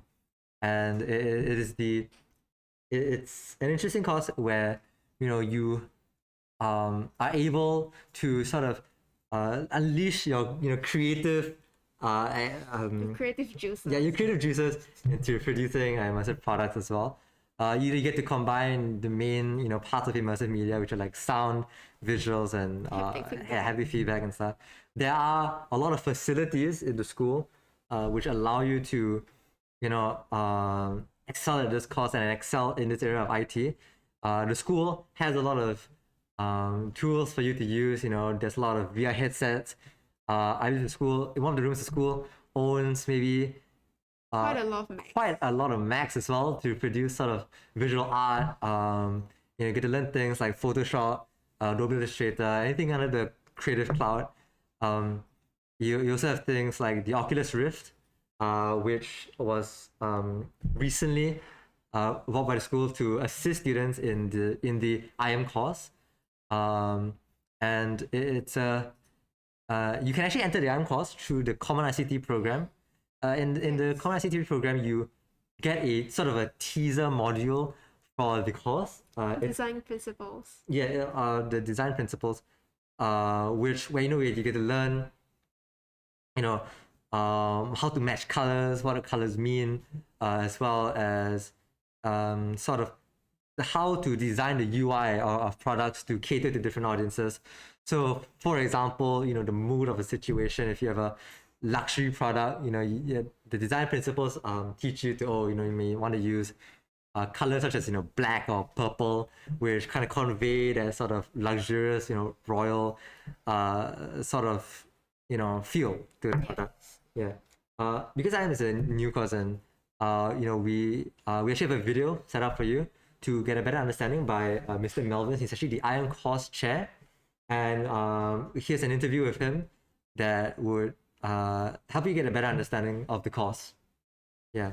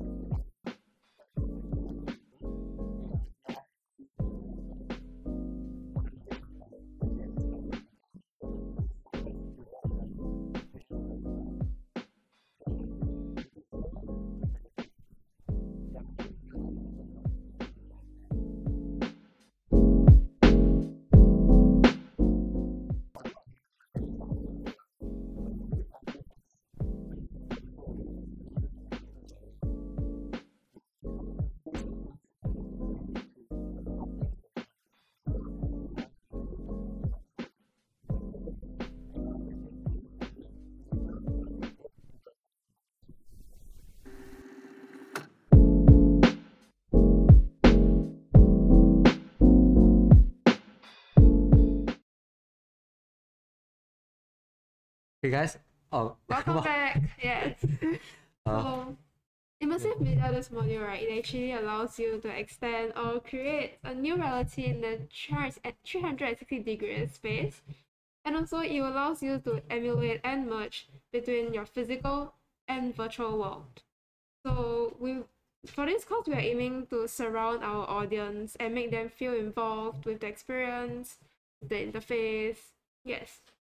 So this is where you graduate being a creative or technical designer, where you're able to design immersive user experience interfaces, and also where you will be a competent UI UX designer, where you're able to bridge between technology and design. So technically, there are a lot of different electives offered by this module itself, so you'll be able to choose your own electives. However, this is a revamped course, so there is no specializations. That means that you have a broader base, and then you wouldn't drill down to only one specific area, which is better for more job prospects. Also, for immersive media, we have this learning pedagogy where we believe in project work. So this is where there will be lesser tests, but more on assignments and projects.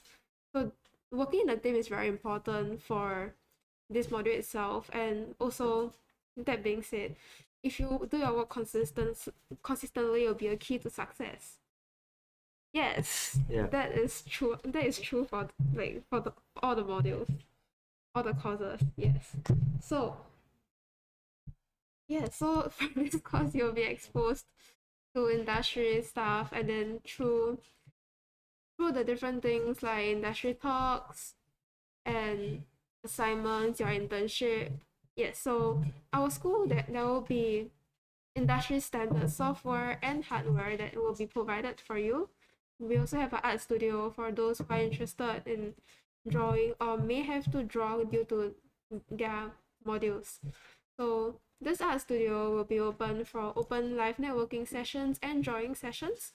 So this is for students to channel their artistic flares, and there are a lot of models there for them to practice. Yes.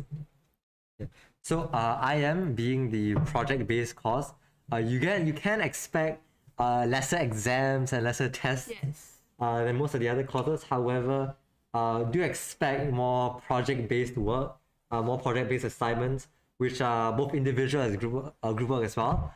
So as Asha said earlier, it is very important to be able to work well in a team and with a team, which will be very important in this course, I believe. The course itself, I believe, is one of the only courses where it's very broad based, with there's no exact specializations in the course, unlike some of the other courses in ICT. And like you said, the consistency is needed, because if you want to pursue a future in IM, it's very important to have a really nice portfolio to have, and being consistent or having a nice gradual progression in your work will really be ideal for you in the course. So from what I know, the IM course also has a lot of industry talks and exposures. So this includes your industry, which may be local or overseas. Like IT is, I think, under the same system where you can self-source it on your own, or the school can self-source it for you. And I believe in those sort of internships, your main of the work would be UI and UX development. However, there's also creative design and any things that you may have an interest in compared to anything. The school, all the software that you use during IM, things like all the 3D modeling software, all that jazz, is also free. It's provided by the school to use, as well as the facilities and tools. So as an IM student, actually as any student in ICT, you can come to the general office with a request to borrow different tools and things for your project. So This could be MacBooks, Raspberry Pis, and for iPhone especially, you could borrow DSLR cameras for your assignments and for your own, your personal projects as well. Some students even borrow these cameras to go for overseas trips, where, for example, the school, before the whole COVID situation, the school had provided, programs such as the YEP program, where students went to Klang in Malaysia to, help lesser privileged kids and maybe even teach them in the field of IT. And what I know is that they borrowed 1 or 2 cameras there to, take photos and, to store the memories of the fun time at YEP. And the school also provides some master classes free of charge to to the IM students. And, these classes by professionals out there that are invited to Ngee Ann to teach the students. So what do you think of the IM course as itself? Like, let's say you are a Sec 4 student.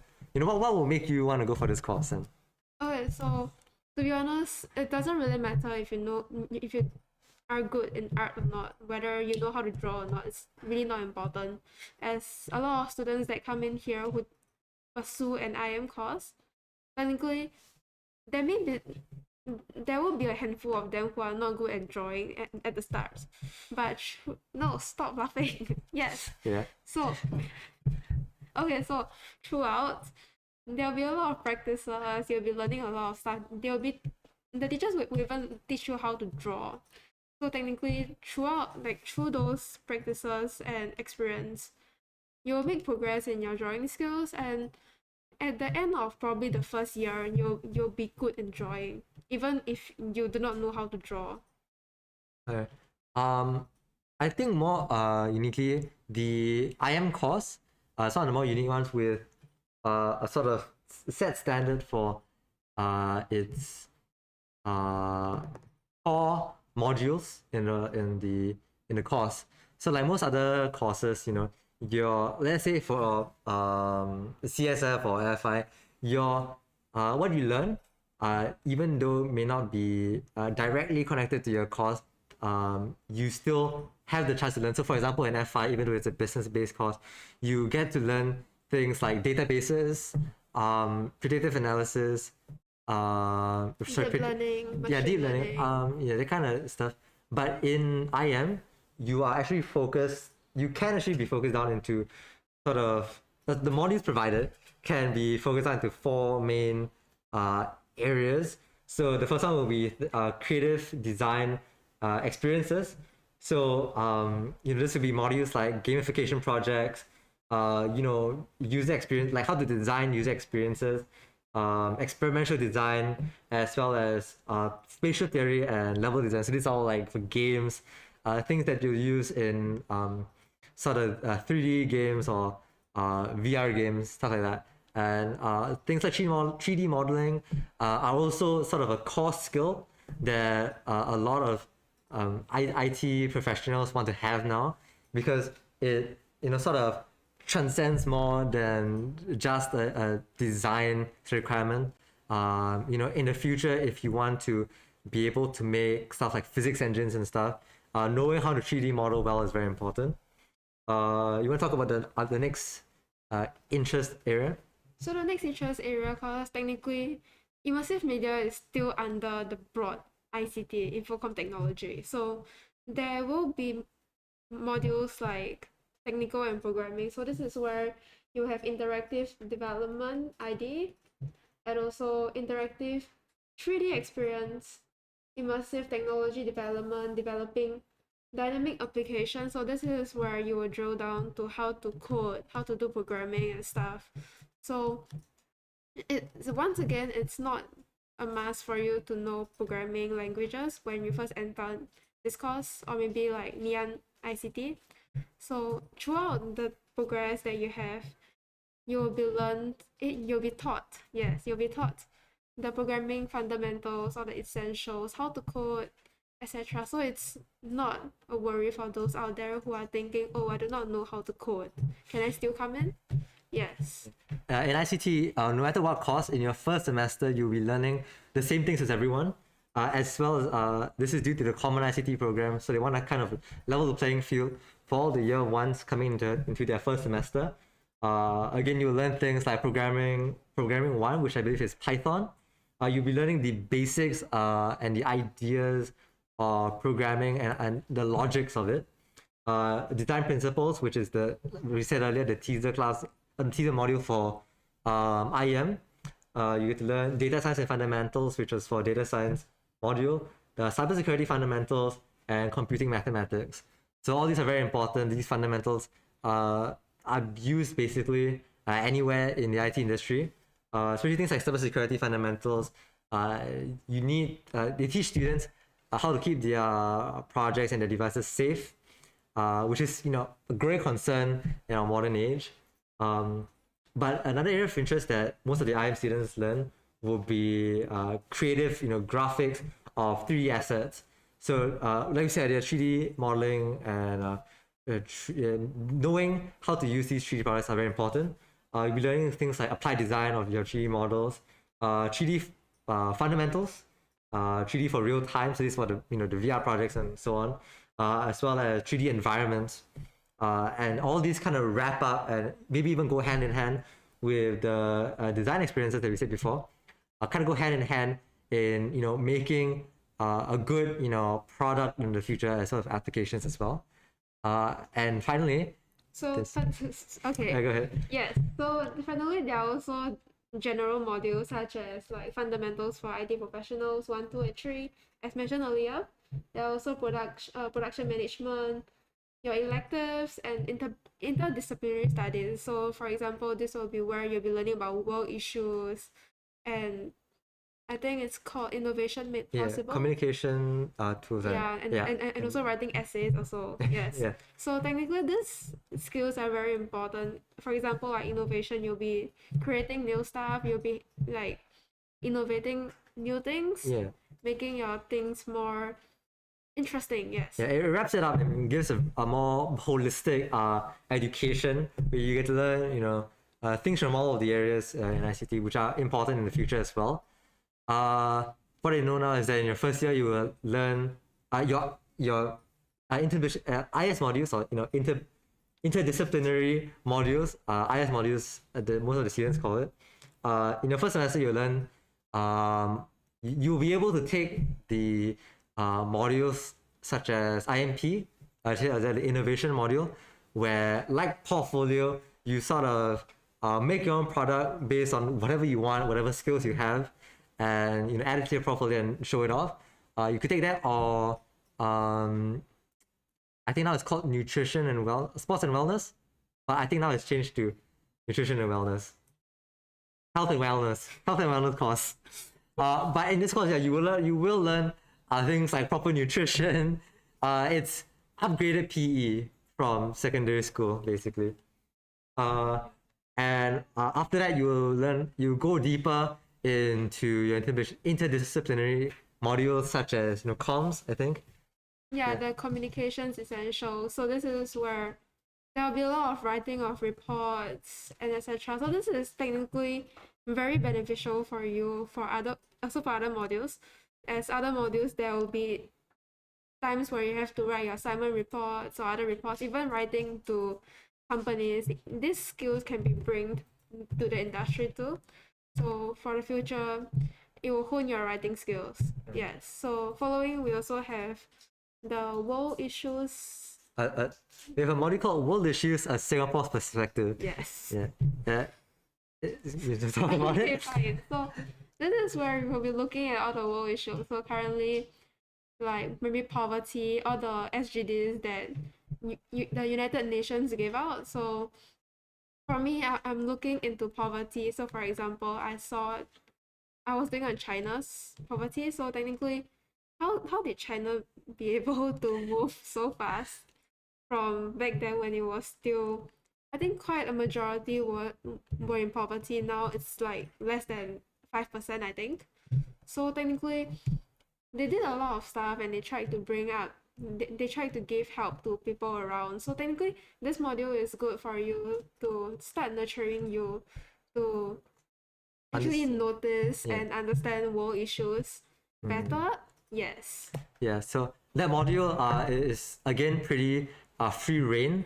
You are given different countries and different questions to basically research on. Fall semester will be like she said, the SDGs given by the UN. You get to choose your countries and talk about the issues through your own perspective, and see how it matches up to the industry and stuff. So for me, for example, I had to research up on inequalities in the world. For me, my country to focus on was UAE, and I had the chance and the reason to dive into the sort of the politics and the understanding of different cultures in different countries, and how maybe Singapore can learn from other countries as well to progress further. Not to flex, but top score, but Okay, okay. yeah. So in this module again, there's a lot of essay writing, and if you have a good command of language, you don't have to worry about it. You'll do pretty well. There isn't really any like super wrong answers and stuff. So like other IS modules, it's sort of a free reign thing where you get to develop and hone your own skills and understanding of the world. And in your and back to IM now. Yes. In your last semester, you get to choose between last 2 semesters, you get to choose between doing an internship, as well. You get to also do, or you could choose to do a capstone project. Yeah, in your last semester, and this kind of rounds up your whole learning experience and learning time in Ngee Ann. And I think it's one of the, especially internships, no matter the course, it's the sort of eye opener into the industry and into the world, to see how things are really done. Right. So for technically, NPICT actually gives all of the students who studies all of the courses very good facilities. For example, for IM, there's this what's that called, location that's called the Dot. So it's situated at ICT's level 4. So technically there are a lot of different facilities such as the art studio, as mentioned before. There's also delis where students get to show their work. Technically it's a studio where there are curtains, seats, stages for different for the students to come and critique each other work. So technically they get to learn through this process. There's also this place called the Dungeon. So yes, it's so it's a place where students are able to come together. They work in teams for their final year projects, and also this is where the industry partners will also track their progress and to know what their interns are doing. Yes. If you actually want to dive into IM and the different facilities, there's also special interest groups that are available to IT students. There's one which is focused on the area of IM, which would be the .SIG, and this is the special interest group that focuses on design, drawing. It expands into immersive media, maybe even like photo editing. It's one of the wider range of SIGs out there, and again, it is only for ICT students. You can do it even if you're not in the IM course, but it is available to all ICT students. So if you have an interest and you do come to IT, you actually get to choose between quite a few SIGs. You can join all as well. You can, but that's if you can handle it. Yes, your GPA is still the most important thing, although it's good to have a holistic. So yeah, SIGs are special interest groups, and these are groups that range from different areas of interest in IT. So this could be programming, outreach stuff, photography, games programming, like we said just now, the DOT, which is for artistic design and creative design, and you could come and it's even things like cybersecurity. Yeah. From our NALSEC SIG. And speaking about SIGs, throughout the day and throughout the next 2 days of our open house, there are going to be actually some e-taster events. How do I say it? Headed by these SIGs and hosted by these SIGs. All you want to do is to go into the link in the description box below. Yeah, or the pinned message, or the pinned message in the stream, infinite.edu. Infinite.mp. The link is in the stream. Once you go there, you can just go to the time slots on the side. Yeah. And any of the click on the register now button. or the join now button. Yeah. I believe those will send you to a link, and some of these courses do need some prerequisites. Not skill prerequisites, but program prerequisites. For some of them will be like things like Unity and so on. So we do have some of the modules actually coming up. I believe we have one by at the Amphibia Studio, and I think it's a very intriguing thing. And if you're interested, you can go there and look at it later. I think over there you get to learn how to make basic 3D environments, things that you can actually learn in IEM if you happen to join. I think besides that, IEM is a new interesting course that I believe has a good future prospects as well. It could be things like UI UX designers, highly sought after in the IT industry. UX is very important, especially for businesses. However, you still can branch into things like being a junior programmer, a 3D artist, designers and other quality assurance things, mainly even software engineering. That's very important, that you can use in almost any field in IT. You could also, through getting a diploma here at Ngee Ann, you could go into university as well using this course. It's entirely up to you. Yeah. So yeah. Do you have anything else to say about the IM course? Okay, so technically it doesn't really, so for IM, right, it really boils down whether your interest is in it or not. So if you are worried, or you're worried that you do not draw well, you do not program well, maybe I don't want to come to this drawing course or whatever because I do not have the skills, or I don't believe myself, it's really not important. So technically, if you're interested in it and you have a passion for it, that's the most important thing. So yes, do drop by for one of our programs later at 3:30 so that you can maybe have a taste of how IM it is before making a more informed choice. Yeah, it's entirely for fun. I believe it's also free as well. And I think honestly that is all we're going to say about IM. It's an interesting course, and I believe you can sign up for it if you do have the passion for IM. However, if you don't know if you want to actually join it yet, you can actually even join the Common ICT program, where you'll be able to take design principles, sort of a first part into possibly starting your IM journey. But besides that, I think that's all we have for the IM module. Now we will actually be moving on to a bit of a facilities tour, right? Yes. Yeah, and I'll be showcasing that right now, I believe. Hi, my name is Tanya. Hi, my name is Gwen. Hi, my name is Astra. Hi, my name is Vinny. Welcome to ICT! So unfortunately, you guys can't come to campus physically. So I hope this virtual tour that we prepared for you gives you some insight into what you can expect as a student of the School of Infocom Technology in Ngee Ann Polytechnic. So without further ado, come along.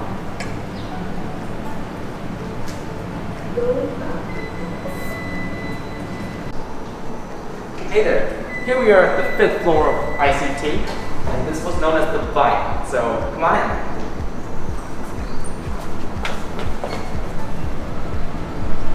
So the aim of this floor is to provide students with a next-gen learning experience with a positive and joyful environment to to give students that buzz of learning.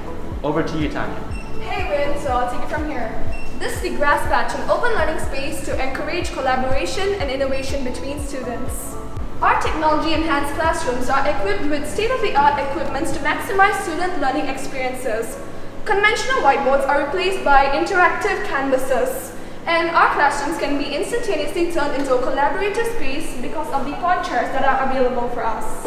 There are also projectors that students can connect to remotely to share their work. This facilitates an engaging learning environment. Other than that, we also have our Microsoft Surface Hub for bigger displays. As you can see behind me, this is a partition that you can actually use to take these two classrooms together, merge them, expand the classroom size. Apart from that, we also have these pod chairs that can be rolled around and students can benefit from the flexible arrangement, collaborate and discuss with their teammates. And apart from that, the pod chairs themselves, they have an area where you can put your bag, and also, for those who need it, a cup holder. Now, these are the sort of next-gen facilities that students get to use here in ICT. Continuing on the bike, we have an open learning space with boards that you can write on. Our students use these boards when they are working on the agile methodology to be able to track the progress of their projects. This place is also equipped for students to be able to collaborate and work together when they are developing their projects. This is our Cybersecurity Operations Center, or CSOC for short. This is meant to simulate real cybersecurity operations centers used in the industry to monitor unusual activity, detect cyber attacks. With this, our cybersecurity and digital forensics students can get more exposure to environments such as these. Next, we have the Whitehead Zone. Follow me. So welcome to the Whitehead Zone. So one thing about this room is that it's on its own separate Wi-Fi network. The reason is we actually have a server room over here which acts as an attacker or hacker, which then hacks his computer, which then infects his computer over here with viruses. We then use these viruses to train our students in defending against viruses by training them in cyber defense. The Whitehead Zone also provides realistic and comprehensive cybersecurity training, pen testing, and secure software development. This is the e-garage where our students work with industry partners to provide next-generation innovation solutions to real-world problems through capstone projects in Year 3. The e-garage is a study area for students with adjustable tables and chairs. On a room on the side, it allows students to brainstorm their final year project. On the other room, there's also a 3D printer and a laser cutter as well. Let's move on to the dot. Follow me. Welcome to the dot. We are currently on the 4th floor of ICT block where the dot is located. The DOT is NP's simulated production environment for learning and teaching of creative media design courses to foster a culture of creativity through real-world industry projects and to better prepare our graduates for the industry. The aim of the DOT is to create a holistic learning environment and encourage our students to better collaborative work processes and communication with industry partners and students. This is the daily room. It is meant to simulate a theatre environment with seats, curtains, a projector, and a stage. It is great for students studying cinematography to showcase and critique one another's work. We're now at the dungeon, so this is where Year 3 students form in small teams to work on industry-driven projects using industry-strength software such as Unity and Autodesk. Industry partners co-mentor their student production teams and monitor the progress of the production in the dungeon. The Art Studio is professionally designed for students to channel their artistic flares. It also plays host to the faculty, public, alumni, and students for witty live drawing sessions and networking sessions. And that's a wrap. Thank you for being with us in this virtual tour, and we hope to see you in ICT next year. Bye! Bye!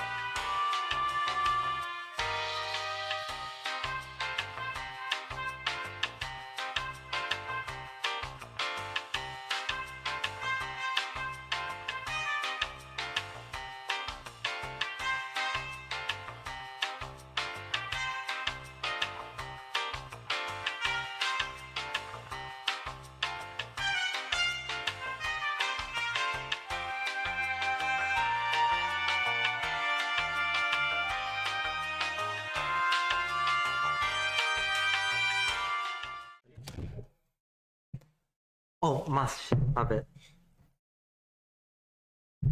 Okay, welcome back. Yes, so they will enjoy facility tour just now. So technically, what do you like? What's the most favorite place of My for most- you in ICT? In ICT? Yes. I think my favorite place in ICT would be the E-Garage. It's at level 5 right behind the classrooms, right? And it's sort of this secluded area where, you know, students can work with both software and hardware. Over there are things like laser cutters, 3D printers. Yeah, 3D printers. For some reason, there's always boxes of components and other electronic devices strewn around that you can just take, I think. Yeah, so it's technically the place where students do their final year projects, their capstone projects. Yeah, so It's like the fun area with the things that I'm interested in, you know, doing all the hands-on, sort of building a product thing as well. It's one of the more interesting places that I like because the tables can move up and down. I mean that's a plus. Yeah. But you know, yeah, like she said, you see most of your final year project students, the year 3 students, doing their assignments there, and sort of perfecting their craft and their project to get that last A, you know. But besides that, you know, sort of a chill area in school I like would be the grass patch.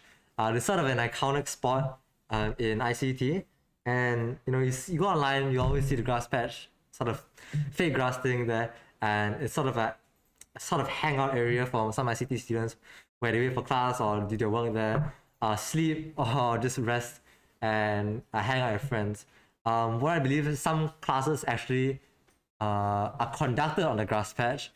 From what I've seen, some teachers who bring the big Microsoft Surface. big Microsoft screen out, and students get to sit in bean bags right at the grass patch, listening to their class and lectures, and you know, having general discussions and talks. It's sort of a comfortable area where people can chill and work. Yeah. So what about you? What facility do you like in IT? So one thing about ICT is where most of our walls, they are made of this special material where you can draw around. So technically, if you see walls around in our classrooms, it's not only the whiteboard that's available for you to write. There's also like interactive projectors where you can draw on the screen, and also technically for the grass patch too as well. So technically, the walls are lined with this material where you can draw around on the walls, and technically it acts like a whiteboard. So it's where students will get to have a more like conducive learning environment instead of having to squeeze all their ideas on one small whiteboard itself. And it allows teachers to teach their students more efficiently. As part of the smart classrooms that we have here in Ngee Ann, where you know there are different facilities for teachers to use. So like we said, these smart projectors, they're actually, you know, right here, they're actually hidden, but yeah, they allow teachers to quickly display stuff, project whatever's on the screen to the screens, and you know, draw just right on the whiteboard to better illustrate and better teach some students. Right? Yeah. But I mean, besides this special classroom, is there anywhere like you sort of study and you do your work besides, you know, studying in class? Besides studying in class. Besides studying in class, where do you really hang out in ICT? So for ICT, technically, sometimes there are classrooms that they are open. So technically, you and your friends can just go inside the classroom, and then the classroom has those kind of resizable tables. So you'll be able to resize them into any formations that you want, and then you guys can get into groups of. It doesn't really matter how many numbers you guys have in your group because it's resizable. So, and then there are also rooms there you have movable. I can't say movable chairs because all chairs are movable, but yes, technically it's like this kind of chair that has a table with you. So technically you can just move around, and you don't have to bring the whole table around. You just move around the room. Yes. Another thing about the whiteboards that you're talking about just now, if you go around to level 5, the byte area, you can see on most of the walls, they're actually projects and projects plans and ideas, and these are actually done by our final year students. Every year it's kind of reset, but you can see the progress of students, of our final year students as they finish up their project work. So in Ngee Ann school, or you ever come to visit Ngee Ann, there's this whole area where I think it's called where in a way it's, final year projects display their plans. They have their burn up and burn down charts, as well as all their to-do lists just stuck on the wall. And if you have the time and if you are intrigued by it, you can just sit there and look through what the seniors are working on, and maybe even improve on your current projects and stuff with what your seniors are doing as well. Yeah. So I believe is the Scrum's is the agile methodology. So technically, you have your own sprint backlog, and then you have your product backlog, and also technically all those things that are on the other columns, it be on a to do or like ready for verification, or maybe like they are done with it, so it's like done sprint 1 done, sprint 2 done. So technically, this all were like pasted on they're written on post-it and pasted on the wall. So technically, this allows them to move it around more efficiently and allow them to actually have their ideas all together. Yes. Yeah. So yeah. There are also some specialized classrooms for certain courses and modules. So for example, there are specific rooms for the CSF students. One of them will be the white hat zone, where students get to practice their hacking skills and learn some hacking basics. In your year one, I believe you actually get to go to these classrooms to try to do your practicals, to showing how malware and how malware is maybe sent over the network, or how to spot these hacking attempts or malware attempts. And I think when I was year one, I thought that was like the coolest classroom at ICT. There are like screens everywhere. It still is.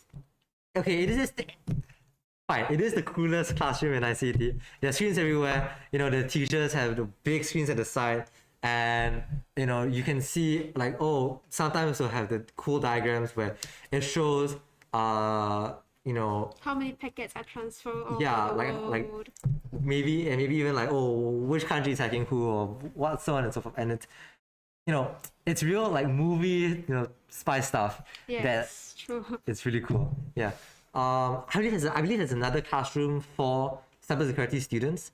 It's called the Cybersecurity Operations Center. So technically the white hat zone and the Cybersecurity Operations Center, where we call CSOC, these two technically goes together. So one will act as the hacker, the other one will be the defender. So when there are no two classes they're having classes at the same time in these two rooms, there's a room also in the middle. It's called the server room. So technically this room will be the one sending viruses to the white hat zone. So technically students will still be able to sort of learn how to defend their build cybersecurity defenses to protect against themselves from the viruses online. Yes. There are also other rooms such as the UX observation room. It's this small tiny room that's hidden away in the school that some students have access to. And I believe it's one of the schools that one of the classrooms that were made especially for like a certain module, the UX module. And it's like the room where you get to spy in on different classes. By right, it's to spy in on possible users for your products, and see how they interact with your prototypes and stuff, to get a better understanding of maybe what you need to improve on your applications and products. And it is to me now the coolest room because you get to spy on people. Yeah, so it's equipped with a one-way window. So technically, you can see the people over there, but they can't see you. So technically, it's just where you leave your audience with the app itself, or the product that you came out with, and then you pretend to go away, where you just enter the room behind them, where you're able to see all the things that they are doing on their screen. So technically, it's to see how your audience react to the products that you have, so that you're able to perfect and make your product better. Yeah. So I mean, the classroom itself, if you have access to it on a normal school day, The other side is actually just a mirrored wall, and you get to see students Looking looking at themselves in the mirror and styling their hair and stuff. And it's a funny classroom. It's a funny classroom. Yeah. But around ICT, there are also plenty of different facilities for students to use. Closest of which would be Studio 27. It is a games room for students. So Studio 27 is sort of like the entertainment hub for many students. It allows students to kind of explore and relax and do whatever they want. There are jam rooms with fully equipped instruments for friends and groups of friends to just go out there and jam it out for a while. There are also rooms for students who want to do small short films and stuff. There are big green screen rooms and film studios, photography studios for students to use. Some meeting rooms that have all these cool facilities, like the interactive whiteboards, as well as small little areas for what's it called? Nintendo Wii, Nintendo Switch, playing with Xboxes and PlayStations, and the biggest room would be the LAN room. Yeah, LAN room, which is where the school provides students with LAN computers to play all sorts of games that students want to play. I believe there are also some game competitions held at these venues.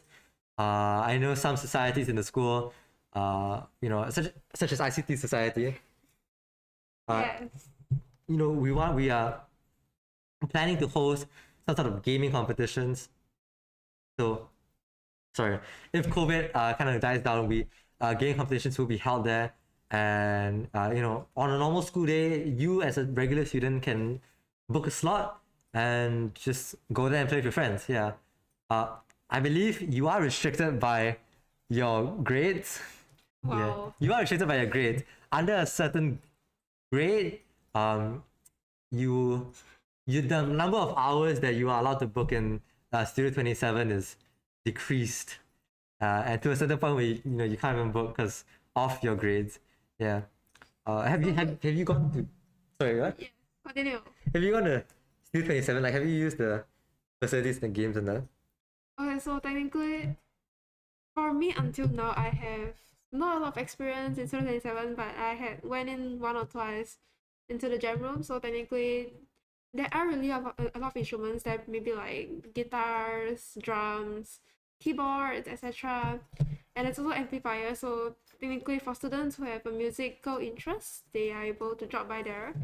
Yes, and I believe we have a question. We have a question from Axioff. Cool name. The question is, why was there a grass patch in the video? So the grass patch, it's an iconic staple spot in ICT. It is it's sort of a meeting place up here at level 5, and it's used for competitions and hackathons, as well as to showcasing school student projects. So for example, our P1 assignments and project module was done there, right? Sorry? Right. Okay, so yes, so the presentation of our modules were all done there. So technically, all the students were gathered together to look at the presentations of like each and every group, and technically we will have to vote for the best group. Yes. So the question is also a place for students to relax in between classes. So technically, if you walk past, when you're walking to your classes, you may see like students lying around, just sitting there talking about stuff. So technically, it's a very relaxed area. Normally, especially like last year during open house, that was also where we showcased the SIGs in different parts of the school. It's a nice big open area where basically showcases are done. It's an area that allows students to in different events. It allows students to showcase their projects and their work that they've done. Yeah. It's also a very popular area for pictures. True. If you see a lot of the social media pages about Ngee Ann Poly, and especially in ICT, you will not fail to always see one about the grass patch. Yes. Right. Yeah. Yeah. So back to facilities. I think for Stu 27 myself, I've had a lot of experience in Stu 27. It's all about games with you. Yeah, me and my friends, especially in the first year, we were very avid gamers, and you know, every time after class, we would book a slot and play games there together. Things like Overwatch. Yeah, that's something that you play, yes. So technically Mario Kart. Yes, Anything yes. that you want to play. Yeah, technically like League of Legends or maybe Yeah. like Dota. yeah. CS. Anything you want. Yeah. Then besides CU27, there's also different places for studies. For studying, I mean. You know, many people say that poly is very lax and you don't have to study as much. That is false. Poly it's I'd say as fun as it gets, you still as fun have as to it study. gets, you have to study quite a lot, and there has to be a lot of consistency in your work. Because we're using GPAs to grade students, it is very important to have a consistent grade of all levels and be able to maintain that grade. One slip up, and that's your chances to getting into uni. And because of that, the school provides ample areas for students to study and complete their work. My personal favorite would be at Block 22, right above the indoor sports hall that we have. It's this nice quiet area with a bunch of sofas and tables where you always see students studying there. It actually extends much bigger, but because of COVID restrictions, I believe it's now only restricted to the third floor, but there is spiral staircases to the upstairs where there are private rooms where students can actually book these private rooms, just like SIM27. They can book these private rooms for a certain amount of time and study there and do their group projects there. But yeah, I think I personally study at 22 a lot because it is the most conducive environment for me. There's also very nice, nice views, and it's right above the canteen, so I could go down and get a snack and come back up. Yeah. How about you? What's like the staple study area for you? Back then, I used to go to the library because technically, it's very quiet there, and there are also spaces where technically it's limited to like one person. So technically, it's like a cubicle. So this is very this is very friendly to those who want to study alone and maybe like they need some time alone to like really grind the things. Yes, I'm sorry, yes. And also library has a lot of course there's a lot of books, but technically for those who need textbooks, they can also go there and search it up, and most of the time there will be one or two copies around, so you can try your luck and probably you won't have to buy textbooks. Yes. I mean, my favorite area of the library would be the bubble tea store. Right, the first level of the library, there is an Each a Cup where I used to frequent. I wouldn't call myself a bubble tea addict, but I drink as much bubble tea as everyone else. And when I first heard there was a bubble tea store there, I kind of rushed there and just drank every day. And as a connoisseur of that, I'd say the one at school is pretty good. Pretty decent. Besides the library, there's also another place that sells bubble tea up at Makan Place. It's up Ngee Ann Hill. And at the drink store, they do sell bubble tea, but I do prefer the Each a Cup one. Yeah. Of course, there's also some other areas in Ngee Ann where you can study.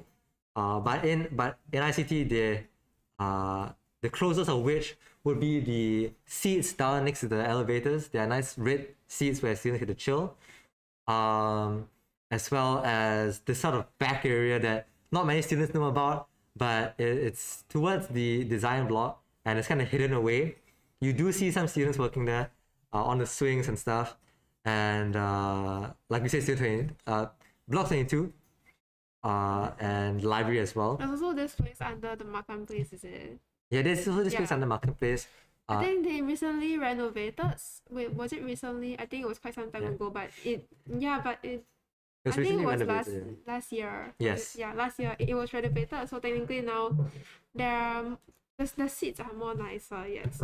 So there's like sort of swings and like pretty nice colorful seats around. It's quite fancy. You can take a look. Yeah, but right next to ICT, I think it's one of the more convenient blocks. Right next to the school is the Food club. Food club. Yeah, that's where most of the students who go for lunch. It's the closest one, and I think it's one of the canteens with more variety in school. You can have things stretching from like bak kut teh to Korean food, mala, most importantly, ayam penyet, and even a vegetarian store for those vegetarian students. Yeah, there's a big range of food, tons of seats, and it's always bustling and nice to be at, you know. And above that would be the sports hall. There are actually two big sports halls next to ICT, block 20 and 22. And these are usually where you kind of get your CCAs, you know. It is the... Yes, so sorry to cut you off, but yes, there is the courses and career talks in 1 minute, sorry. So technically, this is where you'll be able to ask about your courses and talk to the lecturers about if you have any questions in your mind. And there's also the link to the courses and career talks is in the link of the live stream. It's at the link of the live stream, and it is you have to register for it. I believe there are limited spaces, but I believe right now there are a lot of available slots right now for you to join and, you know, ask about maybe what courses you want to join based on your interests and stuff. And besides that, there's also the fundamentals of interactive media, which is starting in 2 more minutes. So technically, this is an e-taster class by Amphibious Studio Special Interest Group. And to join, you can just scan the QR code in the link, in the video, or click the link in the chat and description and head to the OH program and select join now. So it's recommended to have Unity pre-installed. This is one of the more important requirements. So technically, this is where we'll be introducing the basics of Maya. It's a 3D software based, or often in the IM course, and with a tutorial in regards to Spark AR, which is followed by a simple tutorial on Unity with regards to making of terrains and particles, effects, and games. I've seen the course itself. It's very interesting. You know, things like Spark AR. Yeah. It's a nice 3D modeling software that I believe all your all your Instagram filters are based off of. That is the main use of it that I know nowadays. And you know, Instagram filters, all the face filters and stuff, all the rage now. And having this kind of knowledge, or going for this e-taster class, I highly recommend it. You get to learn a lot from our students, who I believe are very well versed in these kind of things. It is stuff that they also learn in their course itself. Yeah. Yes. Yeah. So again, you can go to the link in the chat or scan the QR code. Yeah. There. Yeah. Okay. So I don't know. Do you want to talk more about the facilities? Yeah. So technically, for Ngee Ann Poly, for those who are wondering about food, okay, so technically Ngee Ann Poly, there's like three main canteens. Yeah, 3 main canteens. So technically, it's food club, makan place, and lunch. So food club is situated like right next to us, so it's more convenient for us. So technically, most of our students go there to eat during lunch, and further up we have makan place. So there it's I think bigger as compared to food club, but there's more variety. So technically, there's like, I don't know, nasi lemak there. There's a ton of things. There's even Subway. Yeah. Things go from I west. believe it was cheaper than the outside. Yeah, it is cheaper than outside. Yeah, by I think $1. Yeah, yeah. More importantly, in Ngee Ann, there are especially at Makan Place in Ngee Ann, there are the option to use cashless payments to pay for your food. Yes. At Marketplace, there is actually cashback if you use PayLah. Wow. Yeah, over a certain price, you do get cashback.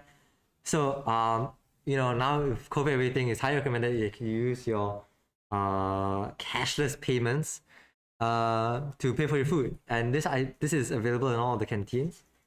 I think. And further up, we have Munch. So technically, You said Munch this Food Club. I said food club just Oh. now. Yes. So technically, Munch is like a lot more further as compared to Marketplace to ICT. So technically, this is so for students who have maybe like 3 hours or 2 hours gap during their classes. Technically, maybe you can want to head down there because technically you wouldn't have any sort of chance to go there during between your classes. So you want to head down there and like grab some food or something. They have the chicken cutlet, I believe. Yeah. Yes. I mean, that's really interesting. I think right now we'll show you guys a video, an interview with one of our year 3 alumni. Her name is Serene, and she'll give you a better understanding of the experiences and the life as a student in ICT. Playing now, I believe.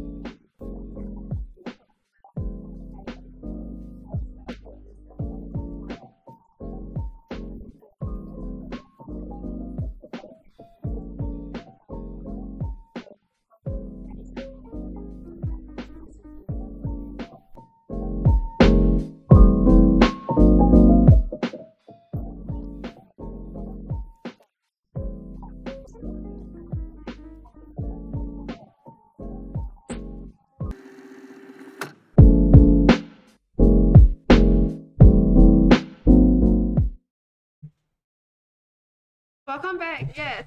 Okay, welcome back. So just to remind you guys, there's a courses and career talk.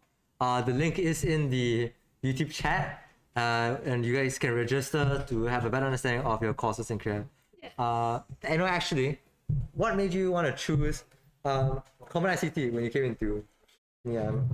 Okay, so technically when I came to Ngee Ann, right, my first choice wasn't my first choice was, I think it was In your JAE? no, Is it's it? not, no, it's not. Yeah, JE, sorry. It was diploma in networks and security, which is in the School of Engineering. Yes, that was my first choice. My second choice was technically CSF, but I didn't get into it.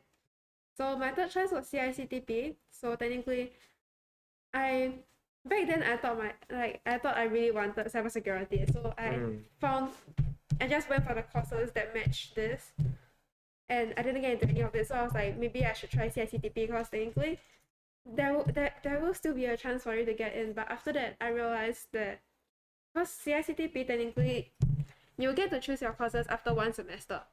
Mm-hmm. Stop laughing. So yes, after one semester. So after learning the different courses and the foundations of it, I realized that probably it was more of my interest, and I don't want it to be as examinable.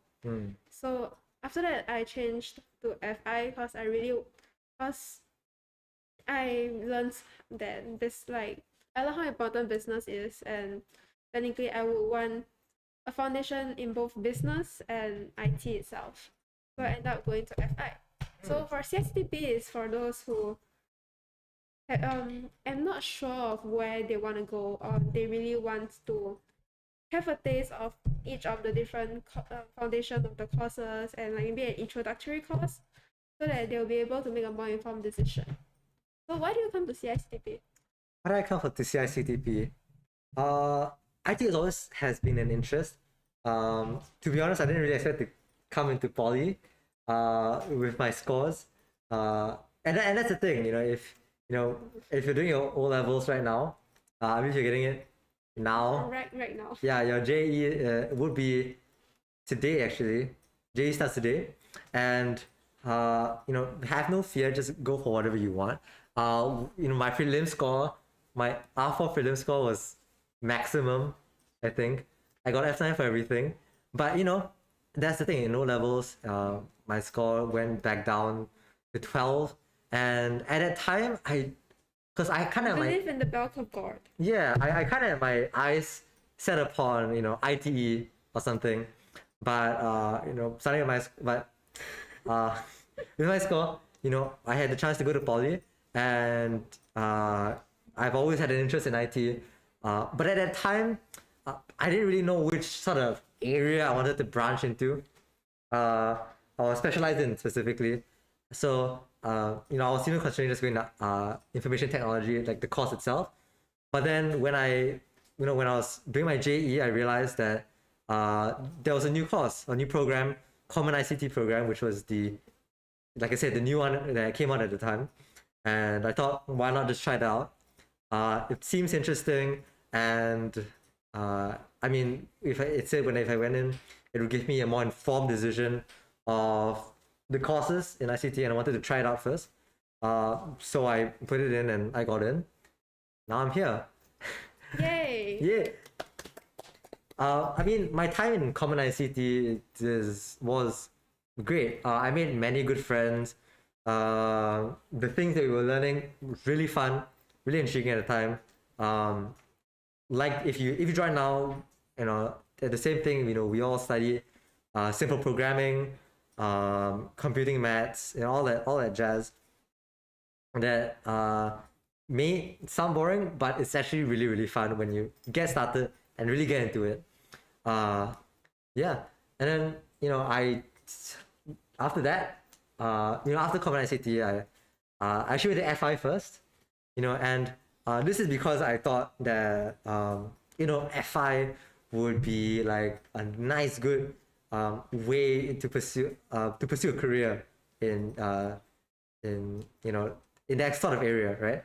But like I said just now, I learned my lesson that when you're going to poly, you should be doing what you want to do instead of what you think is best for you.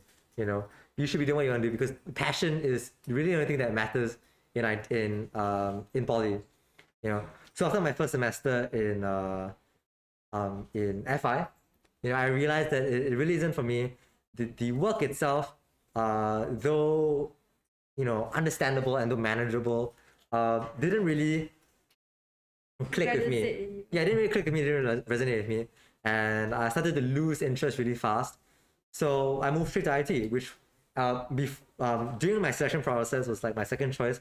It was sort of like my passion choice instead of anything else, and I just had to go with it. And now I'm in my second semester of doing IT.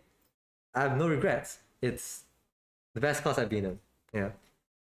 So I fully recommend you, when you go to poly, or actually anything in life, even in the career you want, just do what you want and do what you like to do. Yeah. But as for career, in the courses and career talks, do you have any through poly? Do you have any like insights into what career that you want to pursue in the future? So currently I do not have, so I'm sorry, but yes, I do not have any like career in mind right now. So technically I'm just saying like where I go, and if it sparks my interest, probably I will, what do I say, I'll consider it as a career next time. Yes. So technically it will be good to go into a broader base. So technically there's no specialization, so that you won't hang yourself on a tree if, and the thing is, what if end up you don't like the specialization? So it's good that it's a broader base now. Yes. So yes. What about you? Me? What do I want to do in the future? Games. Sorry? Games. Games was a true interest of mine, and it is, I'd say, a hobby of mine to play and maybe even create some games. As a child, I always wanted to learn I always tried to learn things like programming engines, Unity engine, Godot engines. I had a small try at Unreal, but my computer couldn't handle it, so I kind of gave up. And I think what really started to pique my interest would be through IT and through learning about things like software engineering. I started to get interest in defense programming and stuff, and working in the defense industry. I think sort of like parental influence, right? And as a guy in Singapore, you gotta go for NS anyway. You want to get into this kind of stuff. So technically now my family has gone into this kind of defense industry, but working in the government and working in the government industry, the public sector and stuff, really fun to me. And my internship itself at DSTA, I'll be working on this sort of defense thing. When I was actually given the choices of my internship projects to do, I swapped for choice because everything just looks so fun, everything piques my interest. And honestly, my plan is to do well in my internship, right? True. And if you do well enough, there is a possibility, we've been told there's a possibility, you get to stay for an extra month, you get to get paid for an extra month.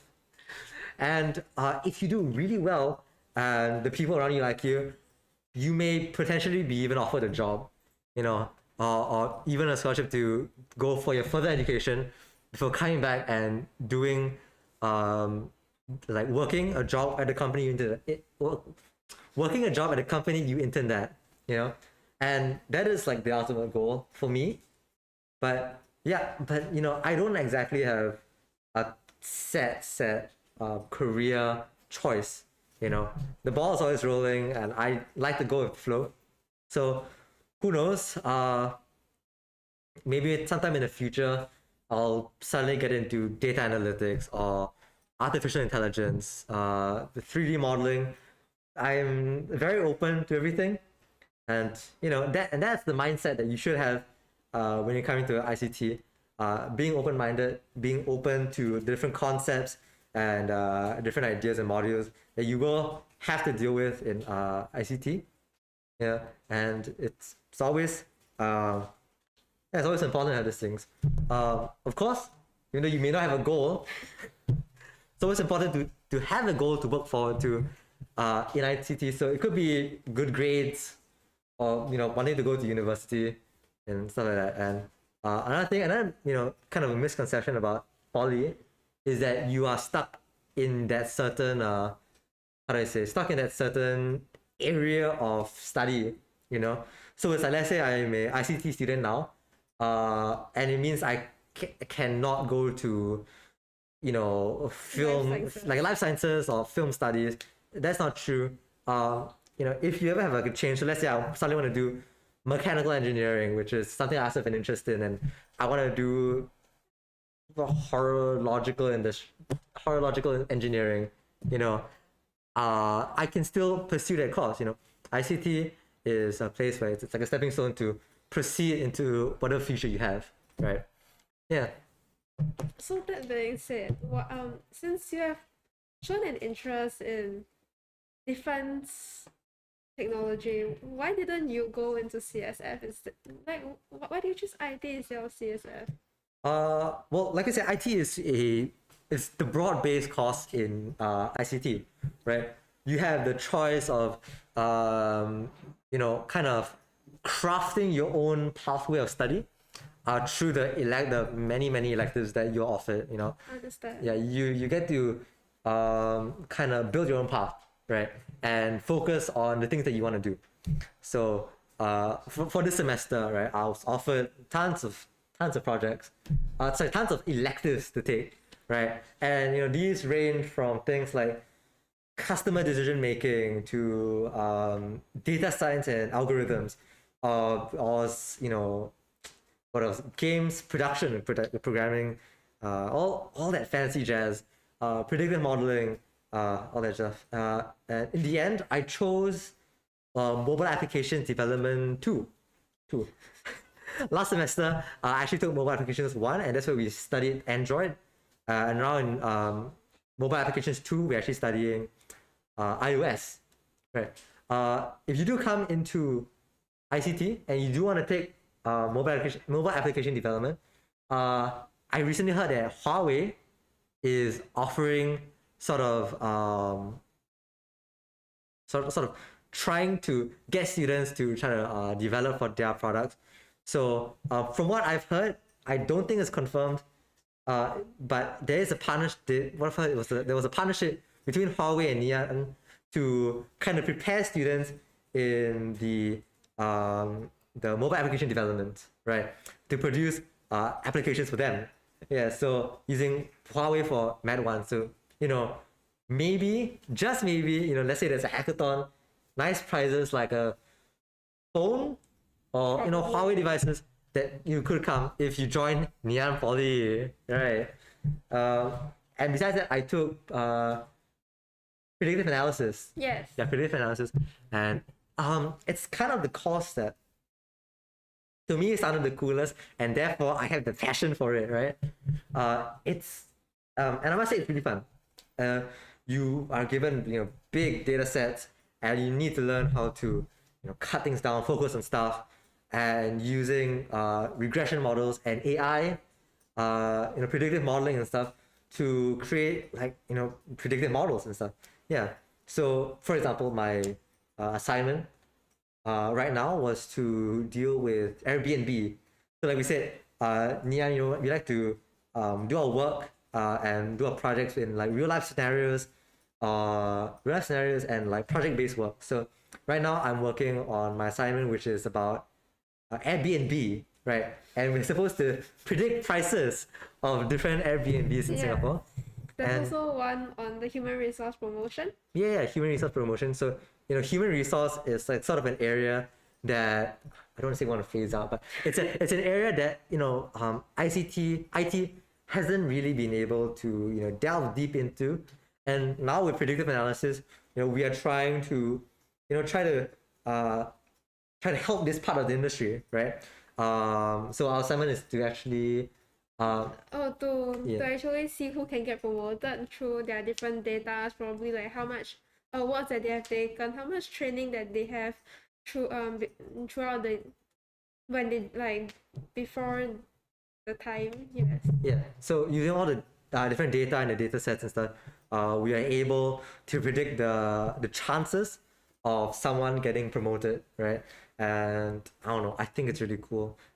There's stuff like you get to learn and incorporate things like data visualization, simple Python programming, how to use things like the Jupyter Notebook, data science stuff.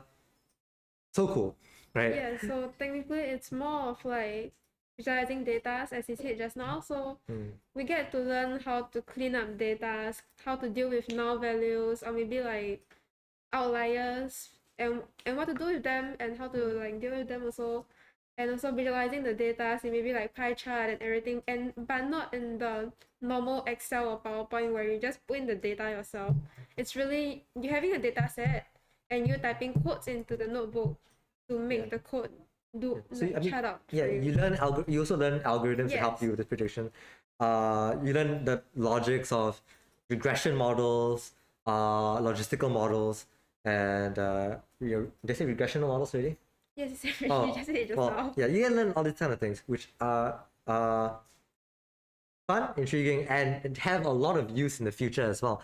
So if you take it in the future, your jobs and stuff, if you have these skills, your employers will be impressed, and it will definitely help in the future. So like I said, you build your own pathway to what you want to focus on. So let's say in the future, I have plans to work in this sort of area. I have the skills for it, right? But let's say I want to do games programming, I could next semester, my following semester, I could branch out and do these electives, and then I can just basically do whatever I want, right? Yeah. So, what about you? Are there any like electives specifically? I believe between like DS that you think you want to take? So for Wi-Fi. data science, Yeah. I believe that there are customer experience modules and there's customer decision and negotiation modules. Yeah. So these two are ones that are more like business side if you're interested in business. So technically this is about how to craft better customer experience, so that maybe through that you'll be able to retain your customers more, and that means that you'll get higher sales.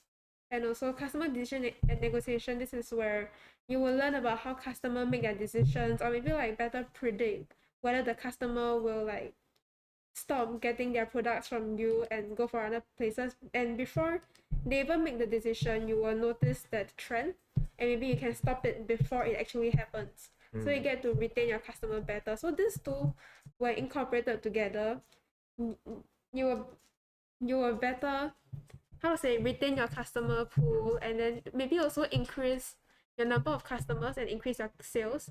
And for CDN, it actually gives you a better presentation skills. So technically you will get to learn and do a lot of presentations, so it really depends on your command of language. Yes. Yeah. I mean, besides that, it's not just marketing stuff in DS. There's also things like accounting, deep learning, and all that kind of stuff that you can choose in your electives and you can branch out into. Right now, I think it's time for a break. We'll be displaying to you a nice vlog by our ICT students, and I think we can play it right now. Yes. So we'll roll the video.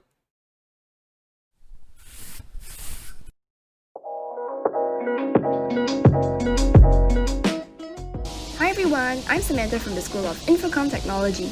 We heard that you guys are interested in finding out what a day in the life of an ICT student is like. Fret not, as today I will be sharing with you guys some snippets into the different modules that we offer, the learning and teaching pedagogies, and the overall ICT environment.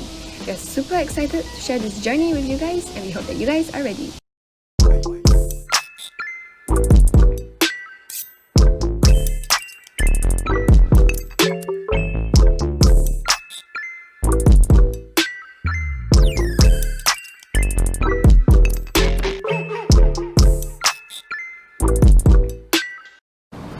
So welcome to the School of Infocom Technologies lobby. Here you can see some red chairs, and these are one of our favorite spots to hang out before class. Come have a seat with me. So as you can see, in the School of ICT, we have 3 lifts to add convenience to your walk to school. So let's stop talking and feed our hunger to them. Let's go.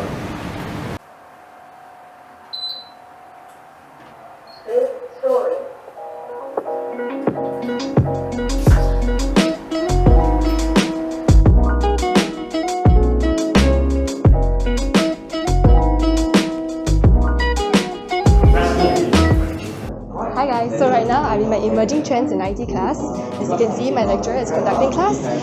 It's very important that we keep our ears open, as there could be a graded practical at the end of this week.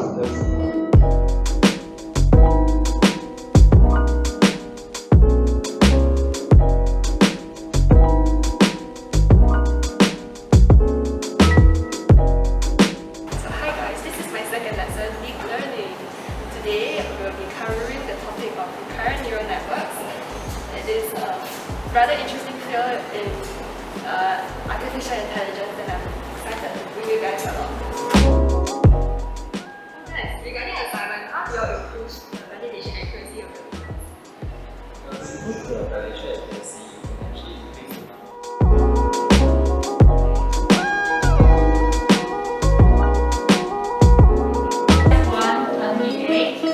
Validation speed 20%. Okay.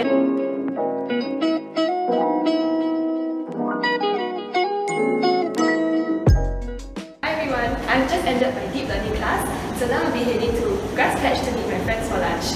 Let's go.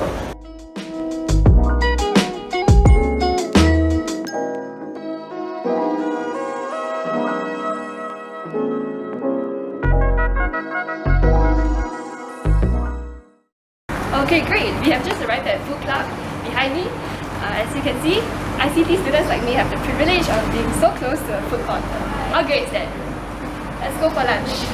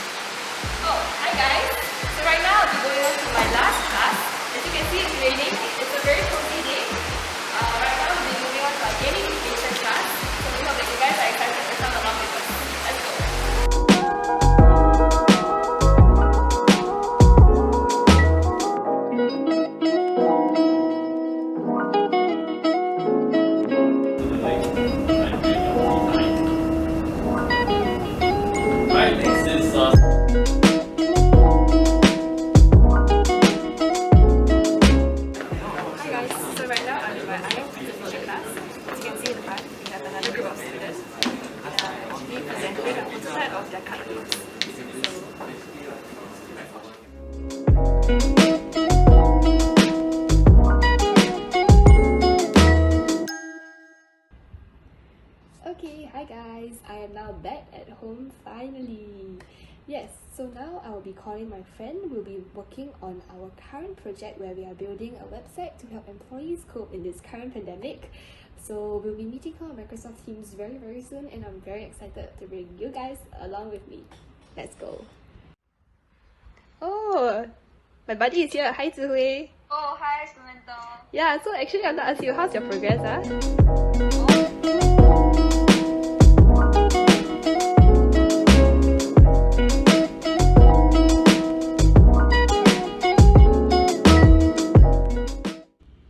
So if you guys have followed along till this part of the video, thank you so much for following me in the day of the life of an ICT student. We certainly hope that you guys have gained some key takeaways and insights to what an ICT student would do, and we are certainly looking forward to seeing you guys in our ICT family as well. Goodbye!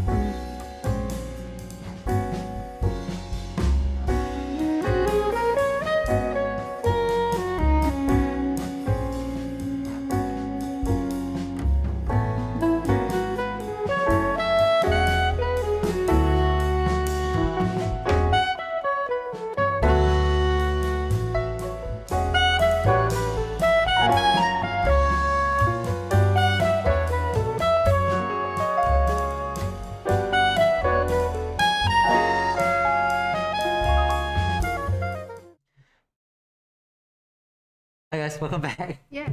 Yeah, so hope you had a nice video.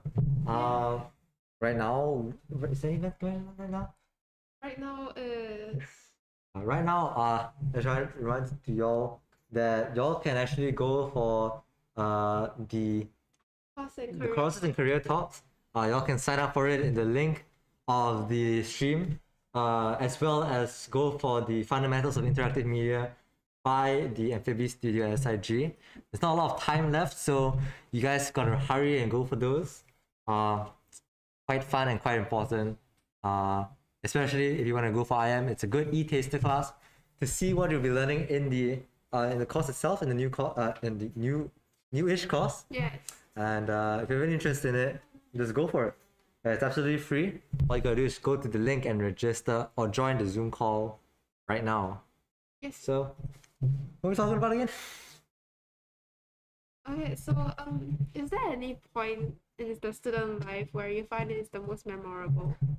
My point in my student life that I found was the most memorable, not now. What about you? What do you think was the most memorable point? Okay, so for me back then, I was thinking that maybe like year 2 will be the most, like one of the most fun year that you have in poly, because back in year 1, you don't know anybody. So technically it's like the introduction. And year 3, the friends that you may know, they will be separated due to things like internship, etc.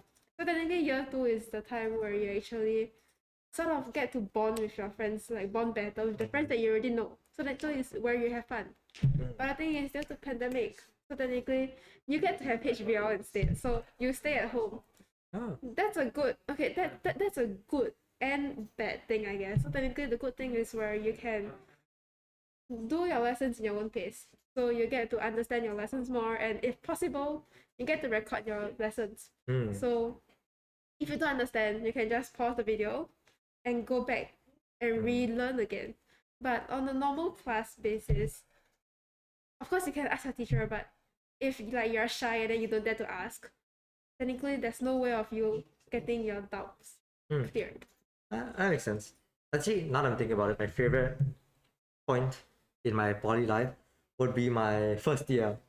Well, my first and second semester, my first year. I think that's most memorable. I don't want to say I peaked in the first semester. Gotta keep going up, right? Gotta keep grinding. But I think that was my most memorable part. The friends I made, the experiences I had. I'm pretty sure I tried my best to, I don't want to say rebrand myself after secondary school, but I definitely tried to turn over a new leaf and work hard. And I in secondary school, not very hardworking. The poly was like my second chance at starting off on the right foot, right? And I don't regret it. Working hard is fun. Apparently, it's fun in poly. Okay, I mean, if you enjoy what you're doing, you're working hard. It's fun. Like I said, the friends I made from my common ICT course to my first my first FI course, and now my IT course. Everyone's amazing. In poly, it's really it's really important. I mean, to make tons of friends, because being social and being able to socialize and connect with people can help you now and in the future as well. So who knows, between me and my co-host at Asher, I could become a billionaire and I could offer her a job next time. Probably. So it's good to make your connections in poly. Yeah, it's very important to make connections. But it's also very important to have good friends that will motivate you, and very good friends who will be able to help you with your work, help you understand anything. And that's a thing that I did. Of course, you can't be a leech. You got to put in your own work as well. You can't base your whole boy life working off someone else, and it's very important to put in your own weight as well. But yeah, it's very important to have a good influence on yourself as well as others in poly. It's a plus to have friends with like prior knowledge, is it? Yeah. With prior knowledge. Okay. Yeah, prior knowledge, and also like those who share the same thinking as you, so that you guys will be working towards the same goals. and we'll be able to motivate each other throughout. Yeah, it's very important. I think, of course, you need to be able to also see who you shouldn't be friends with. You know, those people who don't work as hard or are really lazy, even though they may be fun, like you, but I mean, whoever may be fun. Okay. You know, they as long okay, you are. It's good to have people who are fun. It's good to have people who aren't always uptight about work. It's good to have people who that kind of stuff. It's have a good, you know, mindset. Do the right thing at the right time. Yes. But things like projects and stuff where your marks really matter, I personally recommend you have a set group of people. In poly, usually how kind of social circles work is in your first year, through orientation, through all that jazz, you kind of get a small clique of your own, right? I personally, because I was from the common ICT course, I did split out, but you have your own clique that work with, and this clique is the type of people who will work hard with you and have the same sort of work ethic and thinking as you. And through maybe your class or your CCAs, you will sort of venture out and you know, get to know new people and new friends. And the interesting thing, me personally, my first year, because I was in the new school, I was like, you know what, I'll just try on everything. I have a lot of CCAs, and because of that, I got to experience many different people. I got to learn from many different people and socialize with many different people. In my first year, I believe I was in 4 to 5 CCAs, and that's a lot, and that's not recommended. Me personally, I would say this. I was in the ICT Society. I was in fencing because I wanted to get fit, right? I was in the MP ambassadors. So those are the people who do red cam and open house, that kind of thing. I was in peer helpers. That's like a sort of a welfare student sort of thing. And what's the last one? I can't remember. I think there's one more, but I think no, I only did 4. I did 4 CCAs, and that was a lot. That's a ton of work. And in my second semester, I because of okay, my grades didn't really drop, but I really felt the stress of the thing to maintain my grades while going for these things. So I kind of cut down. I cut down to things, like I said, things that I like doing, mainly ICT Society and fencing. Things like P-Harvest, it's not very, doesn't have a very high commitment, you know. And ambassadors is very high commitment, so I had to drop that to handle some of my own stuff. And you know, that's the thing about, you need to be able to make sacrifices in terms of to get what you really want, you know, be it your grades or your welfare or, you know, whatever. And you know, even if you quit, there's still tons of things to do, especially for me. You know, I still got to go for competitions in fencing. You know, you become the exco of society and stuff. And like I said, even though if you quit, you know, you still have these social circles to work with and remember and be friends with, you know. Yeah. Yeah, so I mean, as of now, do you have any tips for people who, you know, who are like coming into school, you know, any tips about having good social circles and blending in with the right people?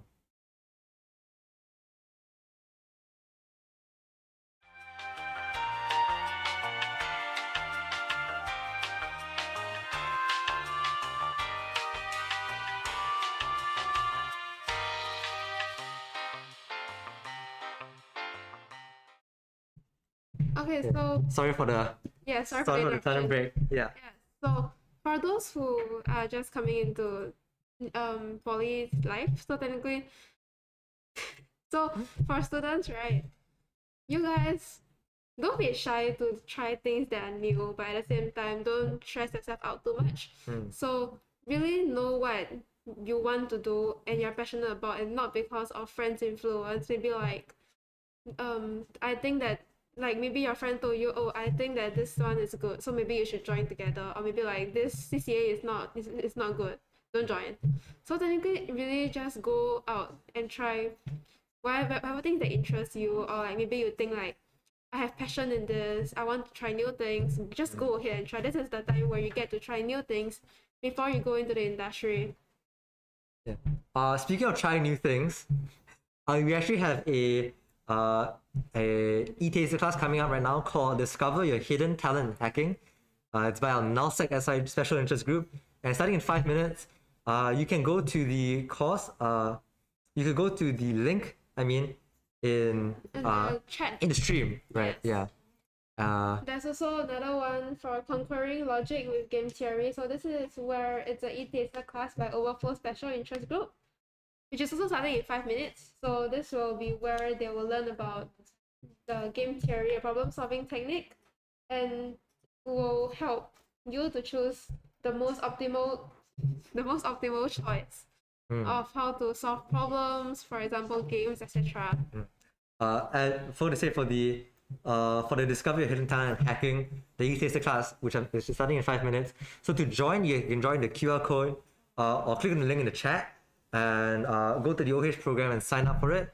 I believe you can just go for that, and you can just join it straight away. Yeah, you can just join it straight away. Or you can register here for the hacking one. I believe there are limited spaces, so it is first come first serve, and you can join it right now. It's a basic talk that explains the basic methods that attackers and hackers could use to break into your computer system over the network, over Wi-Fi, and could take over your control of your notebook or devices like your phone. Use it in your home, and then from there they could like branch out into your PC. So there's some instances where people hack into the air conditioning, and from air conditioning, smart devices, air conditioning connects to the phone, connects to the PC, and then attackers could explore your hard drive, download your personal files from your computer, and make use of your files to possibly blackmail you or do malicious things with it. And the talk itself will be accompanied by a demo by the teachers and the lecturers in Ngee Ann. You can register at the link in the stream, right? So for those who are interested, like maybe you think I have interest in cybersecurity, I want to know how it is like before I actually join into this course. It's a very good opportunity for you guys to try this out, and maybe you'll have a more informed decision when you're really doing the choice. And trust me, it's cool and it's fun and it's very interesting to watch, especially the demo by the teachers. Right? Go for it. Yeah. So, speaking of hacking. Okay, continue. Speaking of hacking, in your year one experiences, right, we actually got to have a ton of experiences with playing with malware and things, right? Okay, I want to say a funny story for the stream. Sure. Okay, funny story for the stream, right? So in my first semester, in our cybersecurity fundamentals class, we had to do a presentation about malware and hacking. And my team, basically we, as part of so how most of the demos work, right, is that we use it on a virtual machine. So this is to keep your computer safe from any viruses, but you still want to showcase the virus, but you still want you want to keep it safe, right? You don't want the virus to be actually on your computer. So we were supposed to do it on a virtual machine, right? But during the presentation, as part of the demo, my group mate, I won't say his name, my group mate forgot to put the malware inside inside the virtual machine, and ended up running the malware on my computer itself. Luckily, nothing happened, but it was an interesting experience. And you like we said, you learn from the experiences. You learn not to be stupid and play with this dangerous stuff without any precautions, and without making sure you're doing the right thing at the right times. It's good to know what you're doing. It's good. It's really good. Yeah. So once again, for those who are interested in cybersecurity or hacking, you can head down now. You just started for one. I think it's gonna start soon. It's starting in 1 minute. Yeah, starting in 1 minute. You can sign up. Yes, do remember to sign up quick. Yeah, limited spaces. Sign up now. Yes. Okay. So how was your CSF experience? You said you wanted to join CSF at first, but you kind of chose FI instead. What do you think would have maybe like encouraged you to go like CSF instead? If I have more interest in CSF, what would have maybe like what's the reason you didn't go for it, or like specifically didn't like chose to divert away from it? Okay, so back then, right, I was watching like videos about like technically the process of hacking. So like I didn't see the more technical side. So we were just, oh, it's very cool. So I get to hack this person's computer, and then be like, wow, and then maybe like, Wow. wow, yeah. So after that, right, when I really got into Command ICT program, so there was this module called Cybersecurity Fundamentals. So to be very honest, the module didn't really spark an interest in me. So it was just, most of the time I didn't know what I was doing. I was just following the steps in the practical. So I was like, I did not know what's happening. Slow down, what? Slow down. Sorry. Okay, so yes, most of the time I didn't know what was happening. So it was just, practical says to do this, so I will do it. And then most of the time, this computer really didn't work as well. So I have to press a button and wait for like maybe half an hour. So it just got really, really annoying to me. And to be honest, I don't remember the school's computer password and username. So I didn't get to use the school's resources too. I mean, it's a good thing to remember the school password. Yes. So I didn't use the school resources and end up using my own computer, which runs really, really slowly and had a lot of difficulties downloading stuff because this computer sucks. Yes. I mean, it's an interesting area, but you do need the sort of interest and aptitude for it.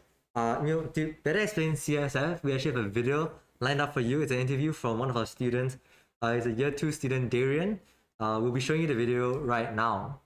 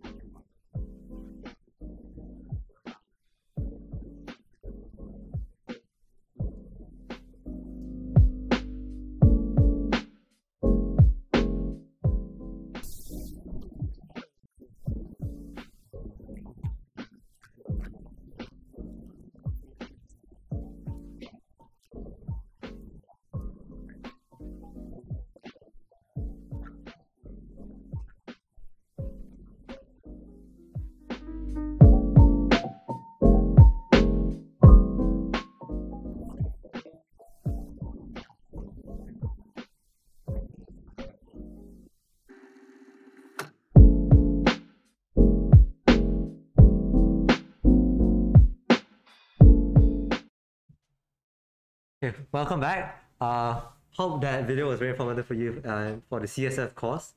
Well, yeah. So, like we were saying, your CSF. Yes, so okay, stop laughing. Okay, so anyways, although CSF wasn't my thing, but it could be your thing. So technically, if you have interest in CSF and maybe want to get to know more about it, you can join either the CSF course or maybe CICTP so that you can have a taste of it first before actually going for it. to make a more informed decision. So that being said, do follow your interests, your passion. Yes. It could be your thing. It could be your Yes, thing. it could be your thing. Yeah, I think personally, CSF is for the type of people who have, okay, the big brains, but The big brains. but also I think the people who are able to Really know what they are doing. yeah, this sort of logical mindset, you know. CSF, cyber security, spans more than just the hardware and software capabilities of yourself. In your year one, you also learn things like Cryptography. I mean, yeah, that's like the hardware. You learn things like social engineering, right? You learn social engineering, which is like sort of a psychological, I don't say a skill. It's a skill, right? You know, like a story that our teacher showed us was that, let's say when he was younger, right, you know, he and his friends would go out and into like different random companies, which they didn't belong to, and then kind of social engineer their way into server rooms or restricted rooms. You know, one of the stories I heard was, you know, he would manage to sort of social engineer and like convince, let's say, a cleaner that, oh, he left his keys upstairs or something, and the cleaner would, you know, gladly bring him out and bring him to the server rooms and stuff. Or you know, the type of logical thinking where, like, let's say you were to send a phishing email to get some passwords from a company, you know, would you send it to the CEO of the company, or would you send it to some younger new guy, right? Then logically, back in that old times, logically you'd send it to the CEO, right? And at first people were like, what, the CEO? And I mean, if you explain it, it makes sense, because the CEO of, let's say, this certain company, if you do your research, you know, the CEO could be older, and, you know, CEO is maybe would be more business first. You know, he spent his whole life being in business, not much on IT, so maybe he wouldn't know, you know, this would signal a phishing attempt. Whereas someone younger or someone working in the IT industry would know these attempts. So yeah, that's the kind of situation you need to know. You need to have the psychological logic to know who to hack, or, you know, how to hack someone, you know.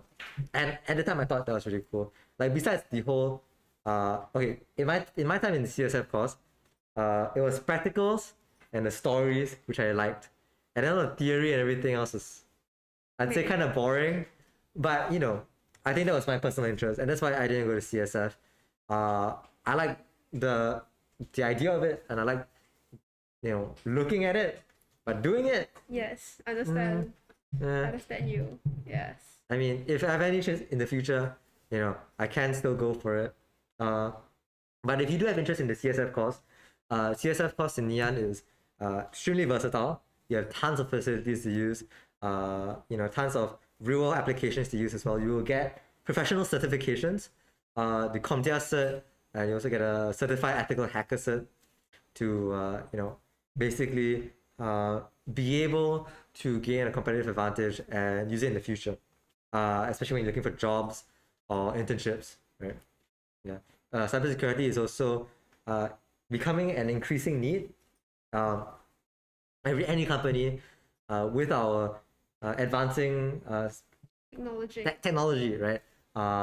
The requirements for the dangers and the threat of hackers have come even higher, and the ways that they are able to hack into different things have become smarter, and the things they're hacking have become more sensitive. So there will be and always be a need to gain more of these what they call is white hat hackers, to help defend all this secure information, right?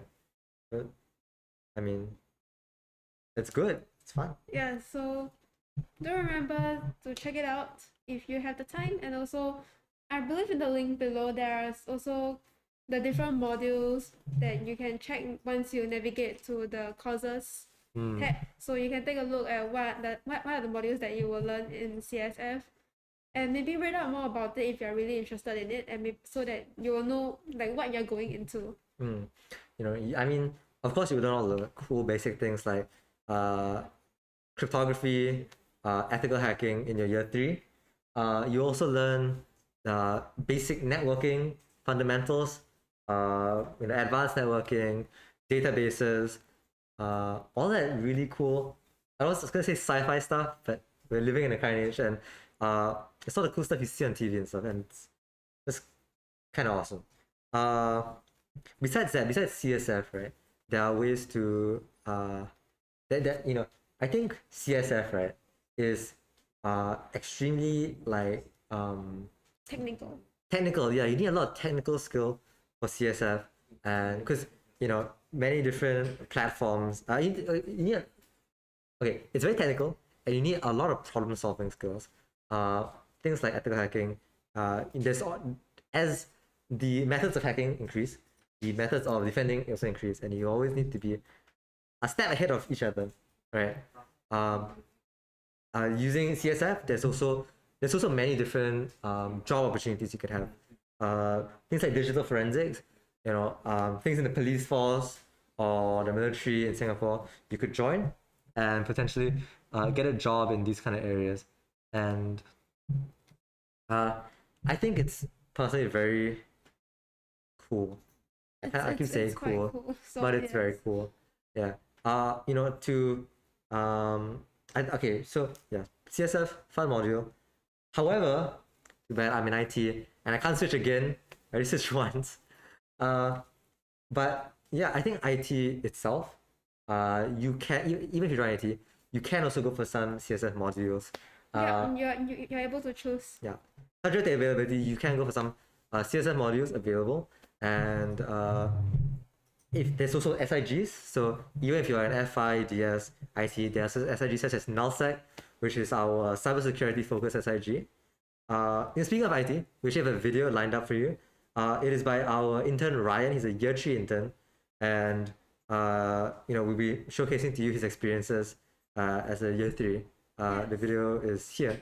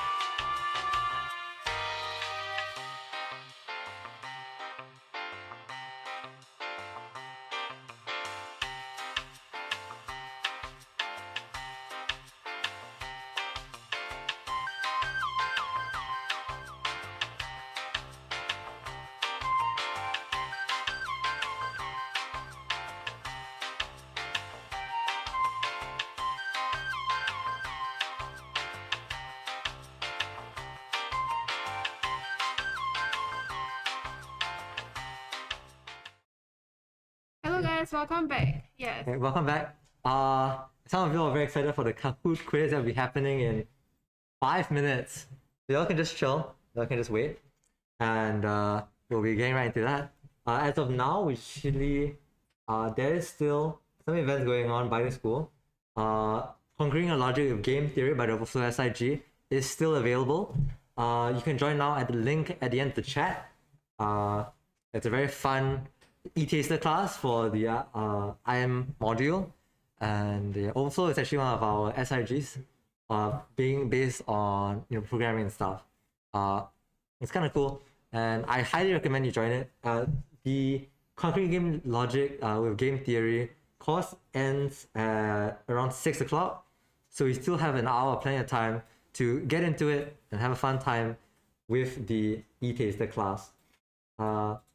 As for the Kahoot quiz that's coming up, we'll be showing you guys the code soon, and we're gonna explain the process right now. So it's a bunch of questions about ICT and about things that's gonna happen, things that happens as students at ICT. If you win, there are some attractive prizes to be won. The top 5 people will win attractive prizes, and if you do win, what you gotta do is to remember to screenshot your Yeah. points, your name, and send it and DM to our own ICT Society. Yeah. Okay. So you got to screenshot the winning page with your name in the top right as well, and send it to our Instagram page mp.ict society. Also follow the Instagram page mp.ict society. Yes. With that, we'll be able to get talk with you to see. Get in touch with Yeah, get in touch with you. See where you want to collect the prizes, and if you want to, come to school and We hope collect to it. see you around. Hope we see you around if you come to Ngee Ann to study. Yeah. Remember to say hi. Yeah. The trivia quiz, we will put it on Kahoot so you can get those ready.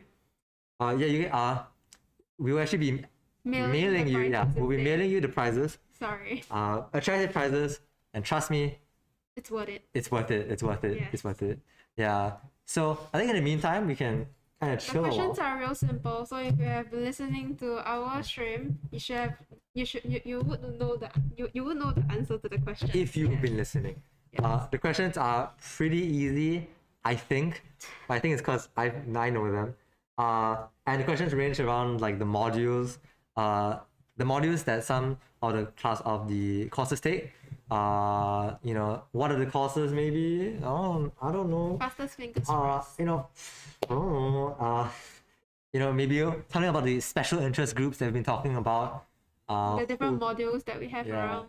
Maybe what if we were talking about the activities? Courses that we all have. information you would have known if you listened.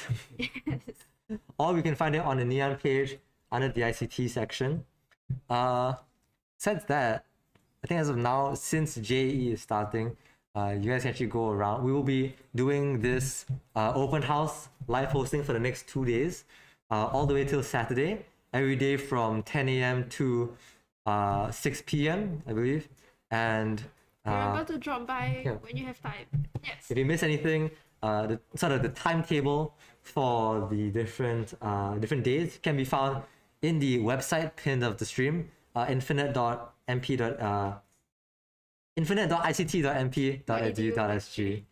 Quite a mouthful, but over there you can find all the information you need, and that's also where you sign up for the different e-taster class and classes available. So we will be starting at 5 p.m. sharp. You can start right now. We will be showing you the code for the Kahoot quiz. It should be appearing on the screen soon. And our Kahoot will begin at 5:05.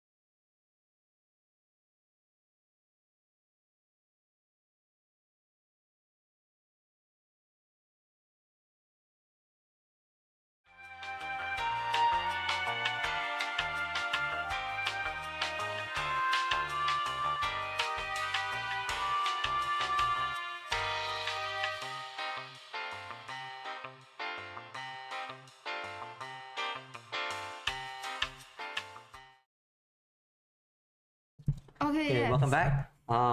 We'll be starting the quiz very soon. Let's wait for a few more people to come in. We'll be starting at 5:05. So y'all 3 can more just minutes. just chill, lay back and relax. So far we have 6 people in the Kahoot. Nimble, Sable, Dynamic. All of y'all have very bought names. I'm not gonna judge. Who's Dynamic Hen? Dynamic Hen. Dynamic Hen is the winner. Fast Sloth. Fast Sloth. That's me. Fast Sloth. That's a very contradicting name. No, it's not. So yeah, you guys can ask your friends to join as well. Don't worry about it. It's nothing. You don't want to pay for anything, but yeah, just go for it. It's very fun. Ooh, hello. Oh, sure. People are joining. Yeah, come on, guys. Get your friends to join. All of you guys can stand a chance to win attractive prizes here at ICT. Just to remind you guys, once you win, you guys got to screenshot the winning page of your name and your username at the side, as well as and then send it straight to the Instagram page mp.ictsociety.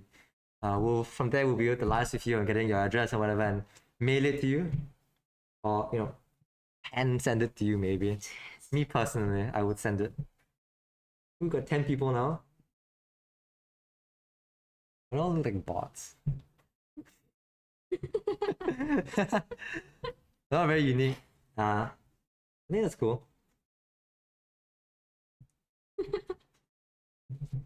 Bro. Yeah, that makes sense. We're starting in 1 minute.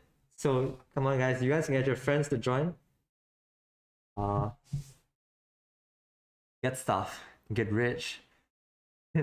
Not cold hard cash, but you guys can get it. Let's get it.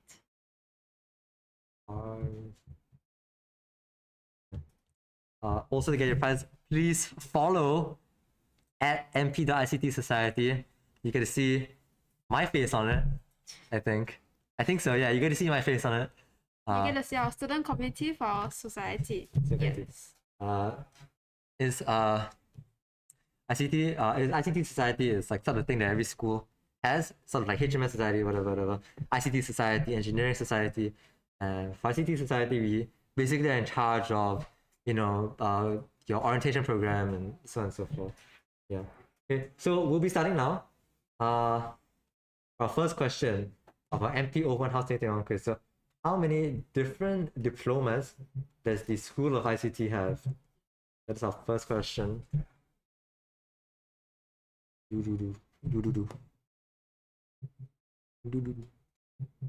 So it's either 3, 4, 5, or none of the above. Pretty simple question, right? Yeah.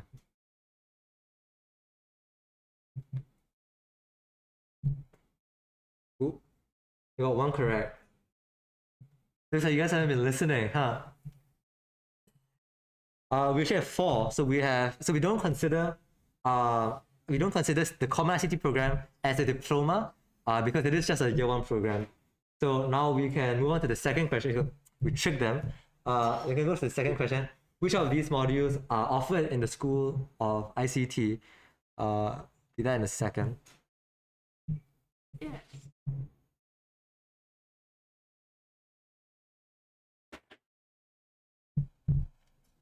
Who's that one guy? Who do you think is that one guy who got it correct? I'm not sure. Not so sure. We'll see. I think wait, now I realize it. There were 10 people, right? So there's like 6 answers. So some of you guys didn't even answer the question. Guys, it's not that hard. There's a 25% chance. Yes. No one got marks, no one got points. Huh? No one got points. Why? If at least no one got points, I don't think Kahoot's messing up. But that's okay. Bear with us. This is just some technical issues, I think, with Kahoot. We will be restarting the quiz again. Maybe restarting the quiz in a bit. So y'all can chill. I hope you guys get the first question correct. Yes. Okay, we'll be restarting the quiz. You guys can. Do you have to join again? Okay, you guys will have to join again. We'll be providing you guys with the code very soon. So y'all can chill. Meanwhile, while we're waiting, we don't know. Meanwhile, while we're waiting, I'll tell some stories. Stories about. Stories about ICT. So Sadly, ICT doesn't have any ghost stories. We don't have haunted. yeah, is that a good thing or a bad thing? That's a good thing. I am personally afraid of ghosts. They exist. And what are some advantages of ICT? Oh, big advantage of ICT. We are at the lowest point of Ngee Ann. Really? Yeah, we're at the lowest point of Ngee Ann, which means, right, unlike other, I'm not trying to flame on schools, right, but we don't have to climb hills. You don't have to climb the famous Ngee Ann Hill. Okay, it's a big hill. From what I know, it's like 30 degrees up, and it's so much to climb up the hill. It's very tiring on your knees. But you know, ICT, we're actually downhill, and the uphill is like barely anything. You'll be fine, you know.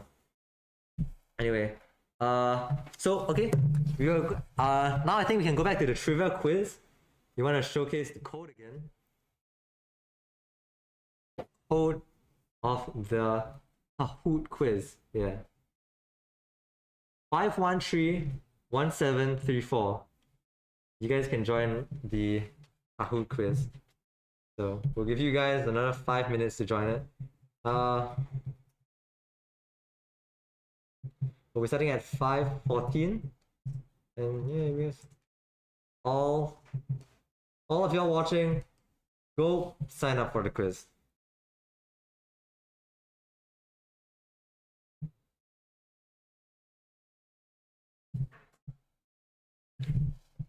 Yeah.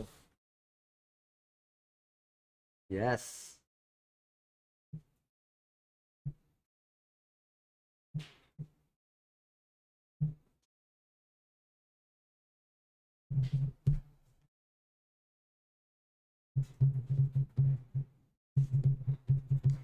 See, 6 people in the call now. 6 people in the call now.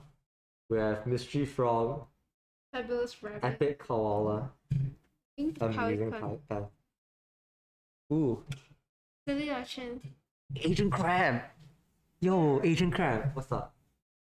hey, cool, Yeah, I love Asian Crab. Amusing Panther. I believe you're so behind times. I got Asian Crab and you don't. I saw Agent Crab now. Okay, so 5131734 is the code for the Kahoot quiz. We'll be starting shortly in 4 minutes. And you guys can chill for a second. At 5:14 sharp, we will be starting the quiz. So yes, you can continue this. Any other advantages of ICT besides geological distribution? It's very near to club. Near the food club. Yeah, just like Oh yeah, it is very near to the club. yeah, just like a minute away. So if you guys are, You know what it is very near to as well? The gym.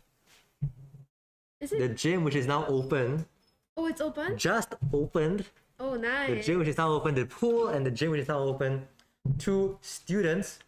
If you want to get fit, you know, break that stereotype of, you know, lanky, skinny ICT students. We're gonna get buff.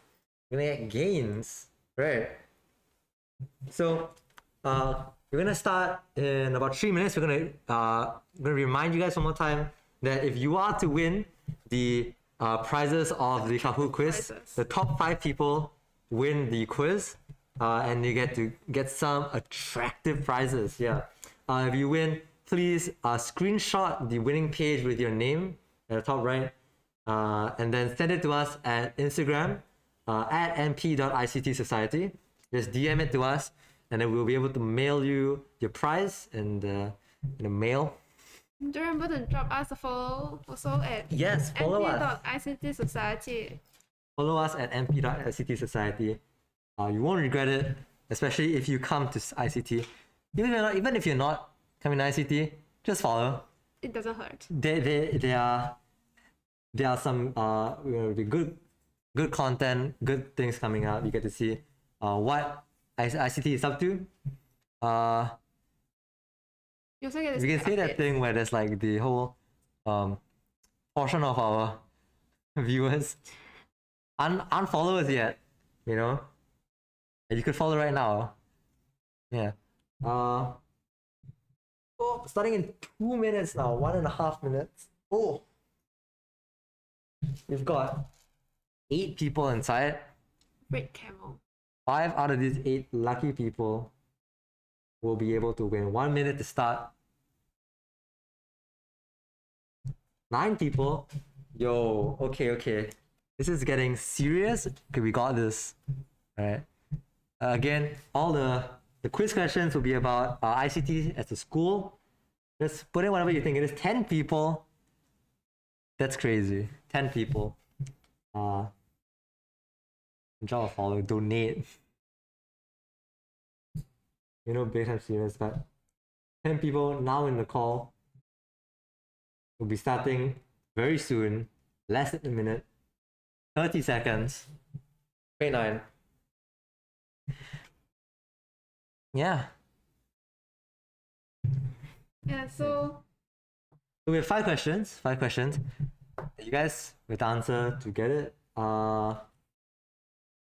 Same questions. Whoever was here just now, you know, you're the first question set. So the first question now. How many different diplomas does the School of ICT have? Whoever was in the quiz just now, you guys kind of have an idea of it. You guys may have saw the answers just now. How many different diplomas does the School of ICT have?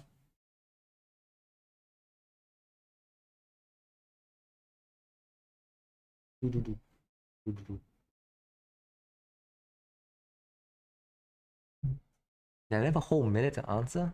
yeah, they have a whole minute to answer. That's crazy. So is it 3, 4, 5, or none of the above? We can count, I mean, there's IT.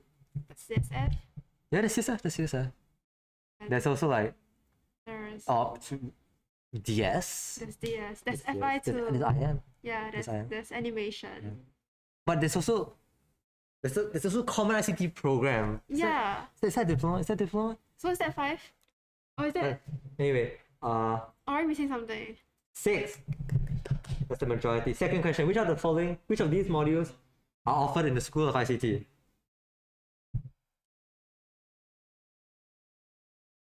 Which of these modules are offered in the School of ICT? Modules, these span all the courses. So, you know, take your chances. NAD. Here's the second. I'm sorry about that. Is that your shoe? No, it's not your shoe. Ooh. Amusing Panther at the top of the leaderboards. Good job, followed by Mystery Frog, Epic Koala, something and something. Something. You know, I only see first place. That's the winner mindset. That's all I have, the winner mindset. First place, second place is the first to lose. I'm bad. Nice. Okay, Now, so second question. Which of these modules are offered in the School of ICT? which ones of these modules are offered in the School of ICT? The programming 1, programming 2, fundamentals of programming or mobile application development. That trick question in there. It's trick fun. question. Is it a trick question? Is it? I mean, I remember programming 1 and twice. I remember that. I also remember, you know. I also remember fundamental. Yeah. But was it about programming? I don't remember it was programming. I mean, mobile application development. I mean, I don't know. I have a phone. Is that? I don't know. Mobile application development. Is it included? That seems very. I mean, you know, what if there's multiple answers? Oh, right, true. There's multiple answers, right? True. Yeah, it could be multiple answers. Okay, so all right, let's see who got it. Whoa, whoa, good job, y'all. Two of y'all, fundamentals of programming. It's kind of programming one. It kind of it's just a different name. It's a trick question. We tricked you. We It's tricked you. fundamentals of IT professionals. Yes, that's our only fundamentals class. Yes.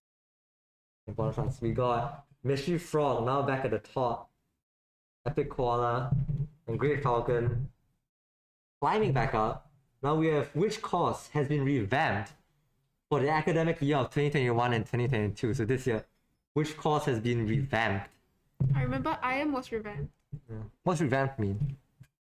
Immersive media, I believe. What does revamped mean? Revamped. Oh, it's a new class. So it's like built on the older classes. So revamped is like a it's like a rebuilding of a course. It's like a sort of optimization. You know, it makes it better.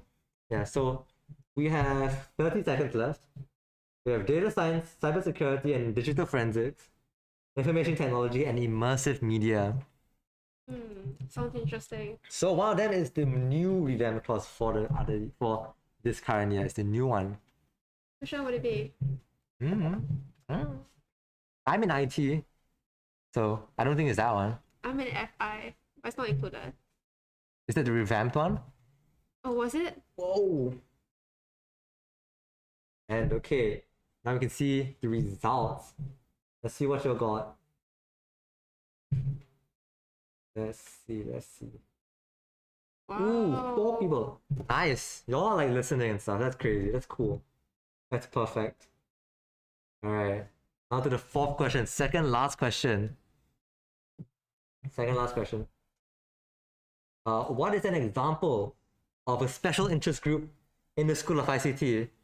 Right? Special interest group. What's a special interest group? Special interest group is like CCAs that are exclusive to ICT people.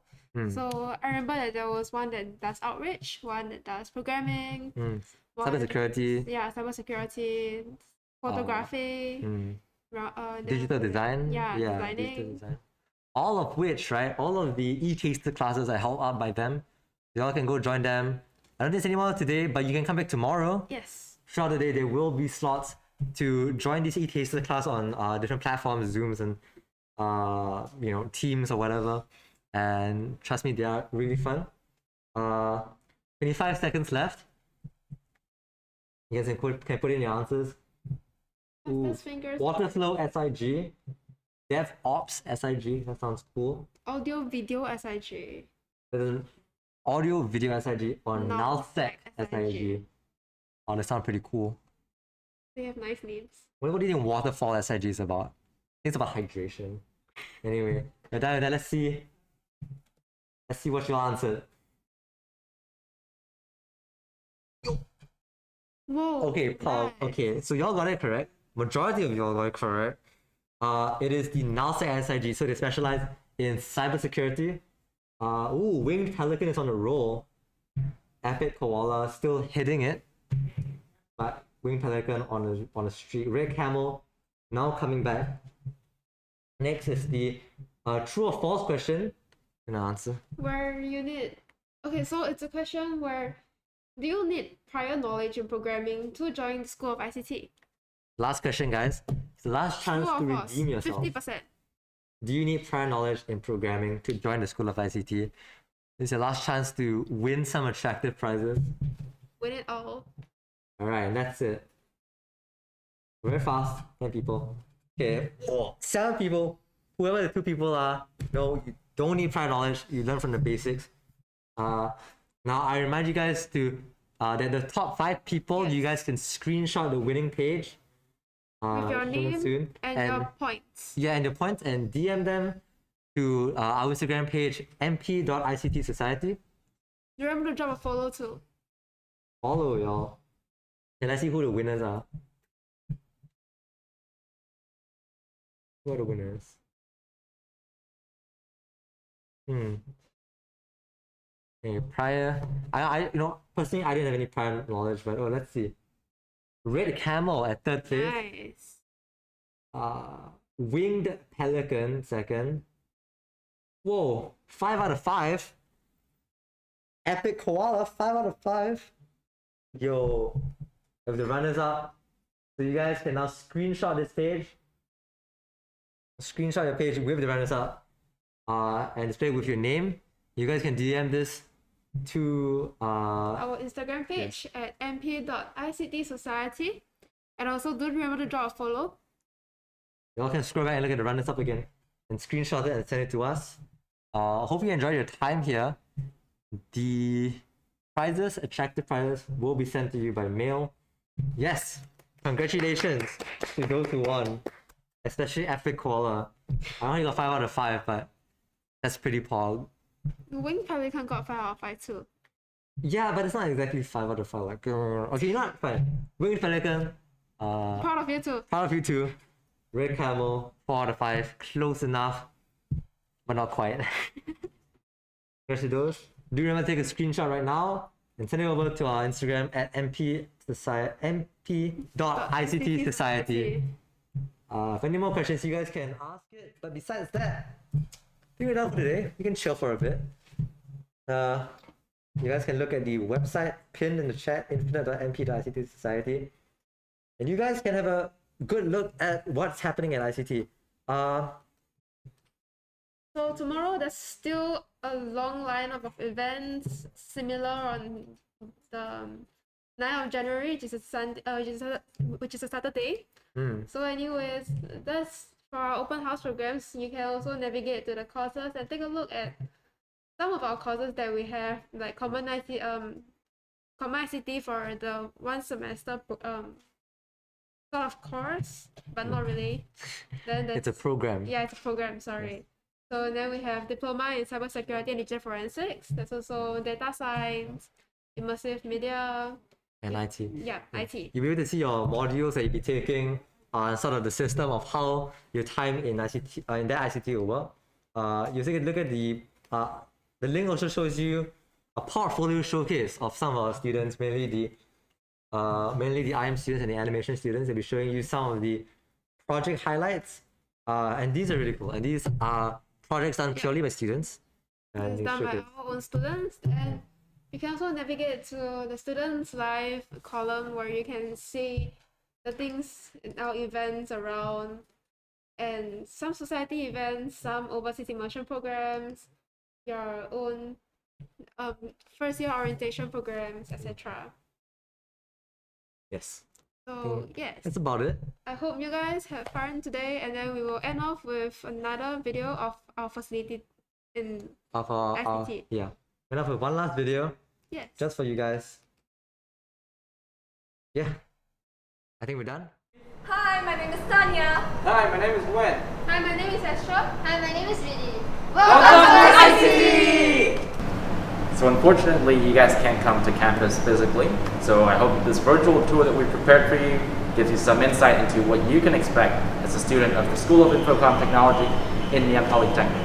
So without further ado, come along.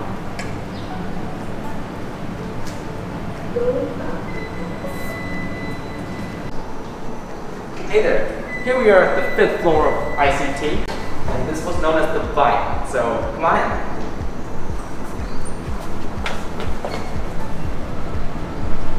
So the aim of this floor is to provide students with a next-gen learning experience with a positive and joyful environment to give students that buzz of learning. Over to you, Tanya. Hey, Win, so I'll take it from here. This is the Grass Patch, an open learning space to encourage collaboration and innovation between students. Our technology-enhanced classrooms are equipped with state-of-the-art equipment to maximize student learning experiences. Conventional whiteboards are replaced by interactive canvases, and our classrooms can be instantaneously turned into a collaborative space because of the pod chairs that are available for us. There are also projectors that students can connect to remotely to share their work. This facilitates an engaging learning environment. Other than that, we also have our Microsoft Surface Hub for bigger displays. As you can see behind me, this is a partition that you can actually use to take these two classrooms together, merge them, expand the classroom size. Apart from that, we also have these pod chairs that can be rolled around, and students can benefit from the flexible arrangement, collaborate and discuss with their teammates. And apart from that, the pod chairs themselves, they have an area where you can put your bag, and also, for those who need it, cup holder. Now these are the sort of next-gen facilities that students get to use here in ICT. Continuing on the bike, we have an open learning space with boards that you can ride on. Our students use these boards when they are working on the agile methodology to be able to track the progress of their projects. This place is also equipped for students to be able to collaborate and work together when they are developing their projects. This is our Cybersecurity Operations Center, or CSOC for short. This is meant to simulate real cybersecurity operations centers used in the industry to monitor unusual activity, detect cyber attacks. With this, our cybersecurity and digital forensics students can get more exposure to environments such as these. Next, we have the White Hat Zone. Follow me.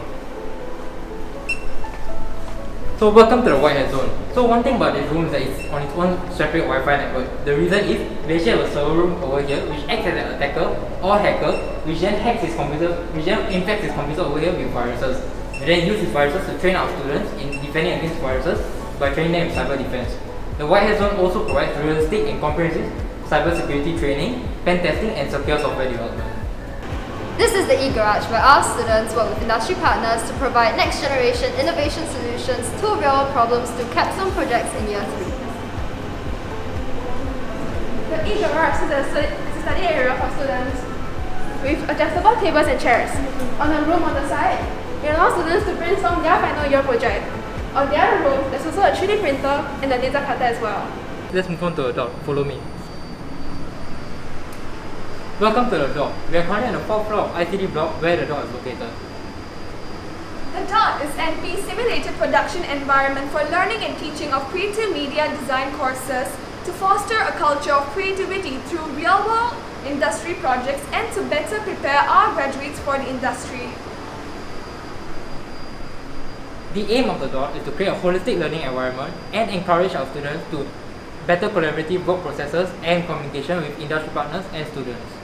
This is the Dailies Room. It is meant to simulate a theatre environment with seats, curtains, a projector, and a stage. It is great for students studying cinematography to showcase and critique one another's work.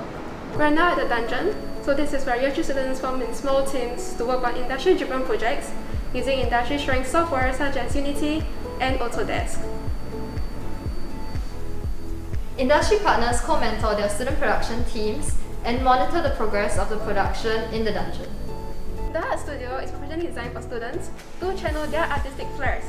It also plays host to the faculty, public, alumni, and students for witty live drawing sessions and networking sessions. And that's a wrap. Thank you for being with us on this virtual tour, and we hope to see you in ICT next year. Bye!